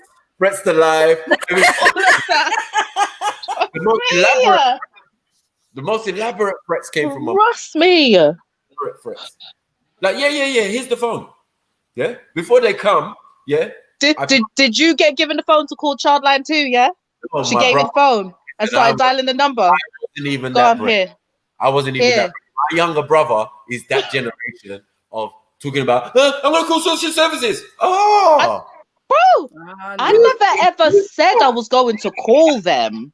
Yeah. I never said I was going to call them. If I just attempted to answer or something, it would end up with, oh, you think you can talk to me now? Oh, you want to tell somebody now? Okay, call Childline. Here, as a matter of fact, I'll call them for you. I'll call them. I'll tell them I did it. And what? That's where I got the calling the police and telling them I did it from. Nah, see, my mum did it the reverse way. She did it the reverse way. She used to threaten me with social services. I'll call them, you know. This is what I'm saying. She'll be telling me, I'll call them for you, sis. Like, I will call them for you. You ain't got no one to call. No one is coming to save you, sis. I'll call these men for you. Now what? Who's going to come and get you? My mum was more on the lines that I'll call them to get them to take you kind of attitudes. So I now remix that with my young people. I will call everybody on myself. Now what? What are we doing? Now what? Trust me, it works. It works. You know that up in your grill stuff? Who's that? That's Mummy for me. Yeah? When I'm pissed off with Mummy, I don't want to answer her. She's come in the morning and she says, good morning. And you're like, I said good morning. Me who born you. 10 months for you. Yeah? You nearly killed me. I said good morning. And you can't answer me. Your mother. You're like, good morning. You stupid boy. Fam, I will wake up at 5:30 in the morning to tell her good morning to go back to sleep, fam. Yeah. Don't ever try that shit. So it was a case of don't try that shit. Yeah. Even though you're vexed with me, you've still got to say good morning, mum. You get it? Like the fact that my mum used to do was listen, when my mum used to punish, man, at the end of it, she would say thank you. Thank you, mommy. Like, if you had any ounce of pride, that's gone. Yeah. You get pride with mummy. Yeah. She'll crush you, bruv. Yeah. She'll beat you, punish you. Yeah. And then after you gotta say thank you for it. Like it was like you asked for it or something. Like this is madness. What are you doing to the psychology of the child? Like the child's all confused. Yeah. Theories. I just had to do punishment, like 3 hours on stooling down and that. You get it? Like both legs are shot. You know what I mean? Like jelly, mad thing. Yeah. I think my favorite one was this one. Having to knock my knuckles on the wall. You know what I have to say? My mum liked to cuss, yeah, and she liked to throw things. But them creative punishments, I was free from that. We were free from that. She used to just get my dad to lecture us for 3 hours, and we would want to punish ourselves. Yeah, so she'd cuss. If she threw something at you and you dodged it, you thought you were free from this, but then daddy got home and now you had to sit here and hear about this for 3 hours because he wanted to know, why have you got your mother bothering me about what you did when I just came home from work? So that was a punishment in and of itself. Like, we wanted a punishment. It's like, just, do you know what? Just ground me. I'll do all the chores. I'll do everything. Like, what do you want me to do? Stand on one leg? The lectures were enough. Wait till your father comes home line comes out, isn't it? A Neptune Blue. A Neptune Blue, you know what this is? No, what's that? What's that look like to you? Huh? You'll talk about transport and them thing there. What's that look like to you? Huh? It's called a new age car key, fam. You get me? You on the motherfucking underground. Cheeky motherfucker. Hey, there's nothing wrong with the underground, anyway, man. Let's move on. Yeah. No, there is something wrong. It's germs. If you have to wear a mask on it, it's like it's taking a piss, bro. Like that way. You know what I mean? I had to drive to Speaker's Corner last time, man. It pissed me off still. Cost me a peas, bro. Yeah, congestion charge and all that. Yeah, pay for congestion and all this. I'm like, bro, is this really worth it? No, I'm not really feeling it. And the debates down there have been dead, like we were saying earlier. They've been dead, like. Yeah, just making me drive my car. No. Next time I go down there, it will be bloody underground. Yeah, maybe. You were really wild for that drive. I might have to bring my boxing gloves for that one still. Get me? Yeah, I want to fight, man, and that. So, yeah. I thought it was closing it off, but they just made it like lesser people. Yeah, apparently they said it's only 5 or 6 people around a speaker or something. Yeah. So we can't gather in the park to do stuff, but we can gather in the park to debate. What? No. I'm actually asking because there was this whole thing. I can't go to the park and gather with people to train, but you man can gather in the park to argue. This is what they're saying. I think you've got to practice social distancing. So I think obviously you've got to make sure there's plenty of space. And like I said, there's only 6 people around one person when they're speaking. So I'm assuming there's got to be at least 2 meter distance between each. I don't know how they're going to work it, but yeah. It's all stupid. I've got so many issues with this foolishness. This makes no sense to me. I thought they were going to lock it down because that's what I was being told before. Like I was like a couple of weekends ago, they said, "Oh, this is the last week. Speakers is going to get locked down." The next minute, I'm hearing, "Oh no, it's just going to be social distancing. Only 6 people around one person." I'm like, "What?" I am conducting my training sessions like it's Speaker's Corner. Then, in that case, yeah, you can do whatever you want still. But it's a mad thing. Everything, you can't go party, you can't go to people's ass, all of that crap is coming back. It's a mad thing.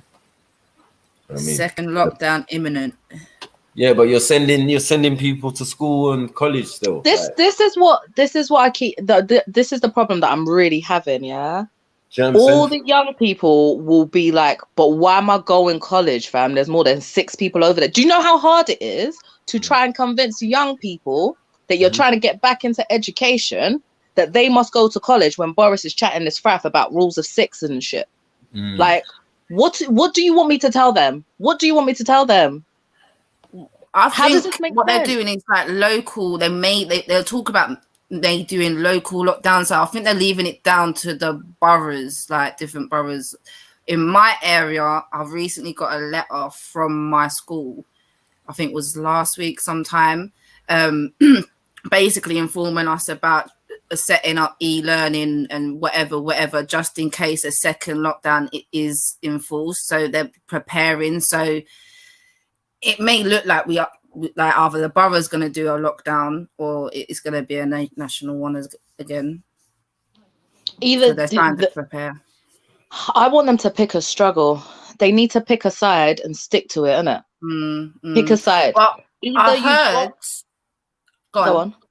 No, go on. And I heard kids under 10, I don't know how true it is, I haven't actually looked into it, but I did hear someone saying children under the ages of 10 don't contract or spread the virus, but kids over 10 do. So they may try and use that and say, I'll keep the primary school kids in school.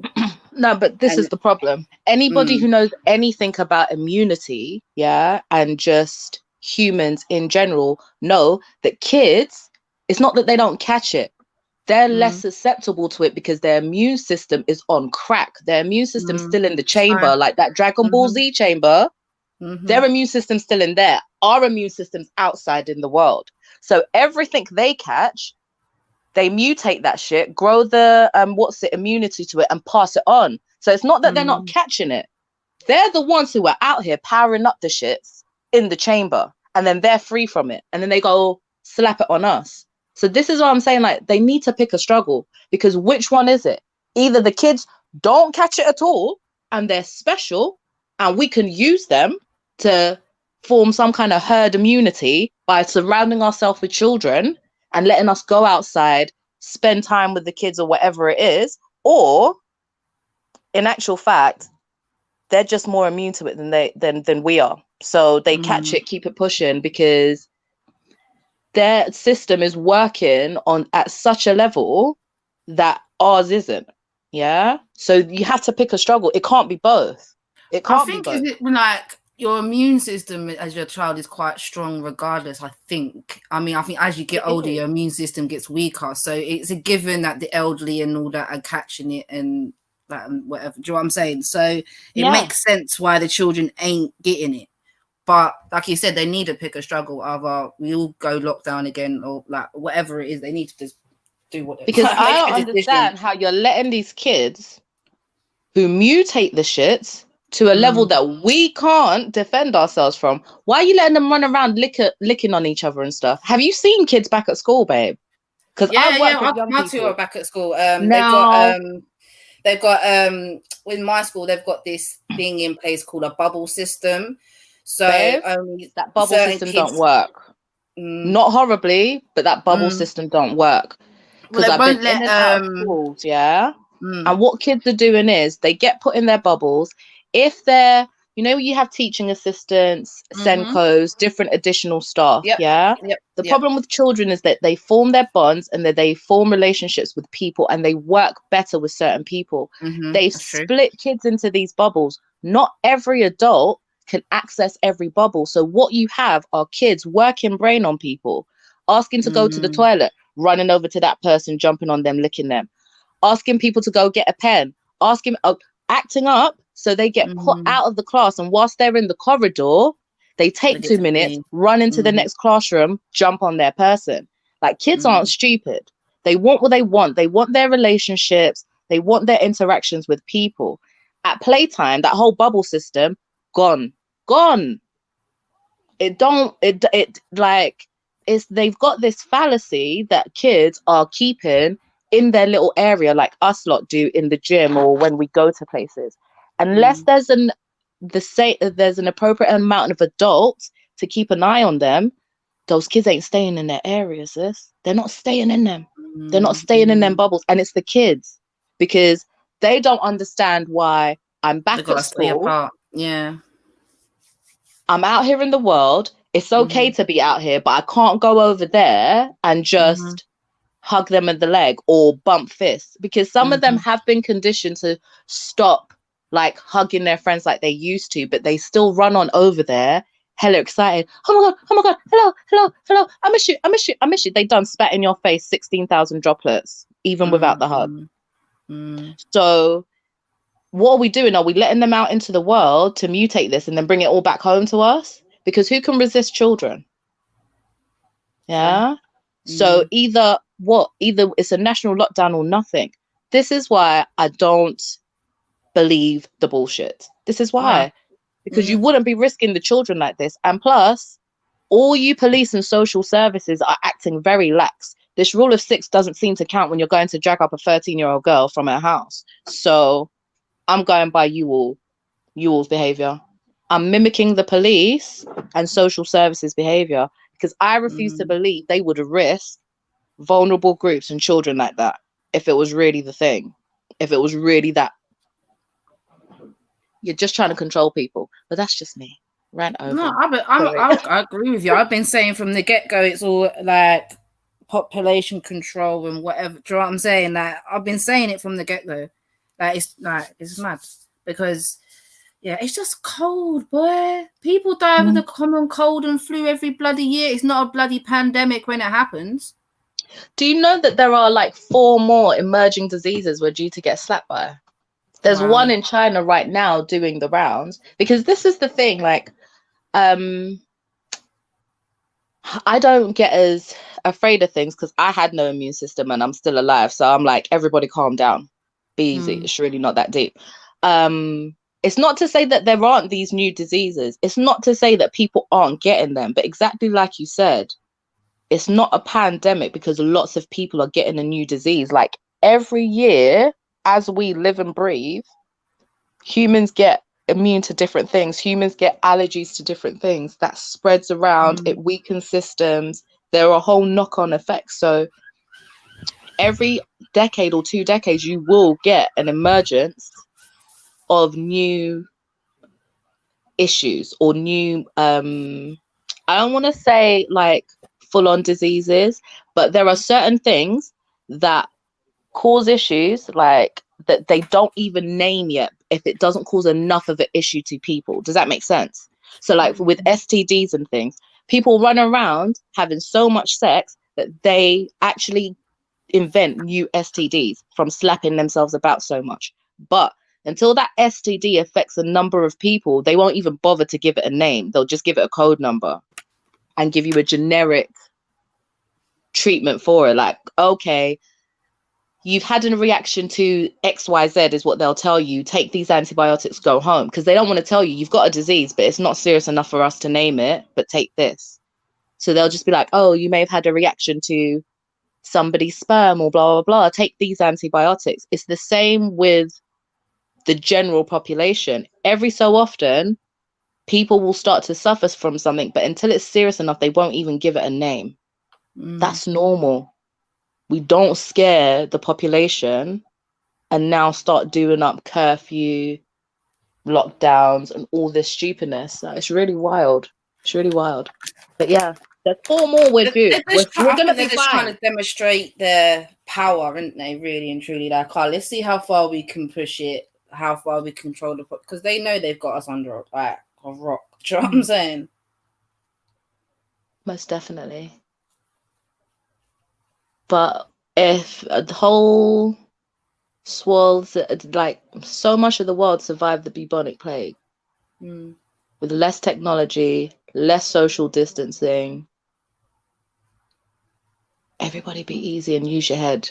Use your head. I mean, and logically, how are we ever going to build an immune against it if we don't go out there? Like, I think there's an old-fashioned saying about kids and dirt. Do you know what I'm saying? It builds their like immune system. It's the same sort of thing, isn't it? So like, just let us live our lives. If we catch it, we catch it. Like, it is exactly the same thing. I completely agree. You know, there's going to be like a new generation. Imagine all the babies that have been born that have never gone outside. They've never played with other children. They've never seen dirt. Like their immune system is gonna, like, there's gonna be a generation soon in 10 years. We're gonna see them when they're older, innit? Something's gonna crack down. Like something they are. Like, and I feel so strongly about it, like, because I had no immune system. Like I did not have one. I did not have one. After the last pandemic in 2010, I was in hospital 2011. My immune system crashed, like everything shut down. Every single last organ. I was technically dead. They called the police to do up last rites. When I came out of my coma, I had no immune system in it. I was in a room by myself. They bleached down. I had to move. Where I moved to, they'd bleached there every 3 days, even after I was out of hospital after 4.5 months. Like, they signed me off for 2 years. I was socially distancing like This whole lifestyle was my whole lifestyle, innit? But the specialists, all of the specialists agreed, it will get to a point where you're gonna have to go outside. You have to go outside and you have to use masks, innit? Like right now, whilst everything is fucking syphilis and COVID, don't go outside. Everything will turn you mad or drop you. Yeah? Don't. But you will have to go outside. You'll have to get on public transport. You'll have to mix. But you know, the one thing they told me to stay away from the most, whilst I had no immune system, babies and young people. So this is what I don't understand now. How are you letting them go out in the world, get sick, and then bring it back to us? They'll be okay. Like, but they understand if you don't have your mother's milk, you can't get that immunity from another person. You have to go outside into the world. But at the same time, I was like, I don't really want to be around these nasty people. I'd rather the babies just breathed on me. So I legit just went out and spent the most time around young people and stuff to try and build back my immunity quicker instead of staying in the house. I'd still be in the house. I'd still be allergic to things. There were things I was allergic to when I had no immune system, even though I had no allergies to it before. But as soon as I got back out into the world and everybody breathed their nastiness on me, I started becoming stronger. So it makes no sense to make people stay inside with no vitamin D, no nothing, because that is literally what you'll get. You'll get a whole generation full of weak people. But the weaker their immune system, the easier it is to twangle their mind. They're more susceptible to things. Yeah, literally, you're breaking down their body. Like, they've already got us on the spiritual and mental war. They need the physical war as well to help that as well. But yo, that's mad. Congratulations on your recovery as well. Thank you, my dear. Thank you. You did the right thing, you know. You felt what you should do. You did it. You know what I mean? I think that's the best way. No, it is. And I had to big up Jeds because there was lots of advice he gave me years before, not even realizing. Certain times people will be talking to me and he'd be like, but does that make sense to you? Does it make sense to you? If it doesn't, then go on and act accordingly, innit? Yeah. Because you're a sovereign being like this. You only have one body, one mind. If it doesn't make sense to you, flee from it. Yeah, go on over there. So yeah, I tell people this all the time. Does it make sense to you? If it doesn't, leave it where you find it. Seriously. And if you think like something is like, I don't know, like there's something about something, but it don't make sense to you, find out everything about it. Make it, you know what I mean? Make sure if you know enough to see if it actually does make sense or it doesn't. You know what I mean? Whatever it is, like, you gotta face shit, man. Most definitely. I've But missed I these think panels. right I really now, have. say that again. No, I was just saying I've missed these panels. Go on. Oh yeah, I haven't seen you before myself personally. Nice to meet you. Nice to meet you, my dear. I was saying right now, there's going to be a whole new wave of colds and flus in this season specifically as well. So it's going to be like a lot of people are going to go on some sort of hectic outrage or pandemonium is going to happen. I don't know what's going to happen in it, but I do know, like same way every year around January times, whatever, people start getting the flu or cold, and it's going to be.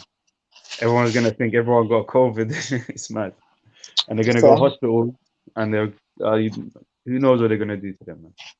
That's what this is what people need to understand. Yeah, when you go to the hospital, they're going to give you an unlicensed medicine and unlicensed vaccine. So even then, it's not a solution. They're just trying to see something. They're trying to see something. Do you want to be the person that they're trying to see something with? If you do, go on ahead. Yeah? Go on ahead. Because that works for us without having to put ourselves in danger. This is what I'm saying to people. If you want to be the guinea pig, then go on ahead. But the government have told you themselves their medicines and their vaccines are unlicensed. They've rushed through the testing process and they said it out of their own mouths. We don't know if it's going to work.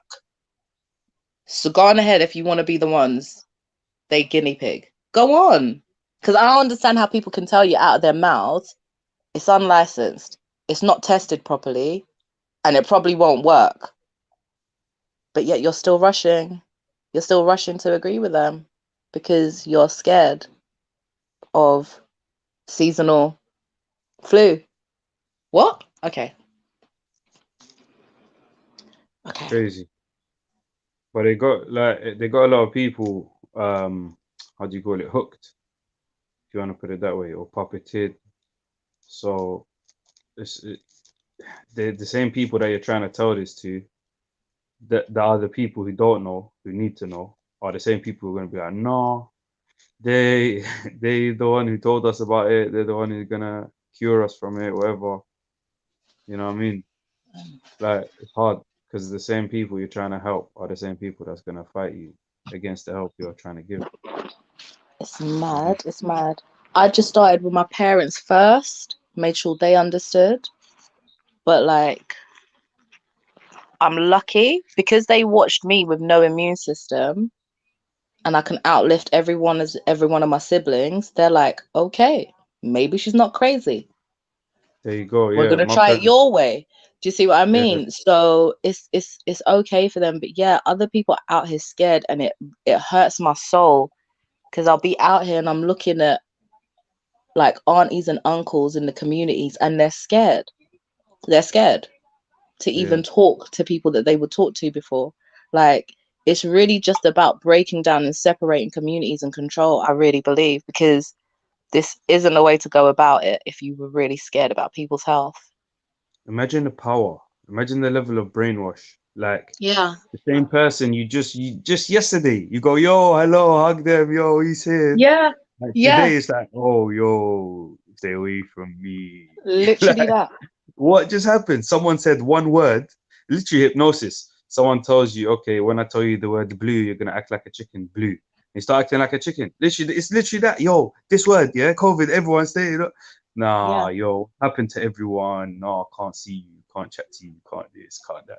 It's mad. And the second they say, okay, it's over, everyone's like, oh, okay, yo, hi, oh, sorry about that. I don't know what happened. You know what I mean? It's like we'll just forget about it. It's literally mass hypnosis.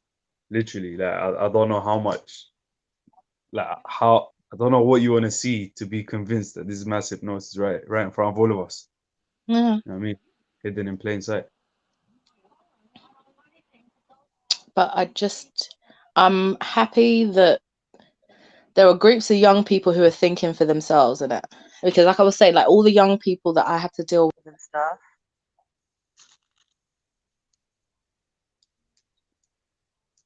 You cut out, sister. I don't know if it's just I don't know if it's Hello, me, can you but hear me? yeah, go on. You cut Yeah, out. sorry. Yeah, my phone went.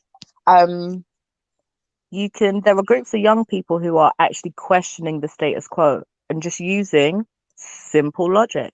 And that it makes my role a little bit harder because I'll be like, okay, we're gonna have to get you back into education, we're gonna have to do this, we're gonna have to do this, and they'll be like, okay, but sorry. Oh, hold on a sec.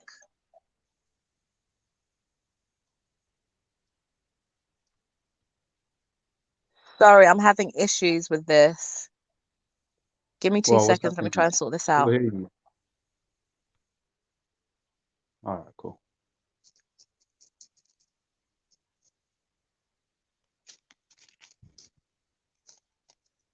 Yeah, man, this COVID thing, I think it's gonna be brought back. I think they're gonna have some sort of second wave. You say COVID Part 2, the movie. You know what I mean? I'm gonna just do like, push it a step further. Don't know what's gonna happen, but I do know some sort of madness is gonna go down with everyone getting ill anyway. There's nothing you could do. Like, you could chill at home all you want, whatever. Yeah, you're still gonna get ill in it. And if you don't, congratulations, you fought with the winter nicely. You took precautions. Congratulations, but a lot of people are still gonna get ill. Maybe someone you visit is gonna not take them precautions and gonna get ill. Like, you don't know, man. Everyone gets ill, bro. It's the winter season. It's the flu season. It's the cold season. You at least get a cold or a runny nose or whatever, you know. 'Tis the season to be jolly, innit? Yeah, I think they're gonna do a mad one. Some crazy, like, yeah, this hypnosis though. It's like a lot of people say they can't be hypnotized. Boom. Everyone's hypnotized, man. Literally, say a word and your brain changes into that state. That's it. Like, this was mass hypnosis. If you don't believe hypnosis is real, it's right there. That's an example of it. If you don't know what hypnosis is, or you're saying that's not, yeah, that's what hypnosis is. That's literally what it is. Go, yo, everyone, this. And everyone's like, okay. So, like the sister was saying, these lot are thinking for themselves and that. That's what you got to do. You can't have someone giving you your thoughts for you. You got 50% external information, 50% internal. Like, you got 50% control of the situation. What's outside of you is the other 50%. You ain't got no control of that. So you got half the control. Do what you can with your half. You know what I mean? And if everyone does their bit, then everything's cushy. There's nothing wrong. Literally.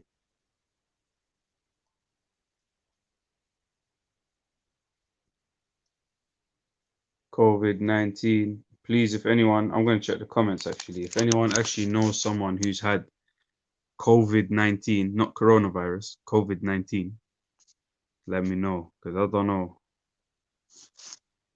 She's in the building.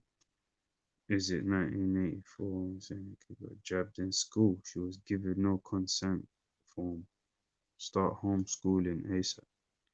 You should start homeschooling anyway. Like, even if your kids are in school, you should homeschool them as well. You should be going through what they're teaching them, and you should also be teaching them extracurricular activities, extracurricular information. You know, woman, Facebook, HPV vaccine. What's a HPV vaccine? And what happened to her? Miss Capo is worrying this vaccine is getting tested on kids first, not to mention the 5G in schools. Crazy. Therefore, the second wave is here. Schools in the UK are all preparing for home learning. Jeez. We need to all get together and rebel. I believe we're in this New World Order chapter of control. They said this is the new normal. I ain't living normal in this mad world. You know, someone asked the other day, do you remember what it was like before COVID-19? I started thinking about that. I was like, yo, a lot of shit. Like, you know, the people's minds have been, you know, something changes, yeah? If a change happens in a room, everything will equilibrate and start balancing with the new thing. You know what I mean? And it starts becoming the new situation. This is the situation now. And people start forgetting the old situation. But we really need to keep that time link. What got this situation here? What got that situation there? When? What happened first? What brought that about? You know, all this stuff. It's important.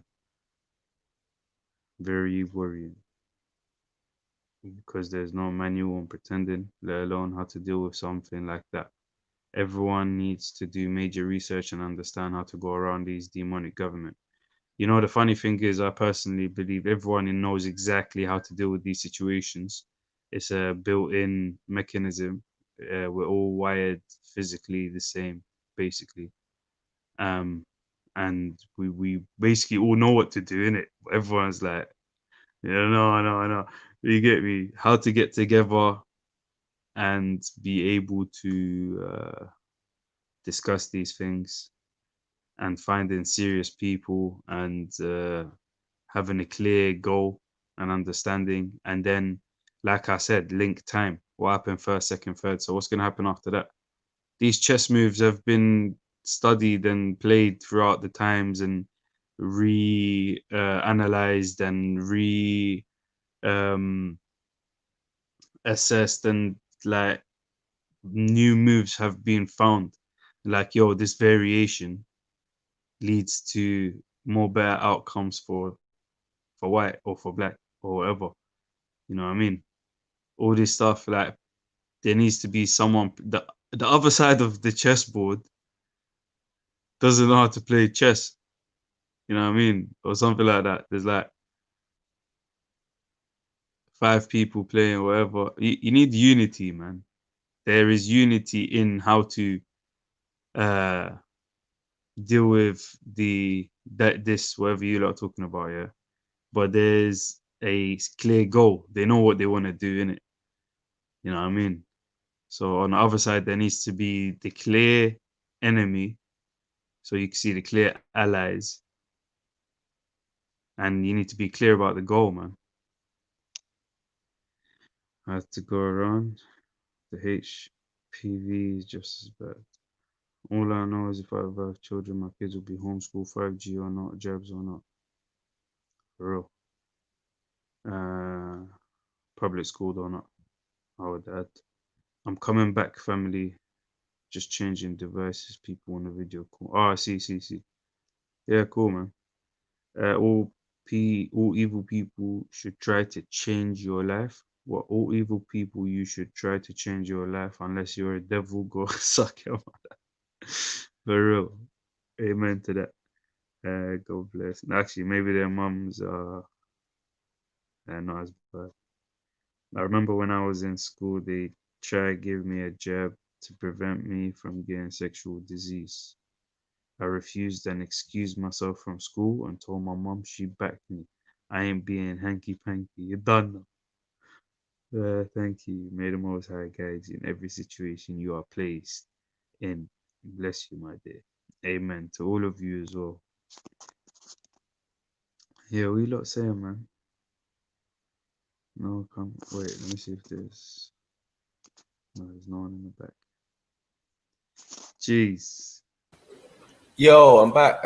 Why is it only me and you? What going on? Yo, everyone left, innit? Lex Skywalker said she's coming back. Okay. But everyone left, innit? Yeah, I was talking about this COVID thing and these men trying to... I don't know what these plots are, bruv. But we gotta start seeing moves in advance as well, man. We gotta start making moves ourselves. We can't just be it's a one-sided game of chess. You know what I mean? And we're just giving them all the pieces. You know them ones. Yeah. Take it. So yeah. What you been saying though, man? You blessed? Yeah, I had to take a shower, man. Get ready for the roads. A little bit. What's this curfew? Someone was talking about some curfew.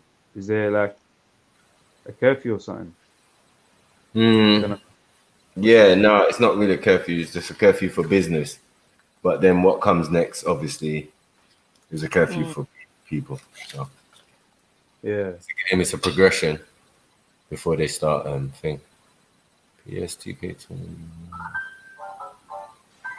Because it has to be the businesses first, because that will give them pause to analyze people. Ask what you doing out here? Yeah. I got it, Jungle Jesus, man. I got it. Did you add me? I don't. Oh yeah, you said you got me already. Yeah. You need to jump on there when I'm on there. What's your thing though? I don't even know which one's you.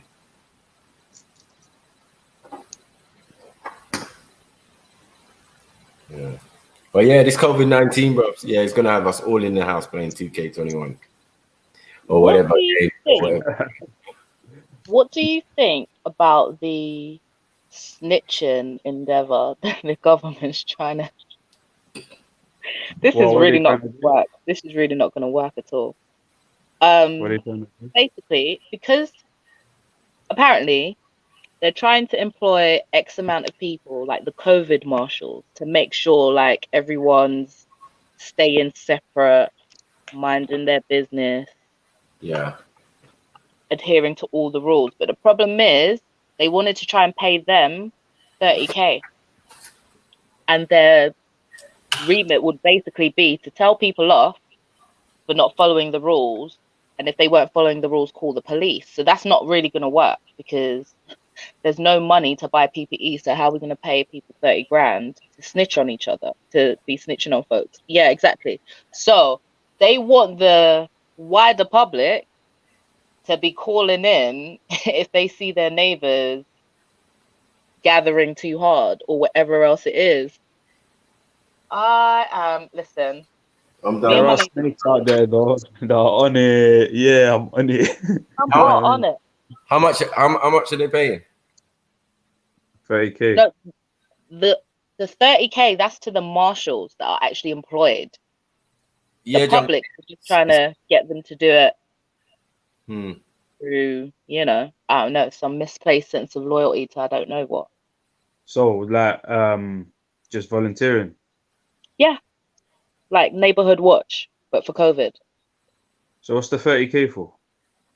That's for the actual, because their original plan was with all the new rules, all the new curfews, blah, blah, blah, that will eventually get phased in. They employ COVID marshals. So they actually have people who would be able to tell you, get to your yard now. And then if you don't listen, they call the police to come drag you back to your yard now. Right. Haters, basically. You can try. Yeah. But there isn't enough money in the budget for that. That's a myth. And they had the audacity to suggest paying them more than they pay the police that they'd have to call anyway to come to drag you back to your yard. Innit? That's what I was thinking. Like, why don't you just hire police? Like, isn't that what a police are for?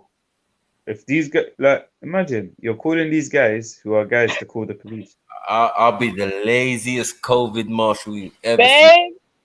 No. a part of me actually thought, raw, we're going to pay people 30 grand. Yeah. Pay me. I might can do that, you know. Yeah. But when I come back with pure white people, yeah, I beg no one to complain at me. Snatching people This is what I mean. COVID! This motherfucker got COVID. No. Okay. I'm glad I'm not the only one who thought. I was like, right, okay, so when I'm out here snatching all these rich white people off the street for their antics, you lot are just gonna let me and you're gonna give me 30 grand. Yeah. This is what you want. Yeah, I'm feeling like Django right now. What you mean? Like, I've got a list right now. There's definitely a list of like social workers I'll start with, fam. You. No reason. You know, just a knock at the door. You exactly.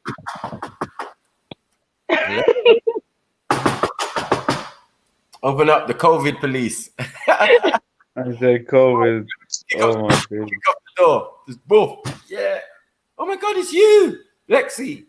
I can't believe. Shut up. You have the right. They don't get to call me Lexi. They gotta call me by my government name. You don't get to call me Lexi. That's for people I love. That's for people that I fuck with. You don't get to. Yeah, well, there's no talking. Obviously, when you grab them up, still bend them up, push them against the wall. Blah. You get it? Yeah. You have the right to remain silent. You have the right not to sneeze or cough or spit. Trust me. I'm like, you are gonna pay me 30 grand to do up citizen's arrest.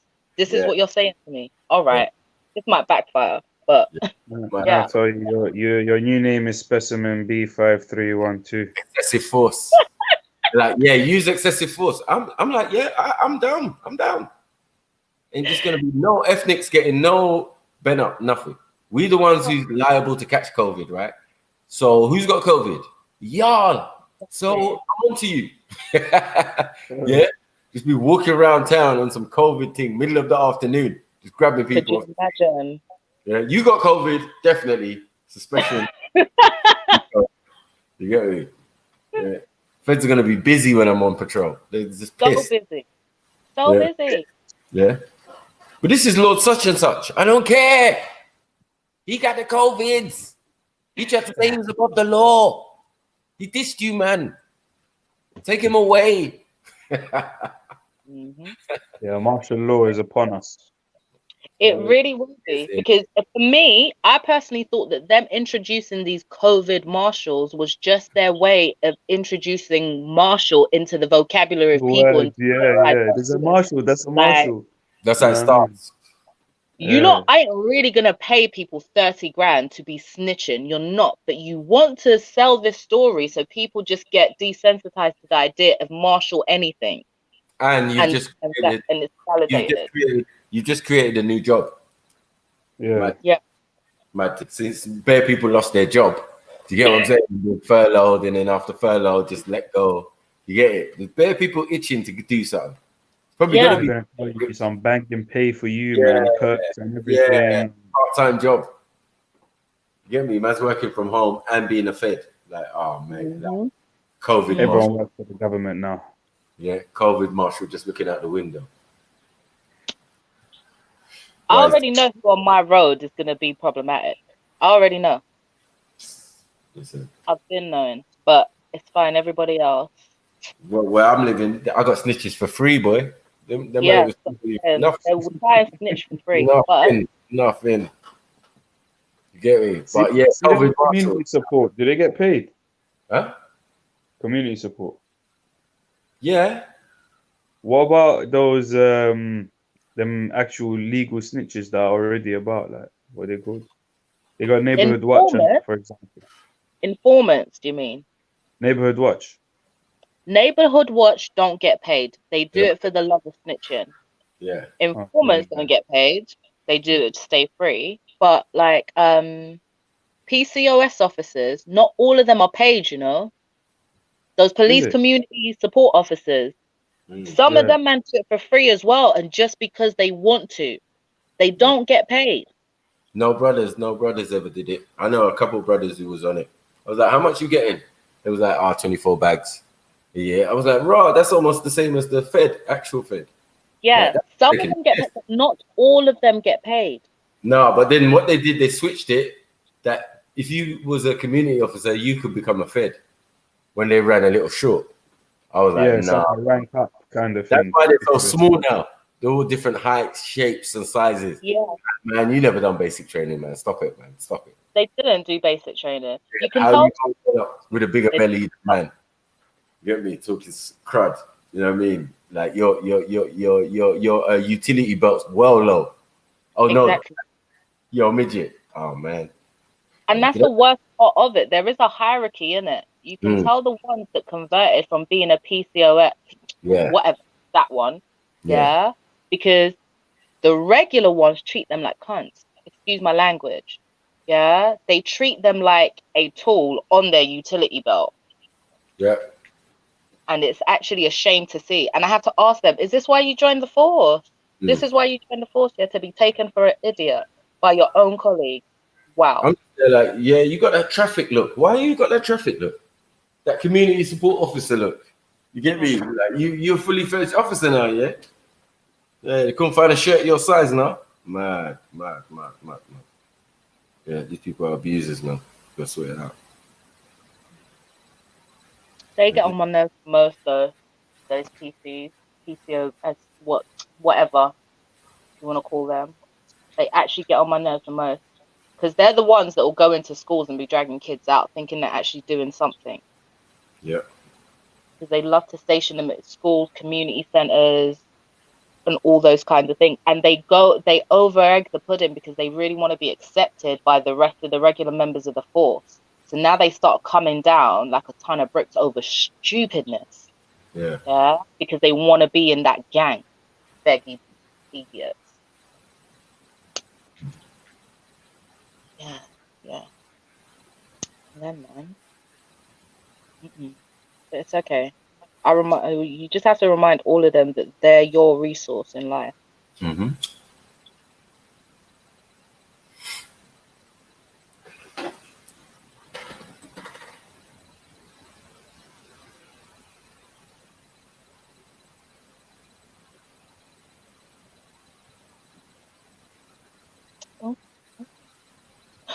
Yeah.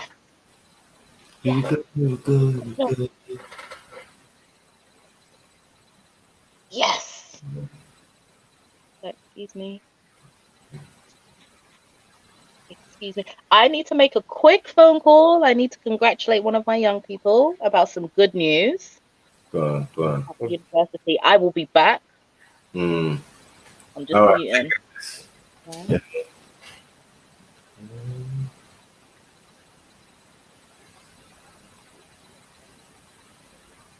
Yeah, fam. Wait, what were you talking about with Khan about Turkey and Persia and this?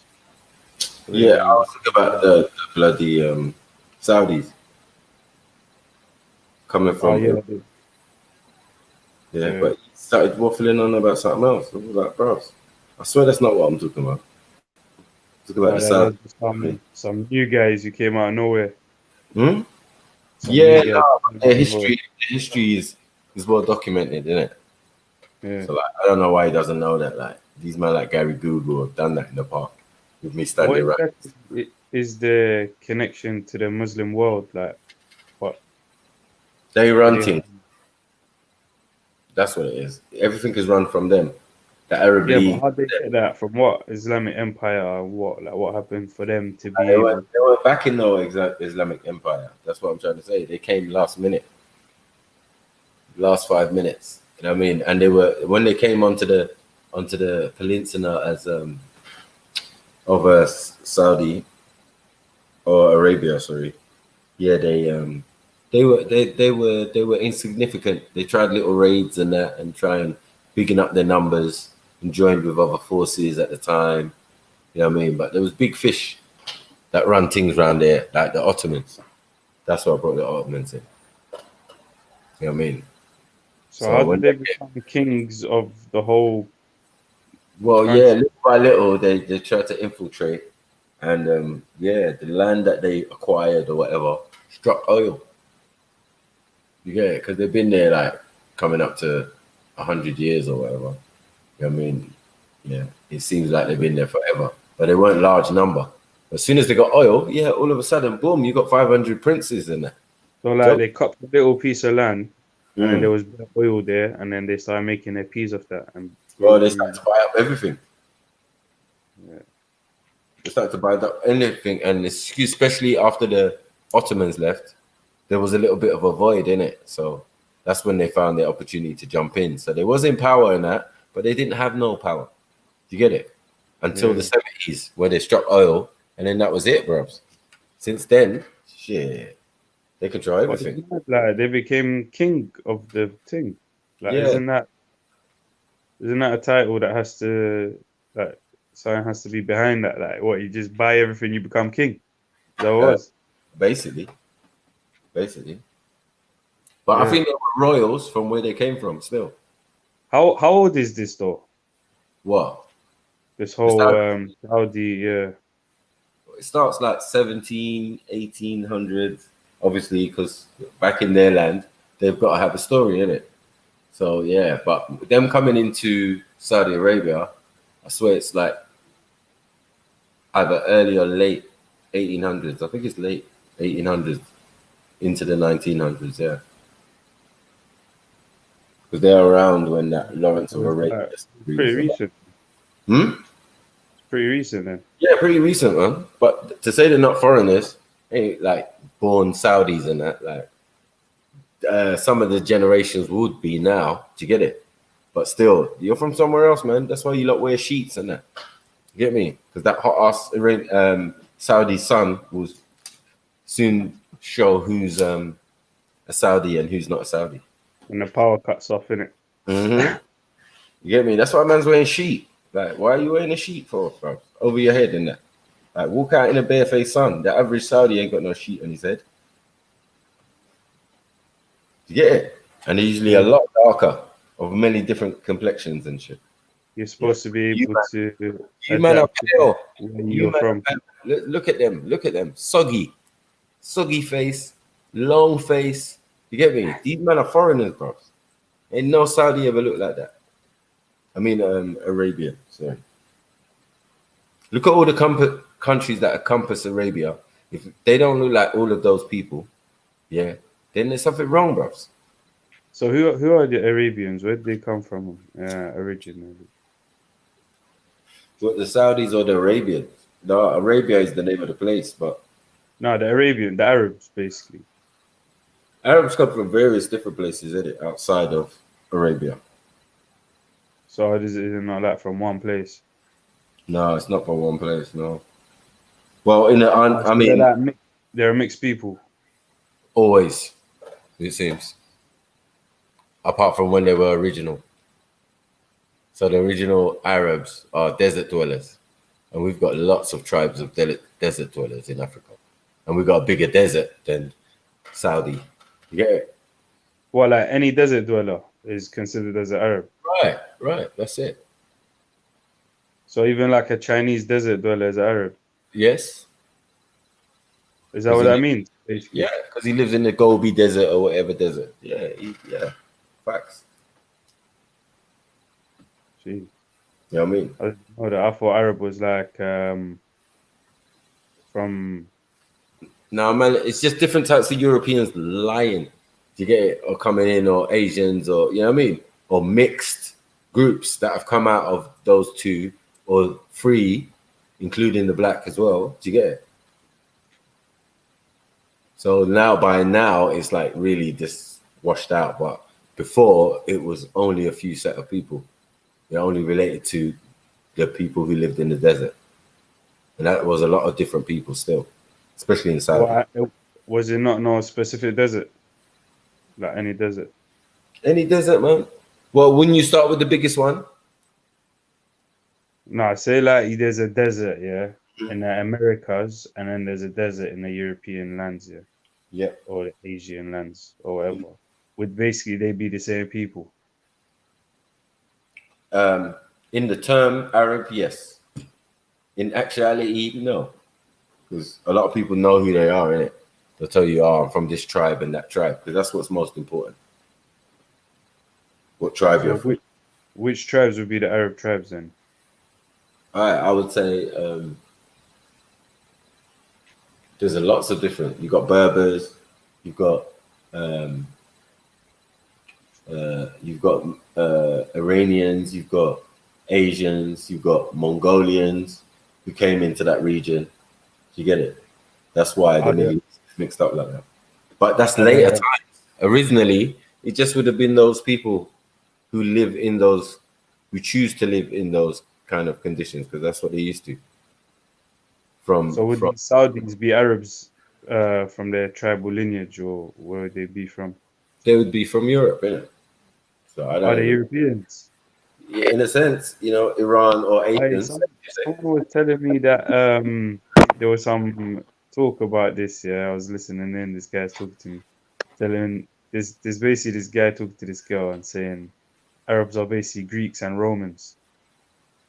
Some are. So one of them was saying they're Greeks and Romans. One of them was saying they're Turks. Yeah, some are a mix. Some are a mix of all three, and French you can throw in there too. But that's modern time. That's not 6th century. That's like, you get it. If you was there from 6th century, you wouldn't even look the same. You get it? If integration and all of that is thing, it's got to be a set of people who came from somewhere else. Because, like, bro, man, are still looking the same now. How's that make sense? You got all these black, dark skin looking tribes, Kushite looking tribes around you, and you manage to maintain. Yeah, that sounded like racism.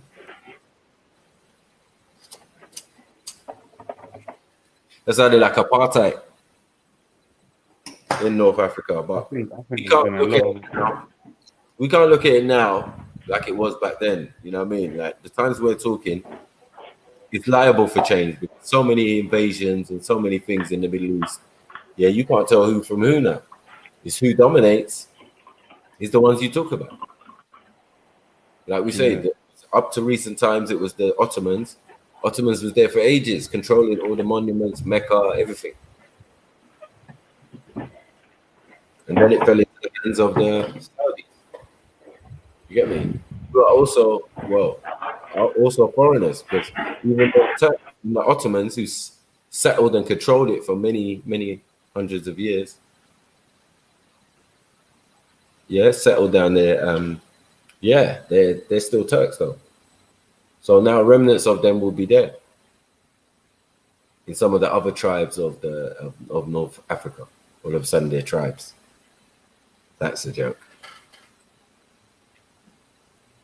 But yeah, Arab is classed as mixed, isn't it? Anyone mixed, definitely.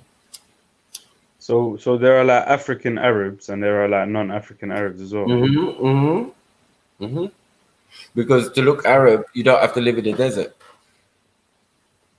So wait, does that mean basically anyone? So someone who's, for example, half Chinese and half British, or third Chinese, third British, third Indian, will be considered as Arab. Well, it depends where you were. Yes. Where you are in the world, isn't it? Yeah. In this country, we call mixed race. Yeah. Back in Africa and the Middle East and we would, you know what I mean, identify you. And sometimes your tribal name will indicate the mixture of the two tribes. Oh, so basically it's literally a thing where like Arab was the word mixed race, basically. Yes, basically.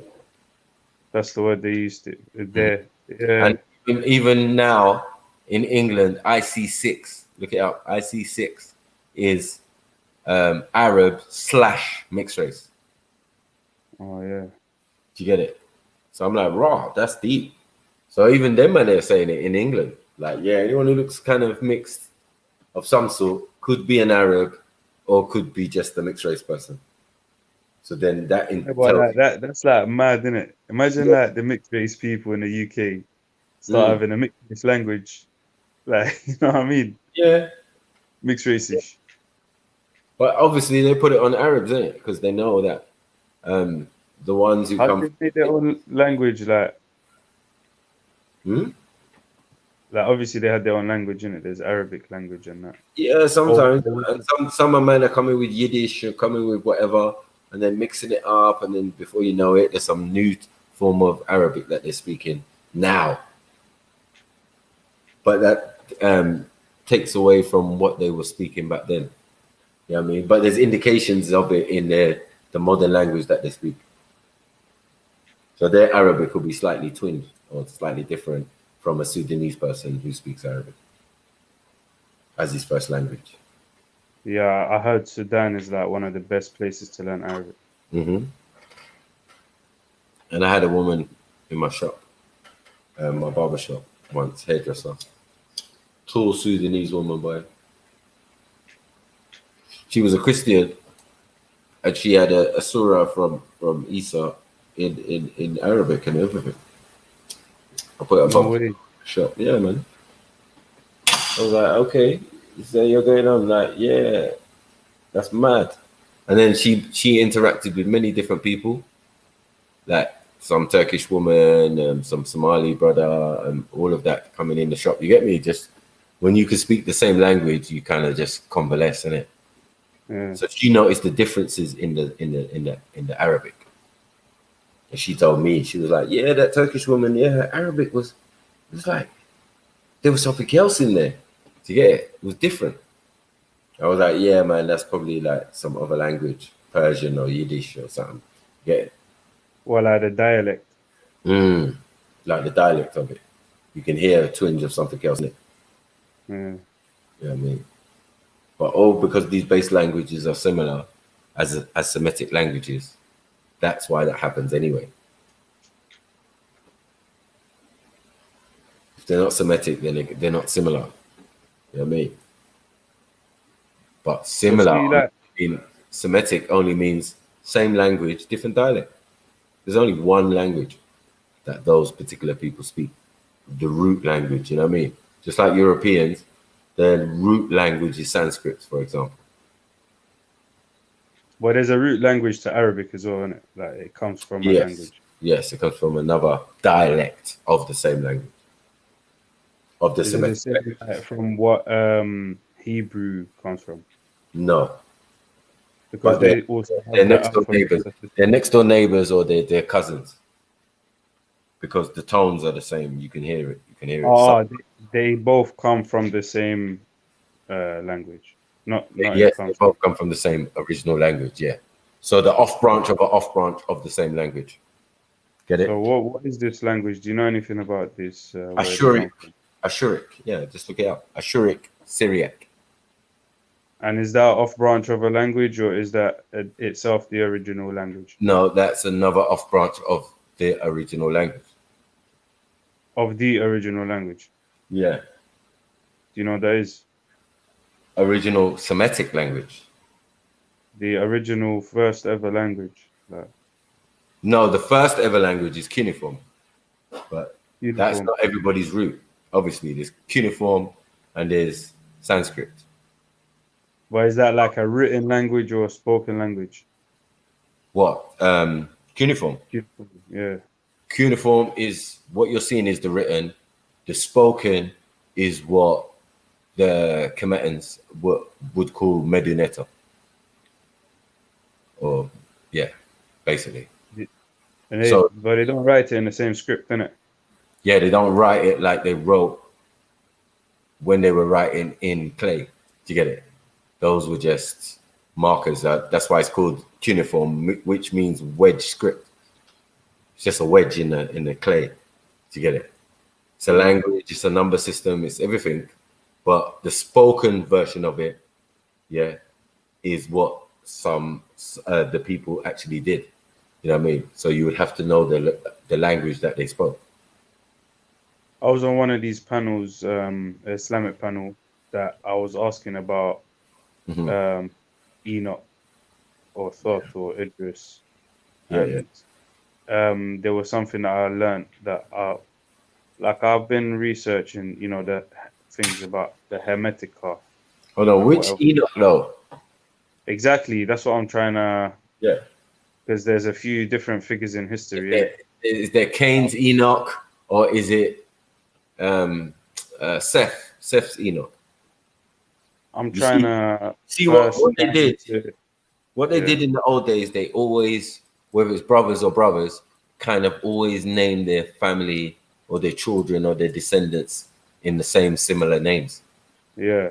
So this is why you're getting doubles, triples, and all of that. You get me? You're getting Enoch, and then you're getting Enos as well. Do you get it? On both sides as well. So you're getting double Enochs and double Enoses in a bloodline. Do you get it? But one they're going to choose, innit? They're going to concentrate on Seth's bloodline and his descendants. What did he have like? Cain has his children, Tubal Cain, all sorts, and he's Enoch. Yeah, that's his first son. So I want to know which one's which. But we already know that know that the curse of Cain was only on Cain. It wasn't on Cain's seed. Yeah. So Cain could have respectively had children and thing who was still on the right path. You get it?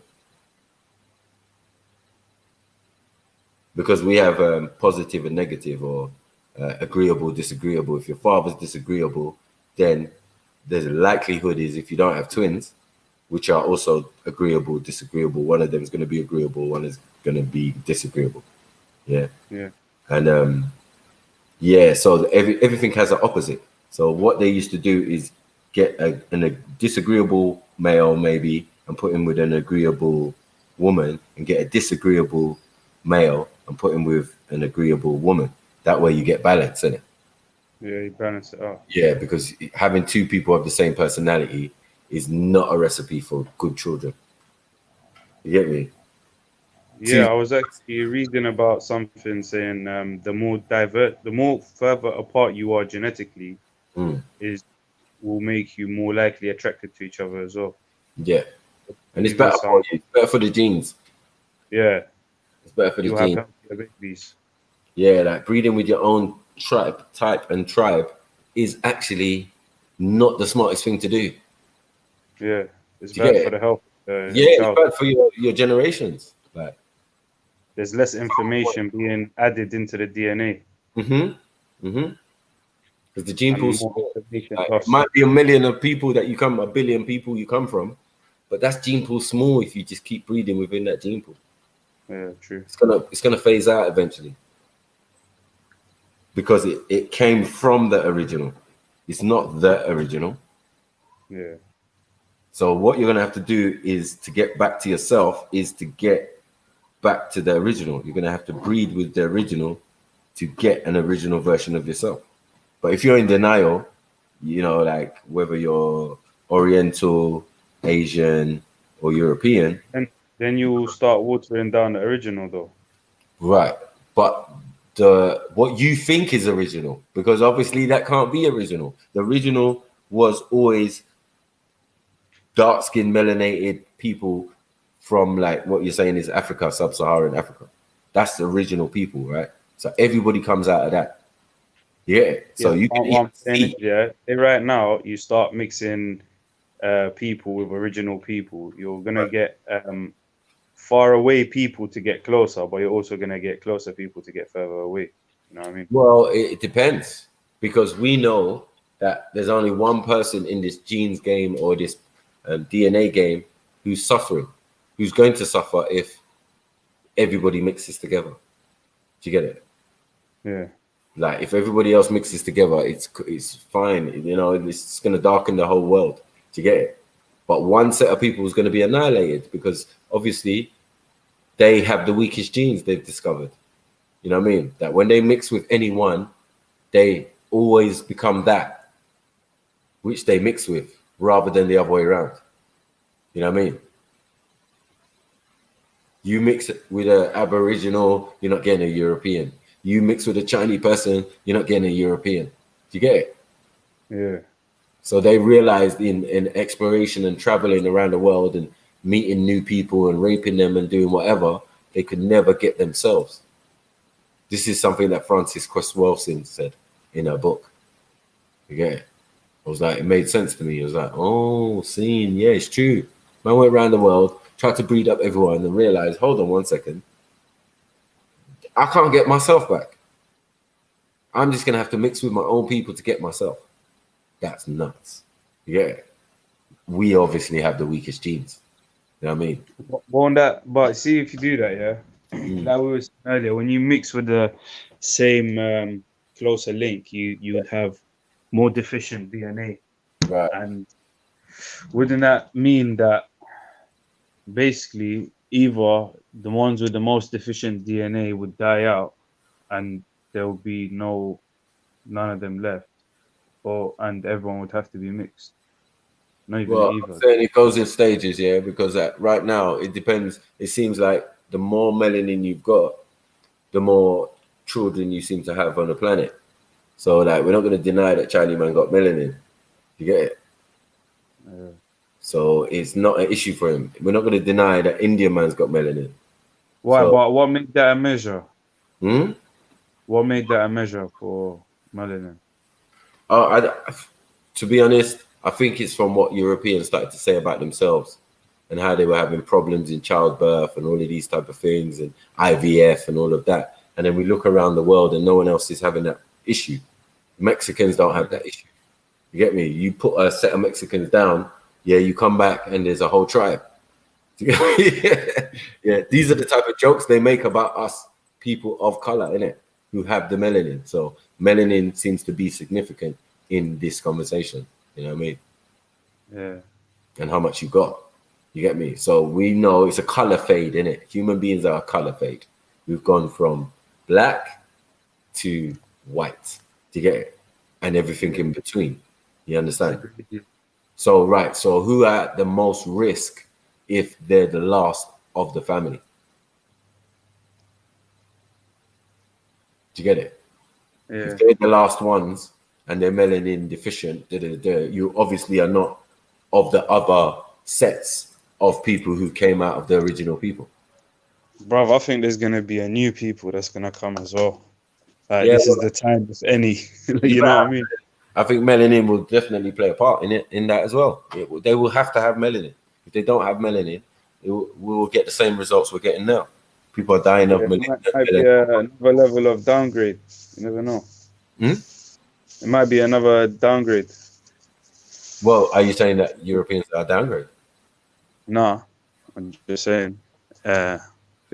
that we might downgrade, isn't it?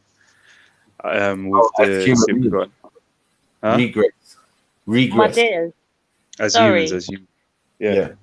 Could you just give me a quick little recap? Because I've just tuned back into the conversation and it sounds amazing. Oh, yeah, if I'm asking questions in it still.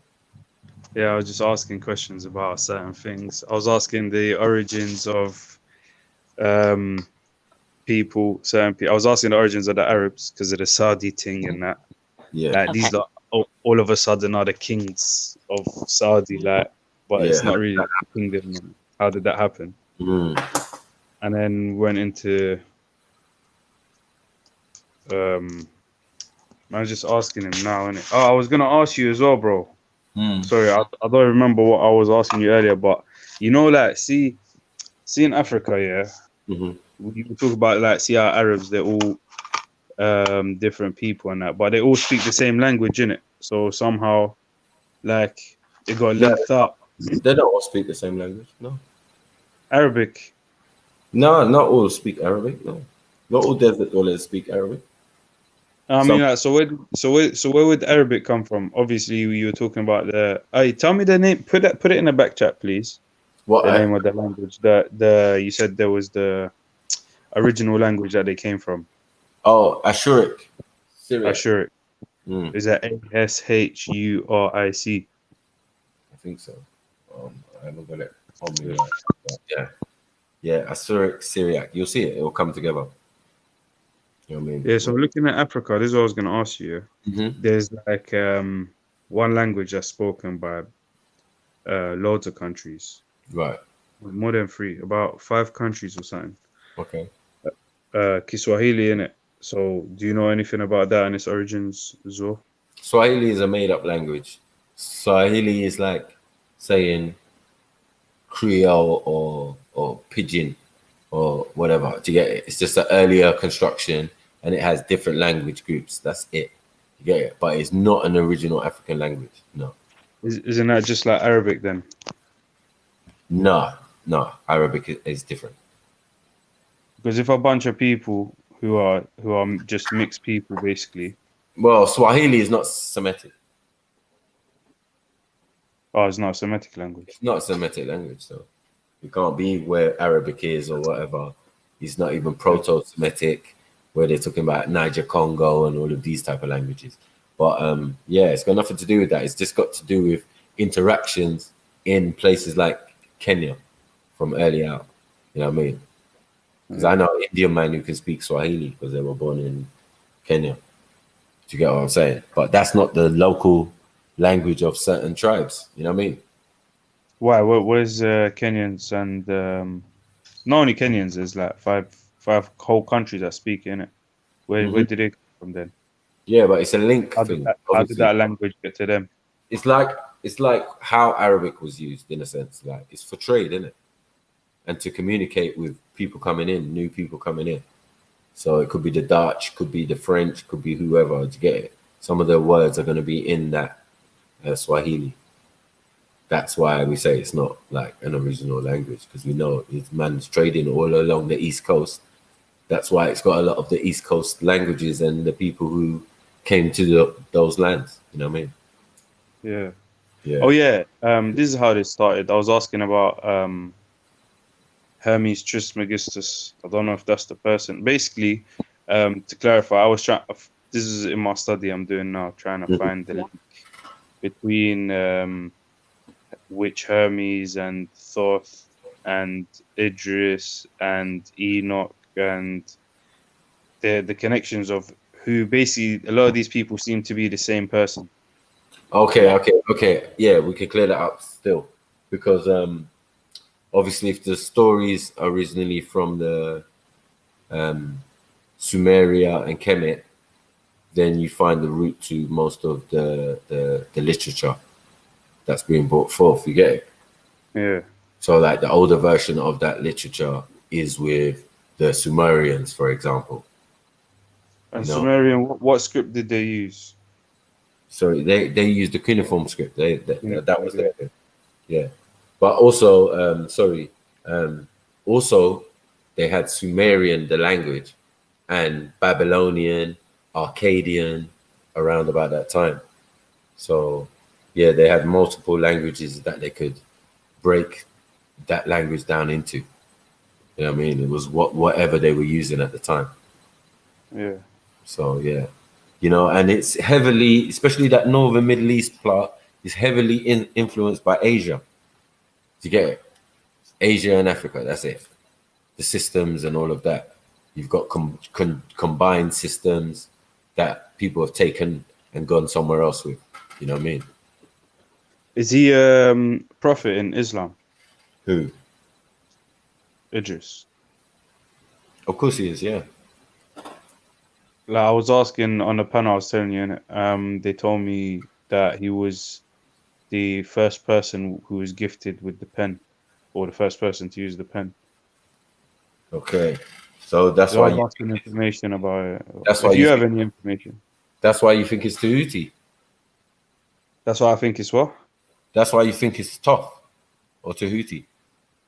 No, there are a lot of similarities and connections. That's just part of my study, innit? But I'm telling you, I found this out like maybe 2 days ago. Well, look at it in this then. Go into the Sumerian and you find out that the individual you're calling Toph is Marduk in the Sumerian, right? Yeah. And even before that, or when you go into the biblical, he is Melchizedek. And then when you go into the Quranic, he is El-Qadir. The green one. Do you get it? Where do I find that? Well, El-Qadir. Yeah. I think it's one of the 99 names. Some say pronounce it different. Maybe I'm not saying it right. Some say El-Qadir. You get me? But I say El-Qadir. What, is that a person though? Yeah, it's meant to be like a representation of an angelic being. Oh, not like a human person then. Well, an angel is a human person when it wants to be. Yeah. So I'm saying this a lot of this is like we need to stop with the myth, because a lot of the ideas of angelic beings and certain things are just individuals who actually lived. Do you get it? Yeah, they might have been. I was on the Lions Den, yeah. There was some Muslims chatting about certain things, and I came on asking about Angel Jibril, yeah. And because I was telling them, like, from the source I read, that and various sources I've read actually, that it seems to be a man who's talking to him. Of course. And they basically wanted my head for that, yeah. And Right. like they kind of bugged out even more when I said, like, they were like, "Who's this man?" and this, that, yeah. And I was like, he referred to a man called Al-Kalbi, yeah. And he's like, "Bro, that means dog. You're calling Angel Gabriel dog. I don't know what." So nah, bro, this is just like, this is the hadiths, isn't it? This is what the hadiths say. He was a man, and what did he look like? That guy, Al-Kalbi, innit? And then asked me for the hadiths. I pulled it out and whatever. And then they started pulling out, told me to pull out a hadith that says his wing is so big that the tip of the feather, the earth can fit on it, and that kind of stuff.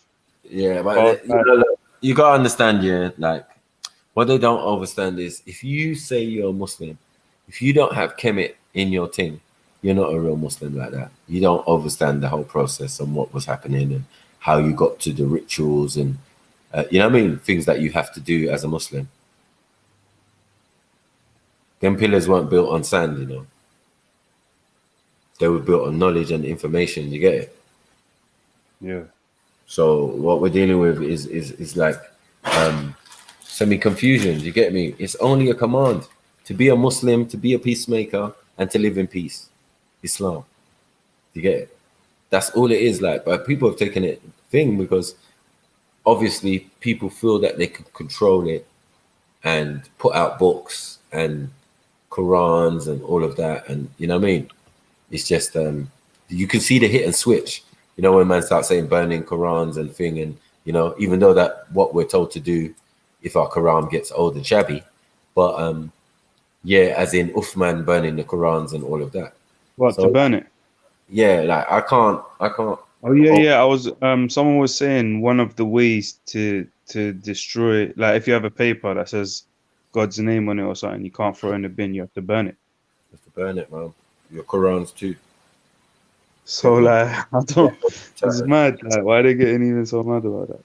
No, I'm saying they're not even getting mad, but I'm just saying the process of what man have to do. But it's more to do with the idea of man compiling the new Quran and the hadiths a little bit later to get it. So it's like those are the clear problems that we seem to have, or where some men are like, yeah, you Quranists, you lot are thing, but we're like, yo, listen, how can hadiths that were made 200 years after the Prophet, yeah, peace be upon him, is what men are supposed to pay attention to? Makes no sense. Does it say in the Quran though if angels are men?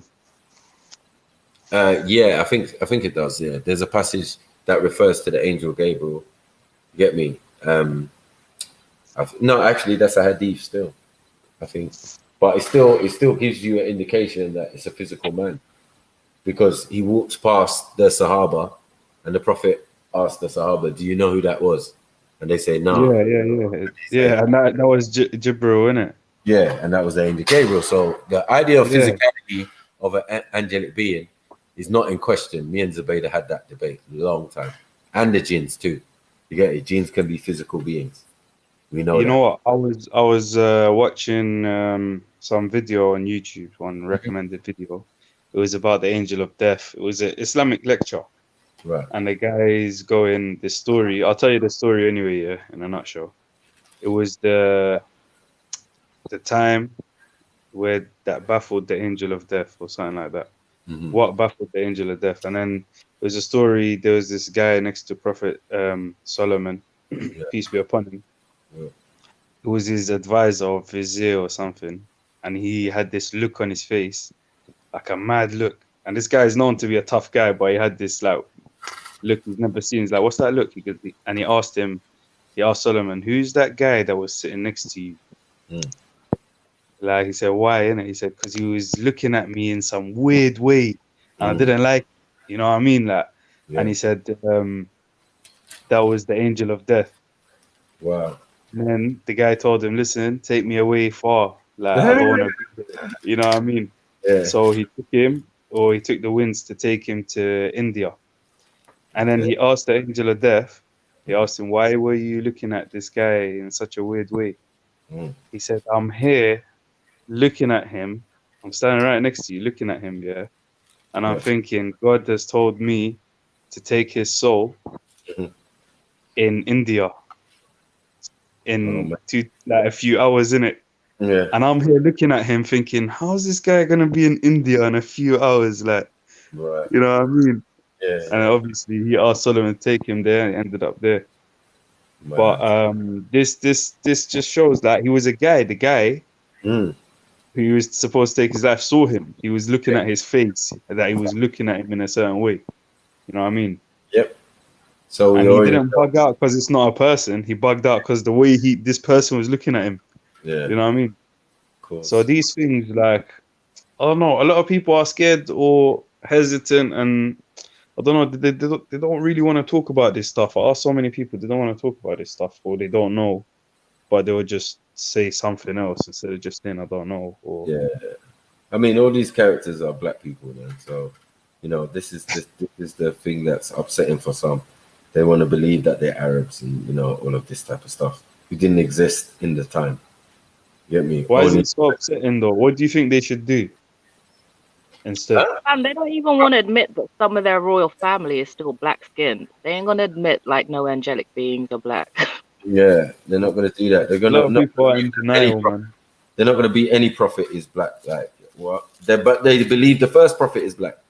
So like, I'm like, if the first prophet is black, and then all the way up to Abraham, you know, Musa's black, you know, everyone's black, right? Even Yeshua, you know, he's black, you know what I mean, or Isa, yeah. And then all of a sudden, his cousin Muhammad, sallallahu alaihi wasallam, is a like European Arab. The lighty. Pale Arab. Like, nah. Pale Arabs don't even come into after his death. That's the disrespectful thing. You get me? We're looking at dynasties then. You get me? We start looking into the Umayyad dynasty and we realize these are black folk. You know what I mean? And they got run out of town. Run out of town when these Arabs came later on, these Abbasids and that. What about like the like I said, the Greeks and the Romans, when they like white people? Not originally. Weren't they Caucasians? Because like on. If you're saying the original people who lived on the land, nah. But they were there, yeah, in small numbers, yeah, of course. No, this is what I'm trying to work out. Were the Romans Caucasians or Europeans? No, they were a mixed bag, definitely, but they changed to fully European at a certain point. Okay. Well, what's the difference? What's the difference between Caucasian and European? Isn't a European a Caucasian? No. No. What's the difference? Because black people have always lived in Europe too. So the simplest way to like, Maku, please correct me where you can, because I only do layman's terms, yeah, because my memory makes me forget like certain words. It's like, okay, so it's like you see in Europe, you have the Turks, the Albanians, the Eastern European lot, and then you have like the Swedes, the people from Denmark, blah blah blah. Norway, yeah. All those Swedes, Danish, them man, they're European. The Turks, Albanians, everybody else, they're Caucasian.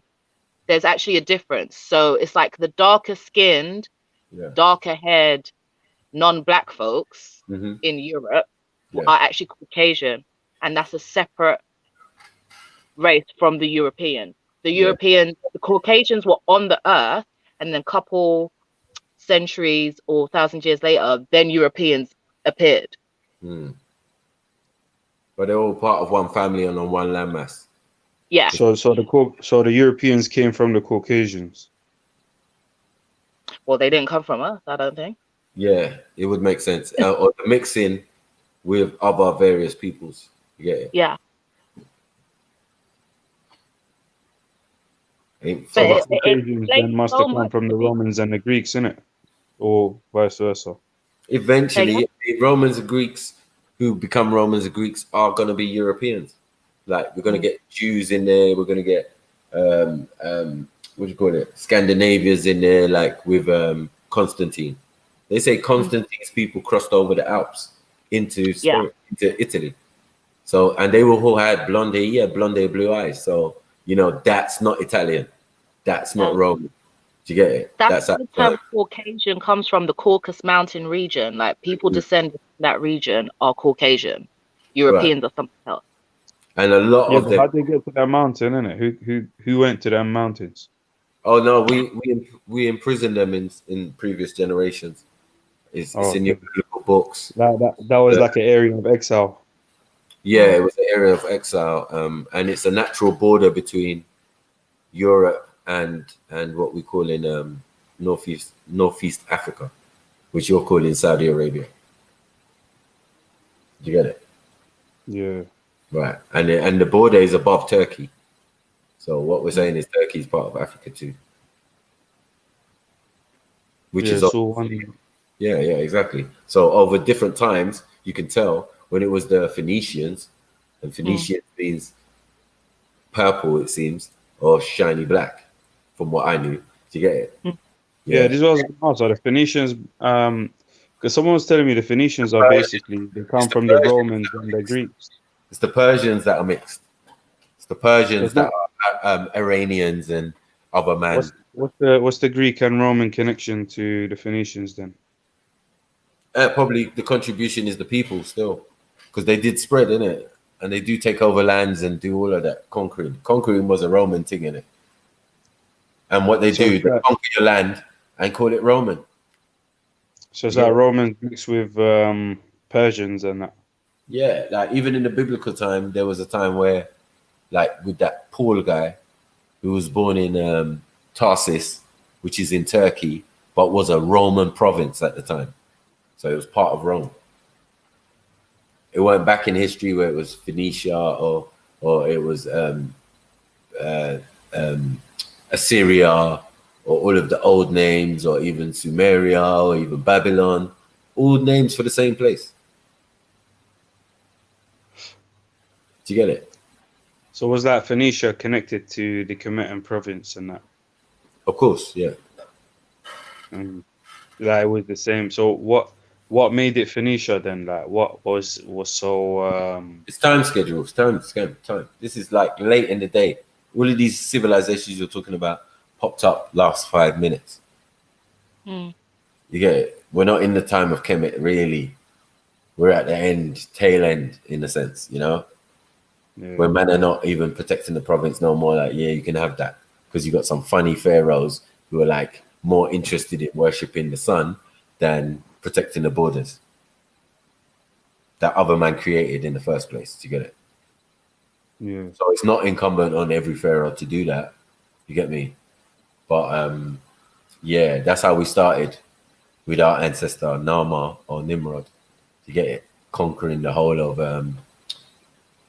Mesopotamia and all of that. You get me? Way back in the first dynasty of Egypt. Oh, yo, I'm on 1%, bro. I'm gonna die in a second, but you see, No. no, it's No.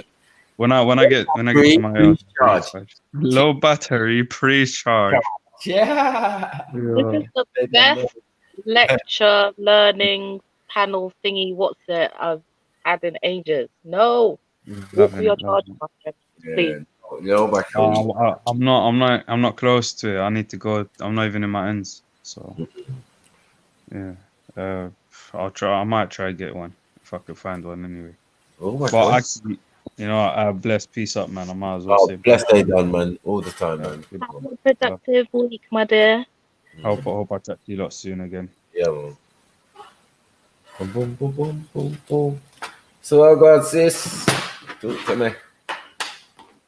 I'm just here surviving, doing my advocacy thing. So, you know. Yeah, man. I've been lately, like, I've been getting into my culture and that more, looking into it. I realize that all of this stuff is just rooted in the same things coming from us. It really is. I could actually listen to you all day. Yeah, made it all up. All these gods, all these angels. These are African people, like very distant. Oh, Gabriel, Geb in Egypt. Yeah. But Geb is meant to be like a deity, but no, Geb was a real person. Yeah, like he was a real person. He was a real pharaoh. He was not a pharaoh, but he was one of the 9 Anids or whatever. But they think that's myth. Do you get it? That's where the problem lies. But it can't be myth because you're taking individuals out of Egypt and all of that, and they're being worshipped in other parts of the world. So Nama became the Scorpion King in the Middle East. Do you get it? Where they're making statues of him and all of that in that Egyptian pose and all of that. So you can see how man's been worshipping, man. When we travel to India, they call us the Naga. You get me? Yeah. Or they call us Buddha. You get me? Because the earliest depiction of Buddha, he's got Chani bumps. You can't do Chani bumps with all my male black friends who've been in Asia.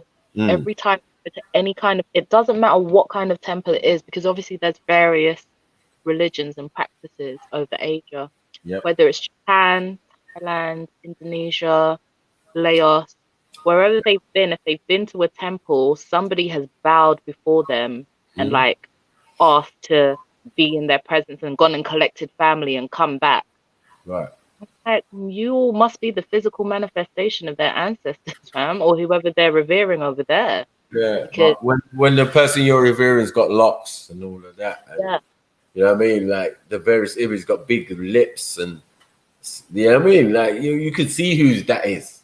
Like, yeah, and they do. They take them to the statues and like. Do you know what I mean? They stand them right next to them like, and take pictures and rub them. It's like these stuff. were actually real people. Just real people. You could still see them in Africa or wherever you want to go. Every type of face, every type of carving, and we were excellent at carving statues and thinking and making ourselves look better than we did in real life. Still, you get it. Perfectly symmetrical. No one has a perfectly symmetrical face, but we had the science of that. You know what I mean? So yeah, we never made ourselves look ugly anyway. So yeah, that. But yeah, man saw it was so fantastic. They were like, nah, this has got to be their gods. No. When we had the ability to manipulate stone, we revered our ancestors, our kings, our you get me? Our Olus or whatever you want to call it. And when we left Kemet, we still continued in that vein. Yeah, just without all the razzmatazz. Yeah, all the razzmatazz of stones and that. Like, yeah, we went to other areas and maybe live more natural again. Yeah. Like that's how we started in the first place. That's how we're going to continue. We still got the brains and the technology. Do you get it? But our societies are organized. Like, yeah, you got the king, you got the Oba, you got the thing, you got the Pharaoh, whatever you want to say. You know what I mean? Because remember, he's God's representative on earth. And those Neteru became Orishas. You get it? Yeah. But their stories told as them living in a small village. You get me? But they just had a little bit more powers than your average human being. They could do special stuff, which sound like magic, but it's not. It's not. It's alchemy. It's knowing your God self. No, knowing your God self. If you know that you're you know what I mean, your God and the goddess, the goddess Oshun control the waters and people's emotions and this and that and that and that. Yeah, that's what I mean. It's a mixture of alchemy and chemistry and other things, other practices they never understood. Yeah, and nature. And knowing thyself. Once you know yourself, imagine beings that knew themselves. We remember we suffering from memory loss. We don't know who we are as beings. You get it? But a little bits of our power just keep, kicking out. You know what I mean? In certain situations, in the extreme situations or whatever situation, do you get it? Bits of your power, like, oh, you're thinking of someone and then they phone you. Those little moments. Yeah. Those little moments. Like, I was thinking of you. You get it? Right. Yeah. Those moments when I'm like, I'm a witch. I don't care. I'm a witch. Yeah. I have powers. And that's how your ancestors fought. You get it? That's how your ancestors fought. But they fought the opposite. I'm a witch, I'm a god, I'm a, you know what I mean? Whatever you want me to be. I'm the devil. You get me? But the devil is not what they think.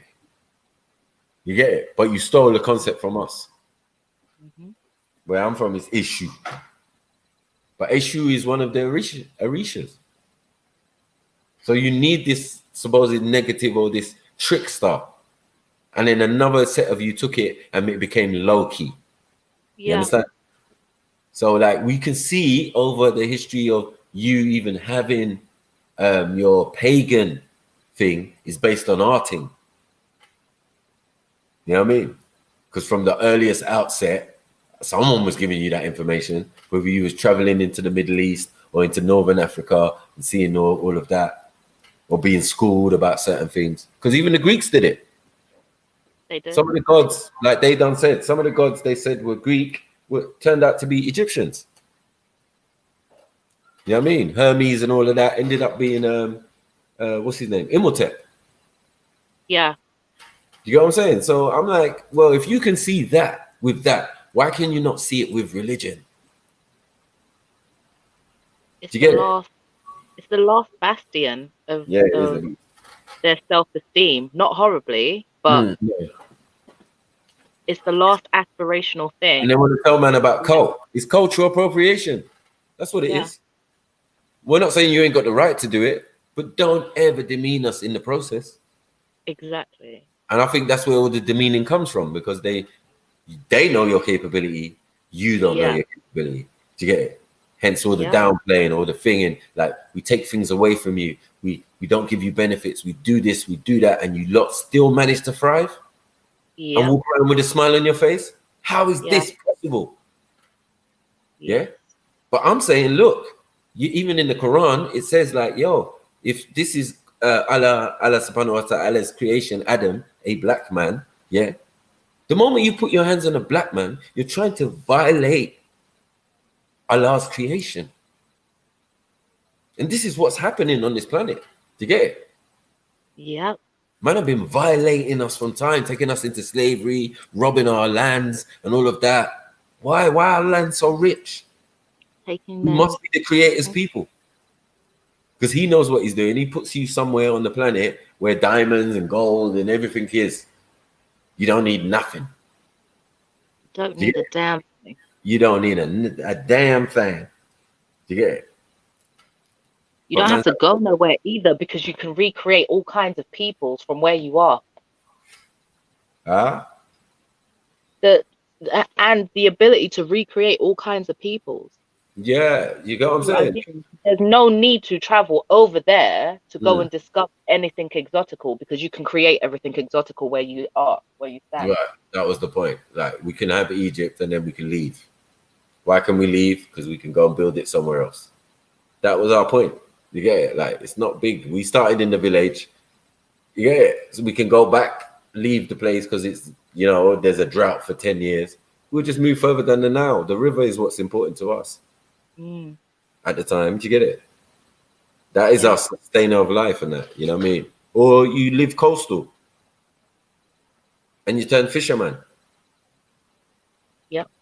But either or is going to make you survive. So like our existence in different parts of Africa is only down to the rivers. Yeah. We just floated down to the next part. Like, oh man, yeah, that part's here all deserty now. The sand is encroaching. We need to move from this end. This is dead. To get it. Oh, look at this place. Tropical. Let's settle here. Boom. That's it.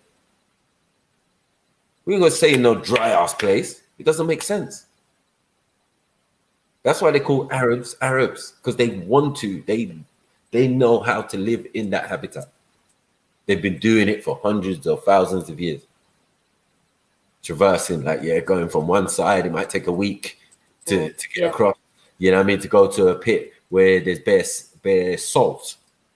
And salt is a rich commodity. You get it? I see man packing up the salt things, putting it on their camel, and then keep it kicking. Do you get what I'm saying? This is Africa. This is not Arabia. That's why I said, like, why are we going to talk about a small desert when you got the biggest desert in the world?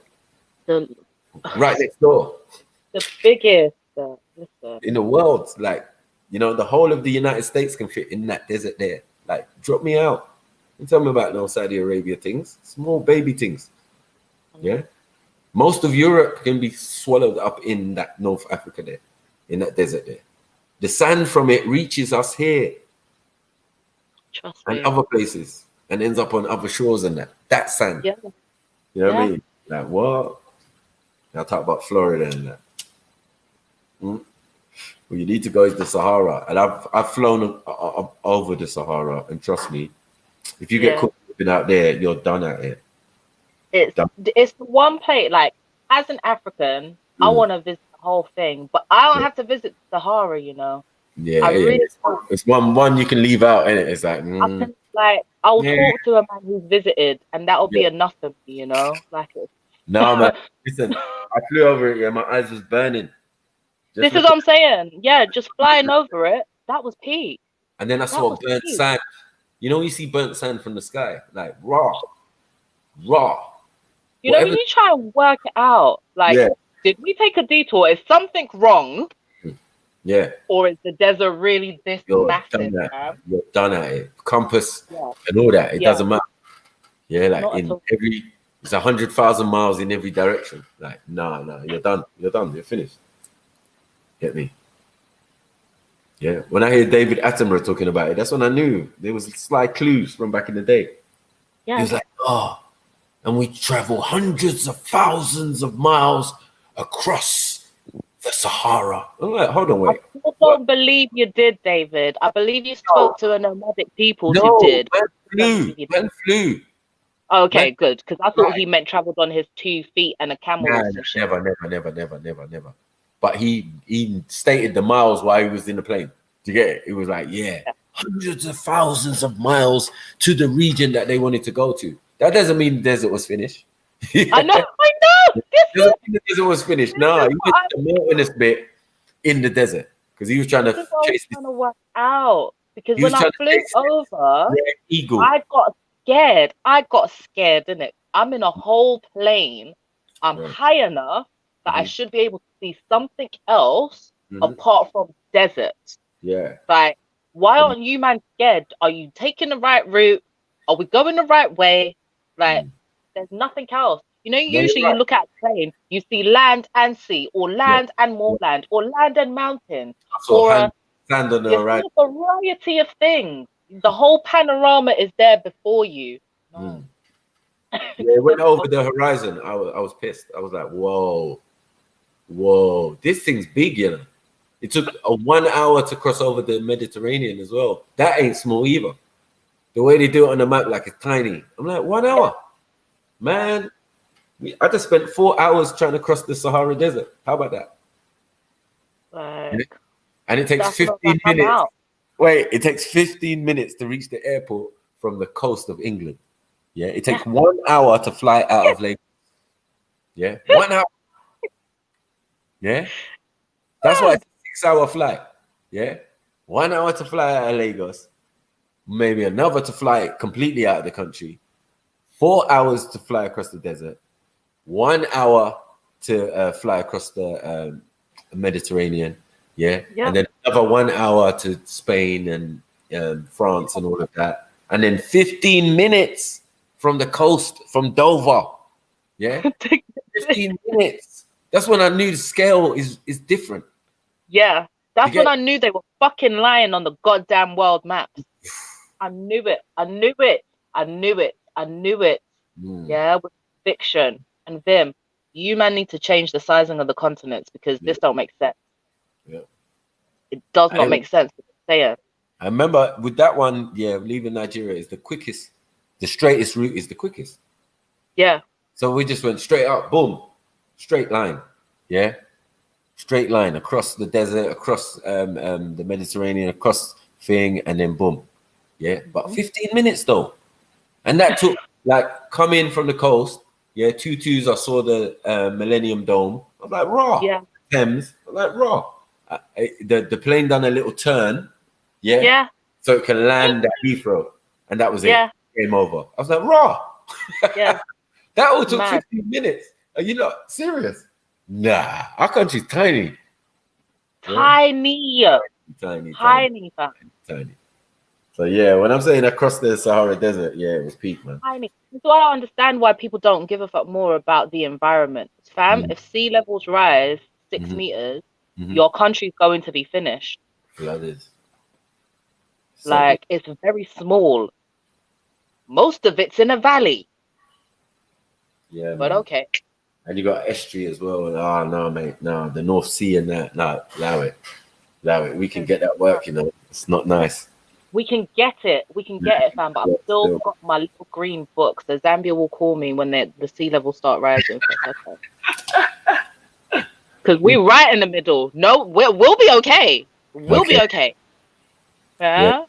I heard the continent is so massive. You could wipe out a whole load of coastline. We'll still be good. We'll be okay. Yeah. And the way we're so religious in our countries, that shit will never happen just because of spiritual powers. Listen. You get me? The people are so the aunties' prayer circles. The aunties' prayer circles will take care of it alone. The ancestors don't even need to chime in. Yeah. Like, you lot got this, actually. You lot actually got this. You get it? But yeah, in all depictions of it, definitely the ancestors who are like Orishas or whatever are always people of renown or history or thing for us. But for the European, it's like, this myth, yeah, you lot believe in Oromion and all of that. And Oromion was a king, though. He was a ruler, he was an Oba. He had his own village, and then his own people came from that thing, and his own bloodline, who are bloodline of kings and that, and blah, blah, blah. And that's what we do. We've been doing that since Kemet. Same thing. These beings come down, breed in with us, and then boom. You get it? They'll be the royal bloodline for forevermore. Yeah. You know what I mean? Like, that's how it works. So, you know what I mean? As I said, everything is cultural appropriation, man. The fact of the matter is, know thyself is the ultimate statement. You know what I mean? Ultimate. Get me? And the realization of that will leave you in good stead, man. You know what I mean? You will know why you're getting all this headache and this trouble and this denial and access denied and all of that. You'll know why. Because you're special. You get it? Yeah. You're special. You get me? Only something special would get so much attention. Whether it be negative or not, it's like so much attention. It sounds really egotistical, yeah?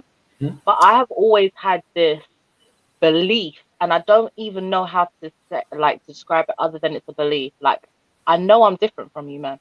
I'm different, and it's okay. I don't have to be like you. But we are not the same, and it's okay. Like, this is it's something. I ain't even saying white people are not special, because they've tapped into that. This is why we have all secret things and witches and all of that. They've tapped into themselves. Do you get it? Certain respect. It's us that need to tap into ourselves.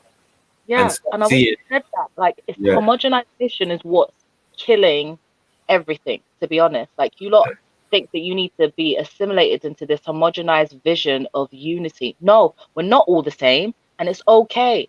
I'm different from you. You're different from me. Yep. Yeah, that's just it. We ain't the same. What will kill you stone cold dead won't trouble me. Same way. It won't trouble me in the same way. But in the same way that things that they won't die from stone cold dead, they'll fuck me up. I've learned that in life. Yeah. Do you know? So it sounds egotistical, but I try and tell people all the time, no, because the more you know about yourself and where you come from, the more in touch you are, you will believe it. And that's the only way, because people are like, why do you think like that? Someone actually called me a narcissist once. Yeah, don't worry. We were having a conversation. Goes well with my name. But we're different. The things that bother you won't bother me, because we are different. I can't lower myself to dealing with that. Like a narcissist. No, it's not. I can't do it. If I lower myself to dealing with that, the way I'm built, I'll put myself into a pit of negative energy, which will kill my immune system, and now be out here sick. So I can't do that. And it's knowing how we're different, knowing more about history and like your own culture, and returning, because it's only when I started to return to certain things that my mother's mother would do. Like, I don't even do things how my mum does. Oh, my mum, what did your grandmother do? And then in going back, you know yourself better, you're more secure in who you are, you make better decisions, you can trust your own sense of things a whole lot better as well. But yeah, apparently I was a narcissist. Yeah, don't worry, that's been attached to my name many times, bro. Many times. Yeah, Mackie, you're a narcissist. No, I'm a realist. Get me? We're gonna call it. That's what we're gonna call it. Stop trying to put titles on man and sisters and that. New ones as well. That's not African. Exactly. Why am I supposed to be brother when it's not African?